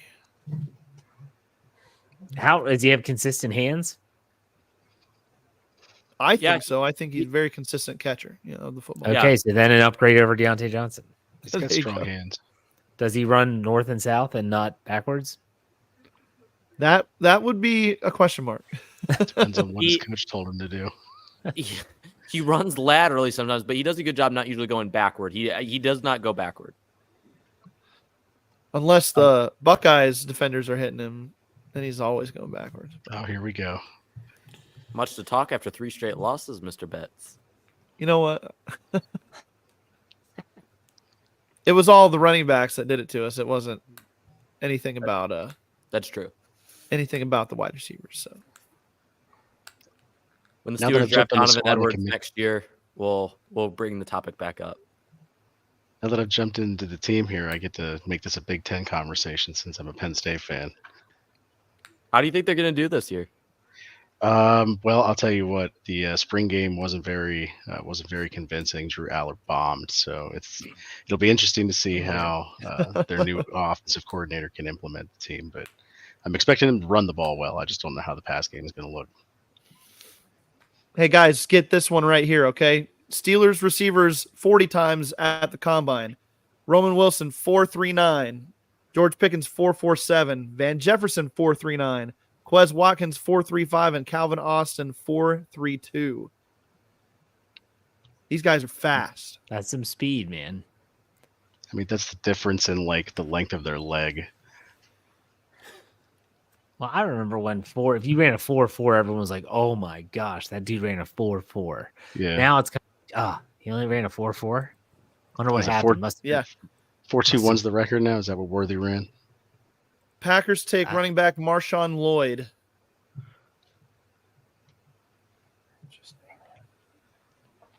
All right.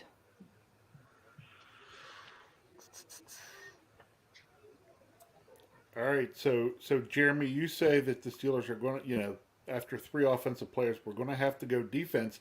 We're starting to get close enough now. Where are they going to? What's it going to be? I think it's corner or like a safety who can play slot corner.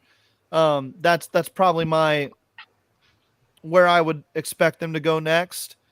TJ Tampa's still on the board somehow, but remember how Omar Khan said that they would consider a quarterback at some point in this draft?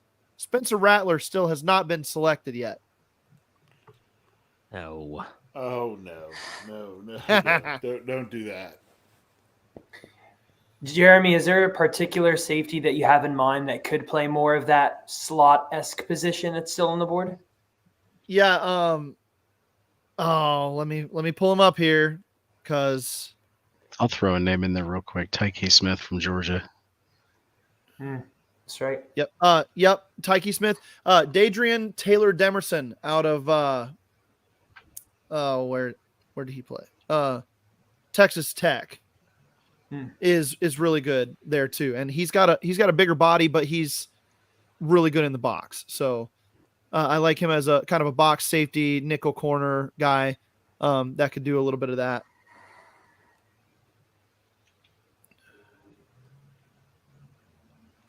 DJ James is still on the board. I really like DJ James from Auburn.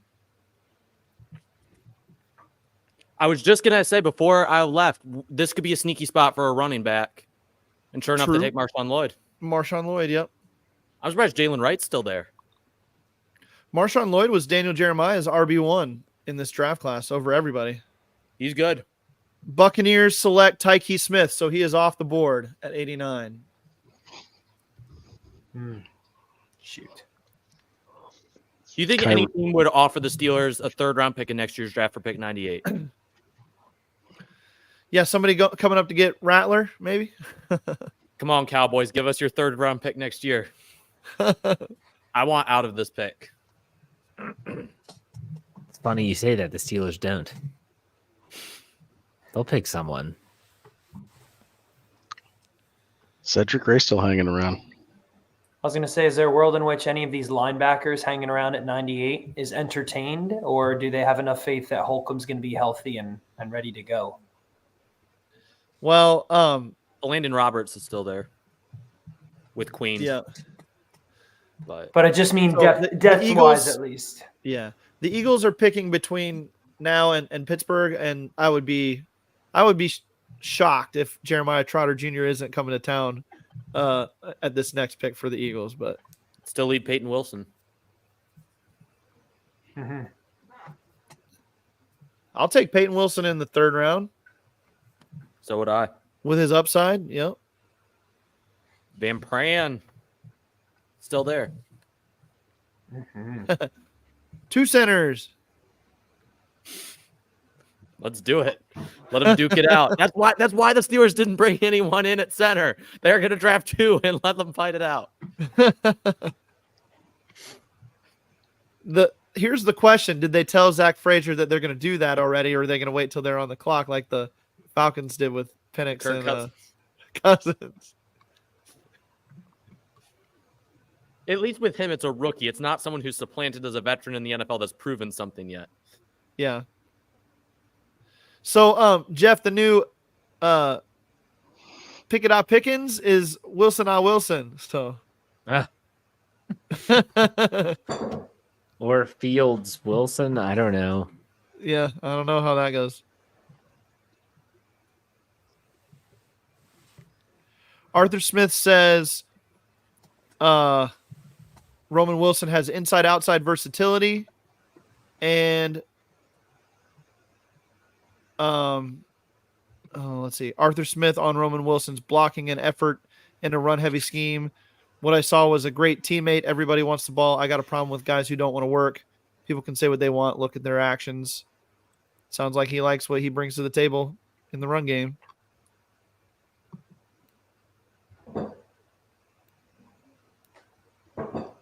I will say I do trust the Steelers with wide receiver evaluations specifically.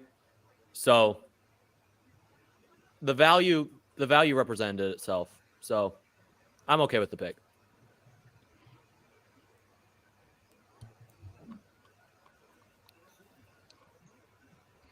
Bets you brought up a quarterback earlier. How about Joe Milton in the 6th?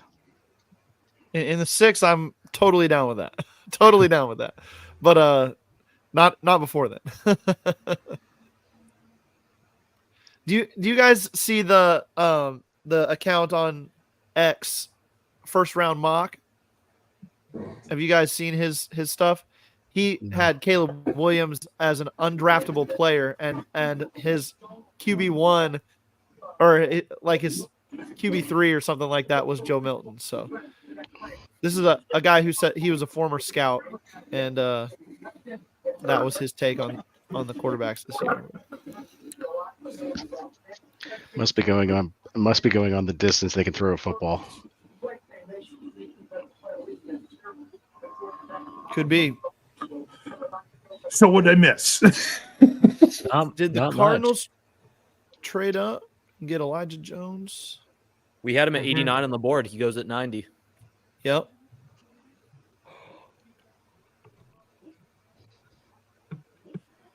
Dan Orlovsky says that Roman Wilson was a perfect pick by the Steelers. Dan-O.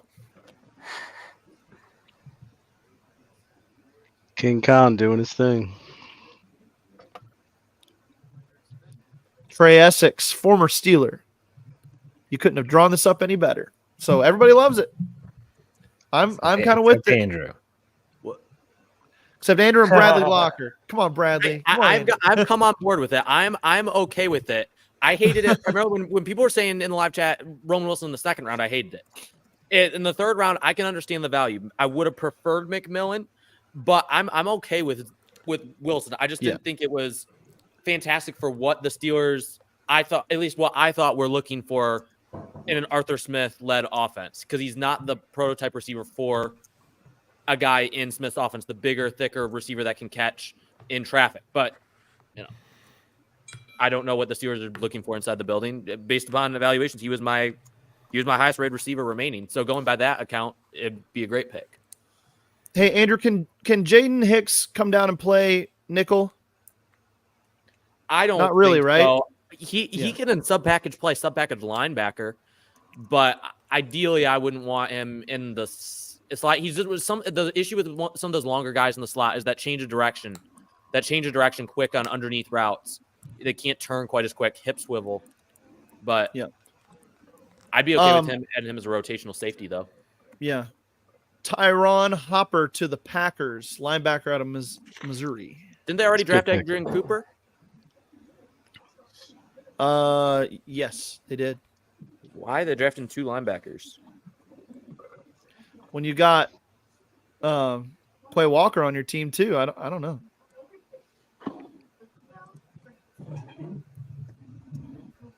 One guy I had mentioned, Andrew, when you had walked away was Dadrian Taylor Demerson for the nickel role and kind of a box safety role. You like him? Yeah.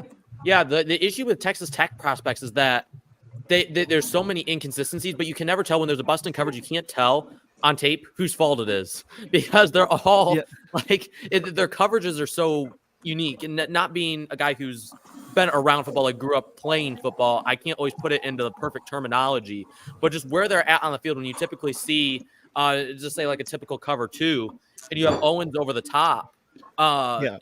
Just where they are, it's like there's no communication as to where the safety's supposed to pick up and where his zone starts relative to where the corner stops.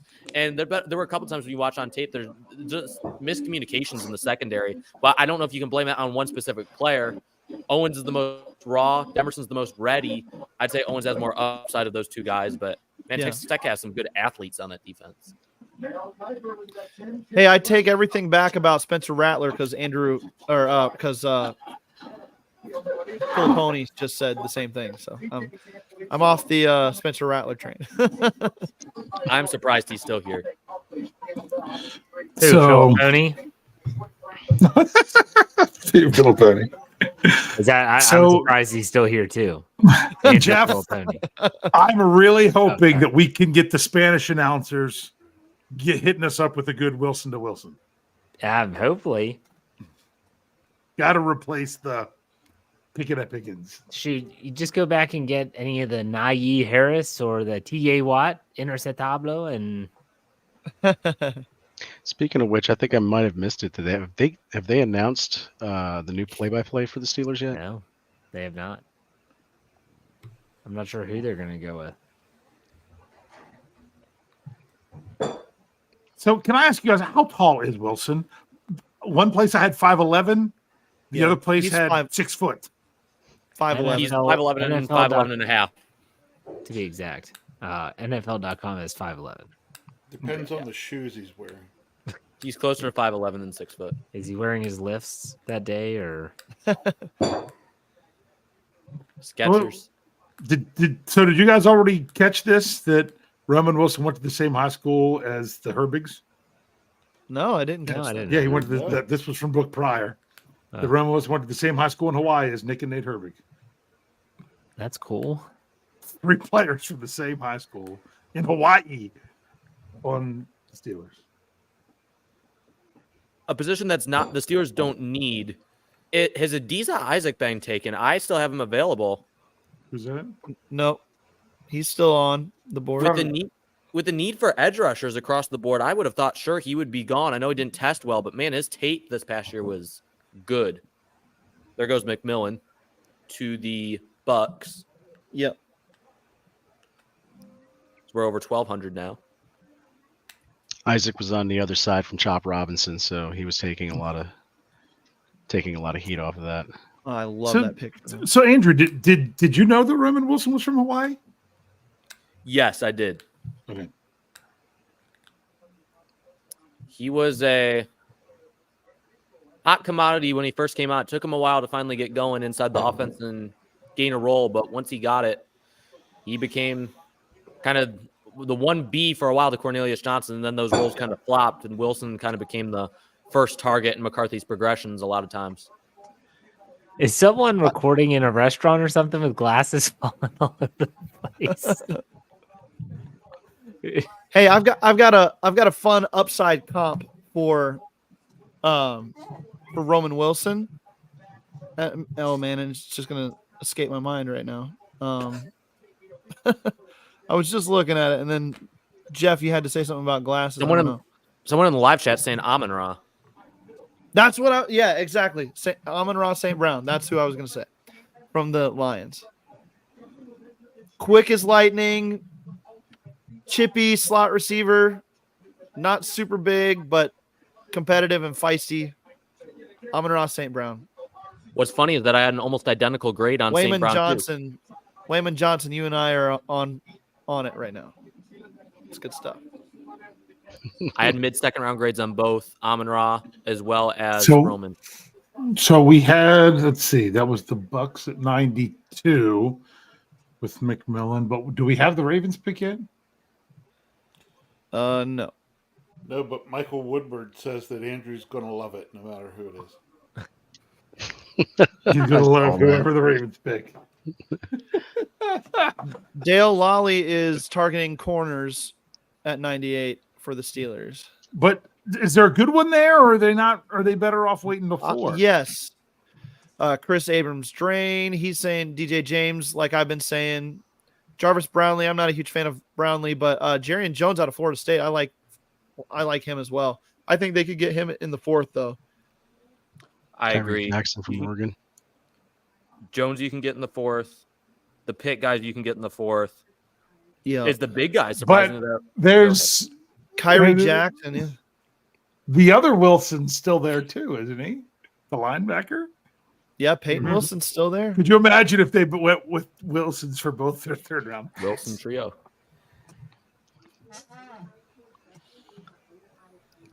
Chad Forbes says the Broncos are looking to move up for wide receiver Troy Franklin. 98. Come on. Hey, Jeff or Dave, I thought I'd bring up, I see Coach KT down here. Uh-oh. Is he here? Yeah. Oh, yeah. I got him. Oh, jeez. What? Oh, my God. All right, everyone. Bring him in. I am. Everyone there he is. Listen to the coach. What's up? I figured you guys have been on for 4 hours. I might come in and provide a little relief, Oh, thanks. Appreciate it. We're just going to turn it over to you, and you can talk the rest of the way until pick 98. I figured you were ready to fight Bradley in the Slack channel about the Roman Wilson selection. So what's your thoughts on that? Well, first of all, is Shannon okay? Is there, I asked if he had a Still haven't seen defibrillator him. on site. He said it wasn't necessary. All right. He has a do not resuscitate, so I hope he's okay. Yeah, man. I tuned into the live stream after that pick. And Shannon was on the verge of hyperventilation, so I was like, we're worried about him, man. So, well, I don't know. It was one thing for him to be there. It was another thing for the Steelers to actually take him. Yeah, because Shannon was getting the Creed Humphrey flashbacks. Yes, for sure. Well, I got to say, man, I really love the Roman Wilson pick just because, like I was saying to Bradley in the Slack channel, I agree with Bradley. He doesn't run a full route tree, and if the Steelers were going to use him outside, I think that it wouldn't be a great pick. But I think their offense is going to look a lot like what Michigan's offense looked like, and he's a great guy to use on all of that eye candy stuff, the RPOs and the motions. I mean, the reason you put him in motion is because you don't want him to get jammed up, and he is so quick and slippery that you get those linebackers move in one direction off of play action, and a guy like Roman Wilson with his quickness suddenly creates tons of space in the middle of the field. I mean, for what the Steelers are going to do, I love it. I don't know. I missed, when you guys were talking about it, and I don't want to rehash that, but I'm not sure how other people feel. But again, man, everything's about scheme fit. So I think the fit right now with him is excellent. Coach, what were your thoughts? Adisa Isaac to the Ravens, just as a quick aside here. Coach, what were your thoughts on Roman Wilson when you were doing his evaluation, specifically as it pertains to his blocking? I know a lot of reports out there were kind of wobble back and forth on that. Some people say, he's really good physically, closer to the line and blocking, doing the dirty work. When I looked at it, he definitely showed a willingness to do that. What was your evaluation on how effective he can be as a blocker? So he's like 5'11", and he might be 190 pounds. And they would get in bunch sets, and they'd run duo. And when you run duo, the rule for the outside receiver in the bunch is you have number 2, and number 2 is 9 times out of 10 that's the strong safety. And Roman Wilson's coming down and handling strong safeties in the box. And then sometimes, depending on the defensive look, they're running duo, and he's got to actually chip to a linebacker.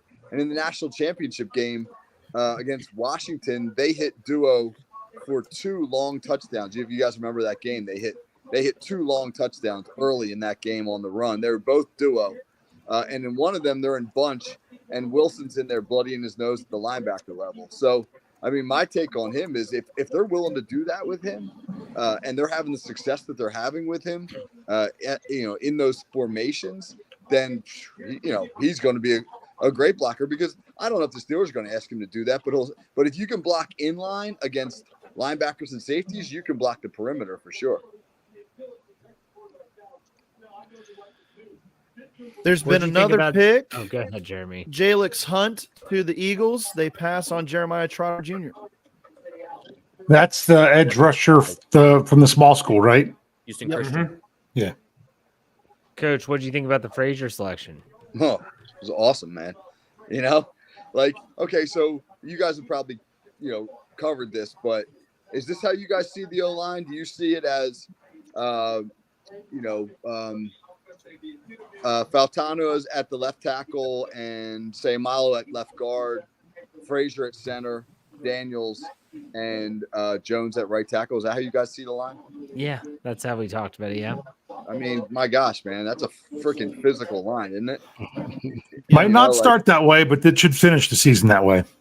Yeah, probably you're right. I agree. Yeah, probably won't start that way. But my goodness, man. Would you not flip Broderick Jones to the left and play? Yeah, I know that's what I would. played on the left. But I don't know if I don't know if they need to. Faltano's a great pass protector. He's got great feet. Mm-hmm. I mean, and I mean, honestly, I would be a little bit more comfortable with him in pass pro than I would with Jones. I mean, Faltano was top 5 in all of college football last year per PFF in terms of his pass block rate. So I mean, and you watch him; he's so good with his hands. Like when you go up against the best NFL guys, like picture T.J. Watt. T.J. Watt wins so many of his pass rush reps with his hands because he's so good at getting the offensive blocker's hands off of him, and then he can do all the other stuff that makes him great. And Faltano's the same way, but on the other side of the ball, he wins all the time with his hands, and that's how he controls people. His feet are good, but his hands are great. And I mean, I just think that for the sake of the continuity of the line, you're already going to have a new left tackle or tackle with the rookie pick. You're going to have a new center. And if Jones has got a year of experience at right tackle, I would leave it as it is. But if they flip it, I'm sure those guys will adjust too.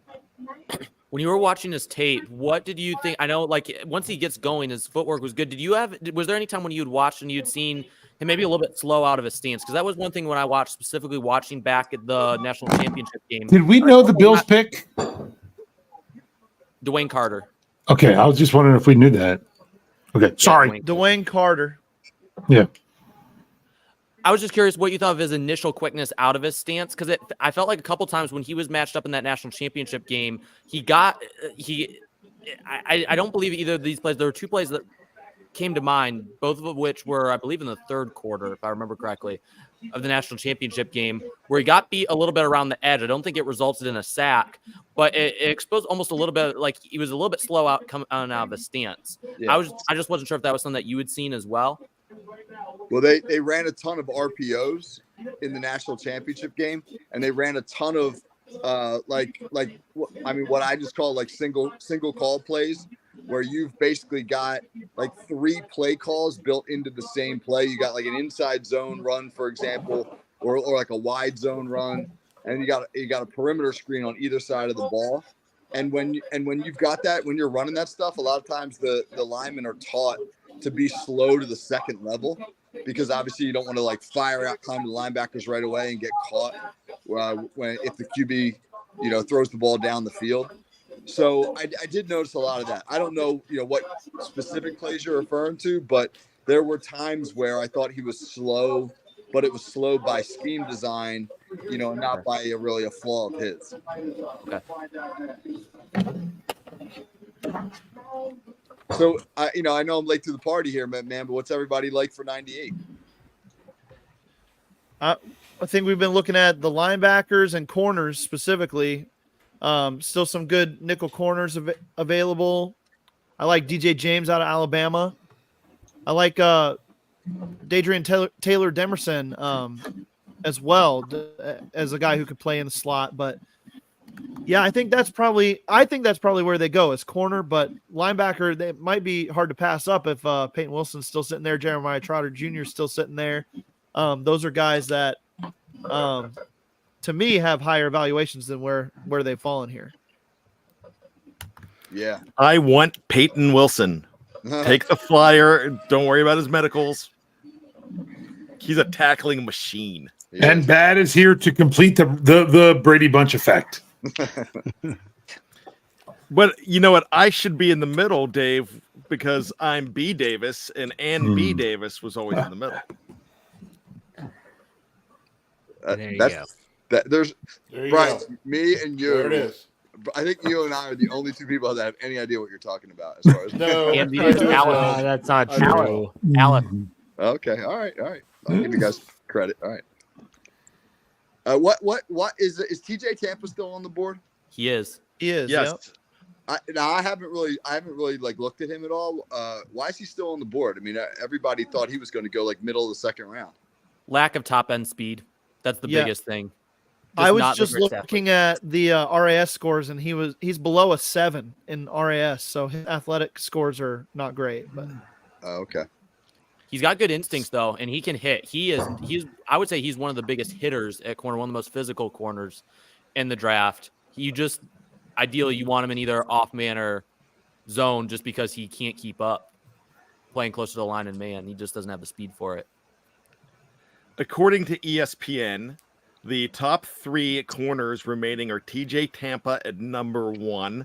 Then you would go ahead and have Cam Hart from Notre Dame, who's 10th overall on this list, and Chris Abrams-Drain from Missouri, the corner at 16.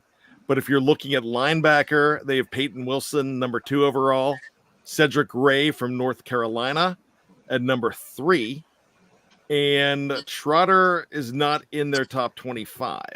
No, actually, number 22. He's their 3rd linebacker. They have Cedric Gray above Jeremiah Trotter Jr.? Yes, I mean way above. I'm talking 19 overall. There is some buzz from Chris Carter and some other people that the Steelers are planning to take Peyton Wilson with their next pick if he's there. Oh my gosh, I would love that. I wouldn't be opposed to that. I just love the Wilson. Next thing you know, they're going to go to the fence in Michigan and take Wilson from Home Improvement. Jerry Jones. Off the Earl board. Hindman, rest in peace. Jerryon Jones. Now it's the Bungles. You know what? I could see them. So we on pick 97? Yeah, we are. Yeah. Yep. Right before the Steelers. I could see the Bungles killing us. Thank you, KP8 for moving this pick into day 2. Yep. According to Christopher Carter, Peyton Wilson to the Steelers, but they're not even on the clock yet, so I don't know what that means. Okay. Was that the question? Was that a report or was that a desire? He reposted Paul Z saying Peyton Wilson to the Steelers, according to Carter Critiques. I'm all over that. Yeah, Chris Carter says the Steelers get Peyton Wilson. Oh man. Yep. Man, this draft is Mark great. Mark Cabali just said the Steelers joined the 20-0 club, so he must be seeing it too. So he says Omar Khan knows how to get value, and the draft is all about maximizing value with the picks that you have. And he knows how to do that, and that's one thing I love about him. I would have never expected it. He's just the money guy. I would have never thought it, but the combination of him and Weidl, I absolutely love. Which is funny because Andrew, didn't you hate this hire when it happened? I wasn't the biggest fan because I wanted someone who had more of a background in specific like in scouting. Whereas just knowing like at least the immediate background of Khan was more the money guy. So I want someone that was a little bit more there. But I'm so glad. So Peyton Willis doesn't have an ACL. He's a I was just about to say from Will Brinson, Rap Sheet says Peyton Wilson does not have an ACL in one of his knees. Neither did Hines Ward. Neither did Hines. Yep. Yeah. Damn it. McKinley And his older brother Bryce Wilson pitched for the Pirates. It probably sucked.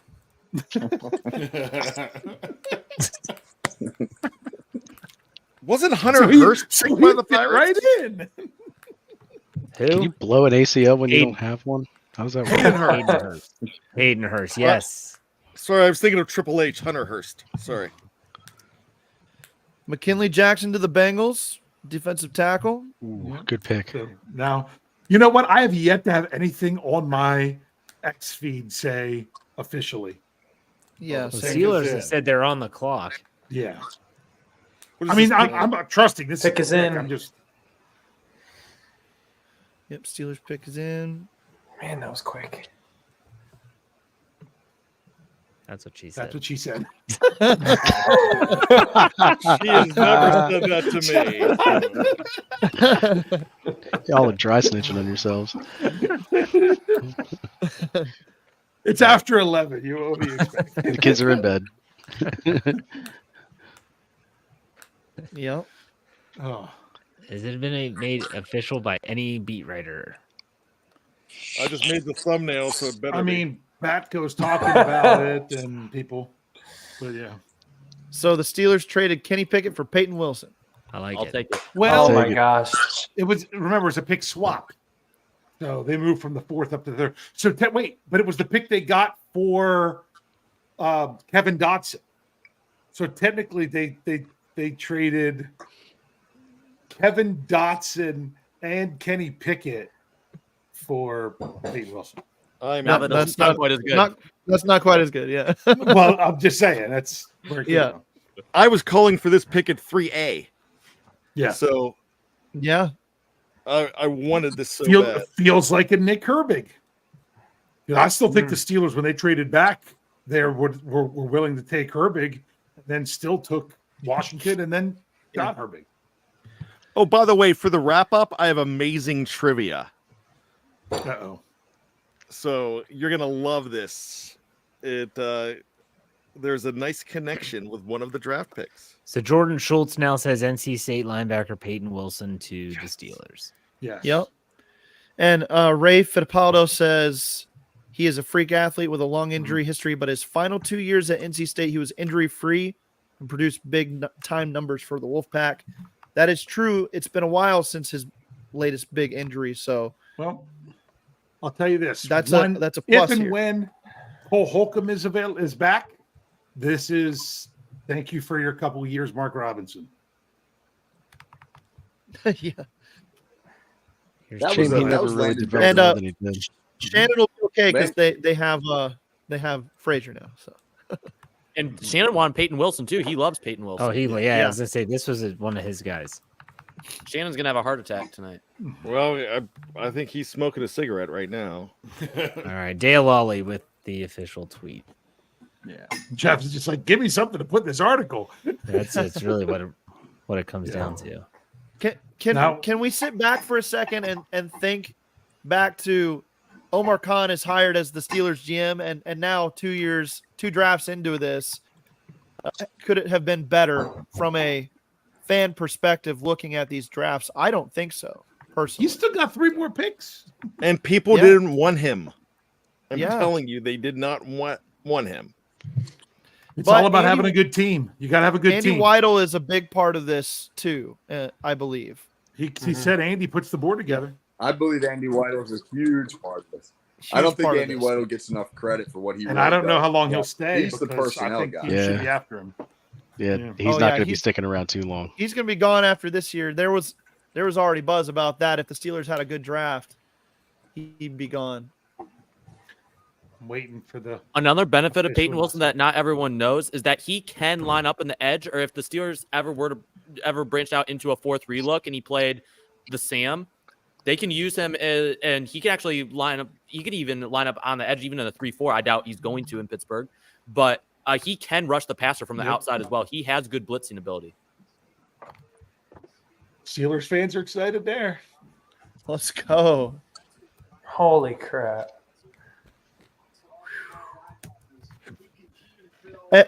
One thing Daniel Jeremiah is saying right now that is absolutely true. This guy might be the most instinctive linebacker in the draft outside of maybe Junior Colson. Great instincts for this guy. 4-4-3 linebacker. Sheesh. Do they? Holcomb's got a pretty big price tag. Wasn't that the same time Devin Bush ran in the 40? Don't say that. Get that out of here.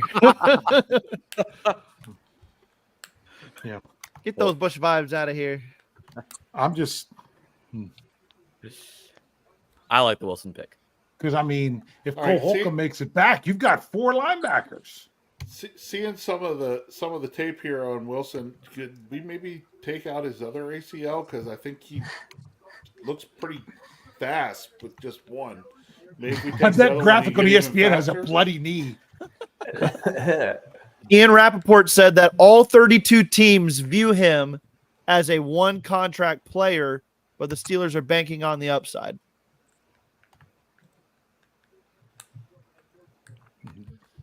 So run the wheels off of him, as they say. Well, apparently he only has one wheel to begin with. Look at his pants. It's crazy, man. None of these kids today, man, will pull their knee pads down over their knees. They play with their knees exposed all game long because they think if they even wear them. It's crazy. Well, gentlemen, I have to go record the breaking news podcast. Yes. I'm gonna enjoy head the out rest as well. of your time. Your draft And, is ready, David. All right, thank you very much. I'm excited, man. This is a great day. Great day. Bye, everybody. What? All right. See ya. Quite a fall for Cameron Kinchins here. Yeah, he had second round status at the beginning of the draft. Didn't he? People can get over the Big G. Big G comes back. What's up, Big G? What's cracking, man? I know y'all need to get hyped over there about this dang on draft that's going on with the Pittsburgh Steelers, man. We got an A. It's a Tell A. us about it. Tell us about it. Total A. It's an A plus. A plus. I don't know about no A plus. I gotta see how Rome work. I saw Rome up live and in person. I know what he's about. But if Rome is what I think he is, then it's an A plus. But it's an A. It's an A, man. Come on, man. We in it. We all the way in it.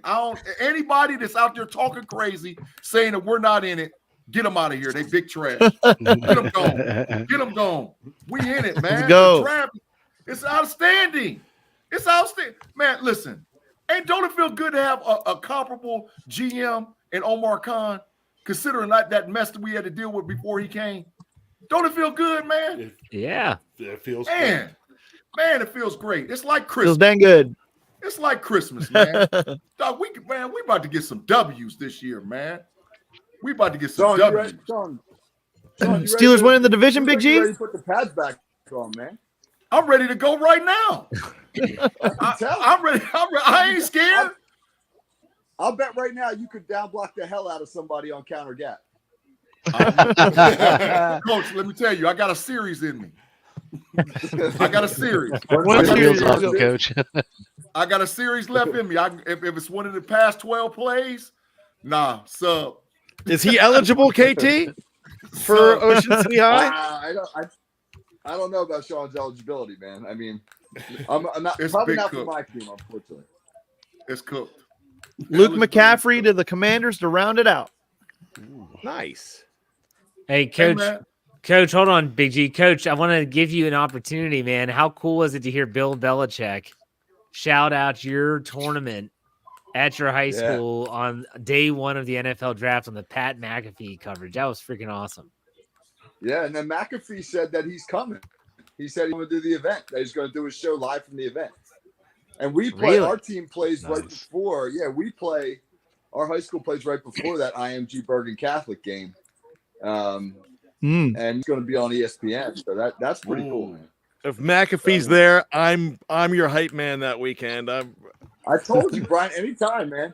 You got to be our PA announcer. So, Coach, how many teams is over there when they run the tournament? 3-day tournament, 11 games in 3 days. Teams from all over Jersey, PA, Maryland, New York, and then IMG coming up from IMG is the number one rated team in the country, and Bergen Catholic from North Jersey is like 5 or 6. So that he wasn't lying when he said that's going to be one of the best high school games in America next year. Yeah, absolutely. So yeah, it's cool, man. Absolutely. It feels like $5 in my house, so it's pretty awesome. Yeah. Big shout out. Yeah, for sure. Hey, so the whole panel, does everybody agree we got an A draft? I agree. Yes, sir. So far, I agree. yeah.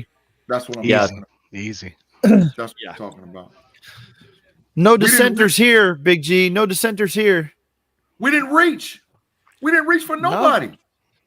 We sat still, we got what we wanted. That's been the key that I've seen too, is like every time you look at the big board after the pick, it's like, oh, the Steelers got this guy 20 picks after he was supposed to go on big boards for all the big ones. I mean, Dane Brugler's big board, they had Roman Wilson as the number 46 player on the big board for Dane Brugler.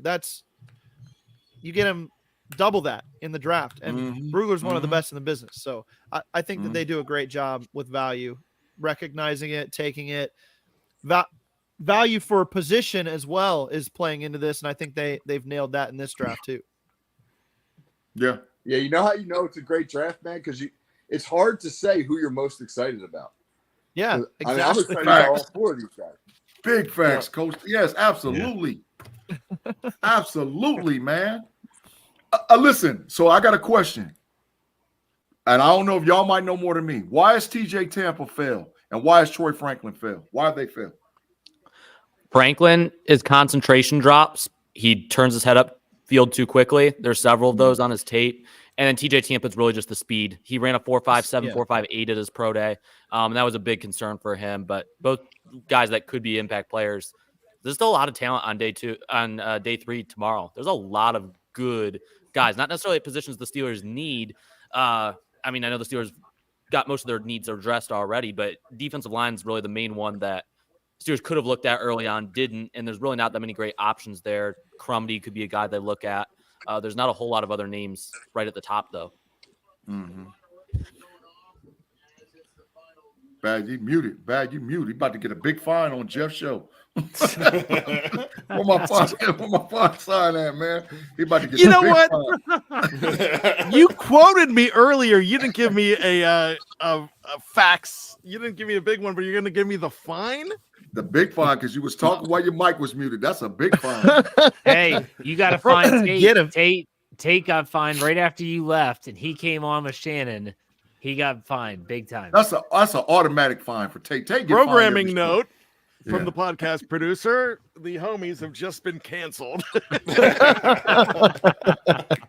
That's messed up, man. Just because you got the fine. Just because you got. It wasn't my fault you hit the mute. That ain't my fault, man.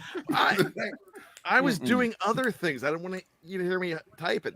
Here's the okay. Now I lost my big question. Here's the big question: who won the division so far? Ooh. Oh, the Steelers. No. And I'm not biased at all. No. Bengals had a good draft. The Ravens done had a good draft, man. I don't like the Nate Wiggins pick in the first round. Yeah, I don't like that either. I was a big fan of what the Browns did with their couple picks, honestly. Yeah. In the trenches there. They did well. The Bengals been doing well too. Yep. I agree with that. They've had a good draft. Yeah, they didn't have a You know who had a trash draft? The Dallas Cowboys. Yes. They drafted trash. They drafted horrible, man. Your boy Maud. Oh, I was over there killing him. Killing him, Jeff. Killing him. He couldn't take it on the screen. Oh, man, I said, your draft is horrible. Y'all horrible. Y'all done smoked the draft. Gone. Does anybody in here have a favorite pick of the class so far? I gotta be honest. For me, I was more emotionally invested for Shannon White's sake as was watching him in the second round. And when they took Zach Frazier, I felt like this huge burden of relief for him. I really didn't care if they went that way or not, but man, like Shannon was so ecstatic. I was just so happy for him. So right now, that's my favorite for sure. That was a great human moment, and you know, shout out to Shannon White, man. He looks good. He looks healthy. Congratulations. I mean, I'm just so happy for him. Shannon gets up on the wall of fame for draft reactions with Andrew Wilbar's Kenny Pickett reaction. Yeah. Don't forget the Jeff Hartman doozy with Kenny Pickett too. I don't know, Bad. Yours last night, whenever they took Penix, was pretty good too. But mine? Oh, yeah. Bad, you was hot because Penix went to Atlanta? I was just shocked. We were all shocked. I was just loud about it, I guess. Jumped out of his seat, got all excited. Because I was happy about it. Knicks too, because I don't think you get Fautanu without teams reaching for a quarterback. I agree. The silly season began early, so. All right, hey, I got to roll. You all can stay and talk and hash this stuff out as much as you want. We got to go do our wrap-up show, but yeah, thank you all for taking the time and joining us. And Jeremy and Andrew, you guys stay on as long as you like, and then just shut it down whenever you want. Yeah, I think we're gonna have to go soon too and do the recap for FFSN. So okay, well, so if that's the case, we'll just shut this one down. We are going to be starting on myself, Dave, and Brian will be starting our another stream all about these picks on day 2. Got a whole other day tomorrow. So thank you all for taking the time. Thank for all the 1,200 plus people watching us live right now on one of the platforms. Thank you all very much. You are the best. And A draft, right, Big G? A draft. Here we go. A. Straight A. Yeah. Day 3. Big facts. Can't wait. Can't wait. See you guys. Take it easy. See you guys.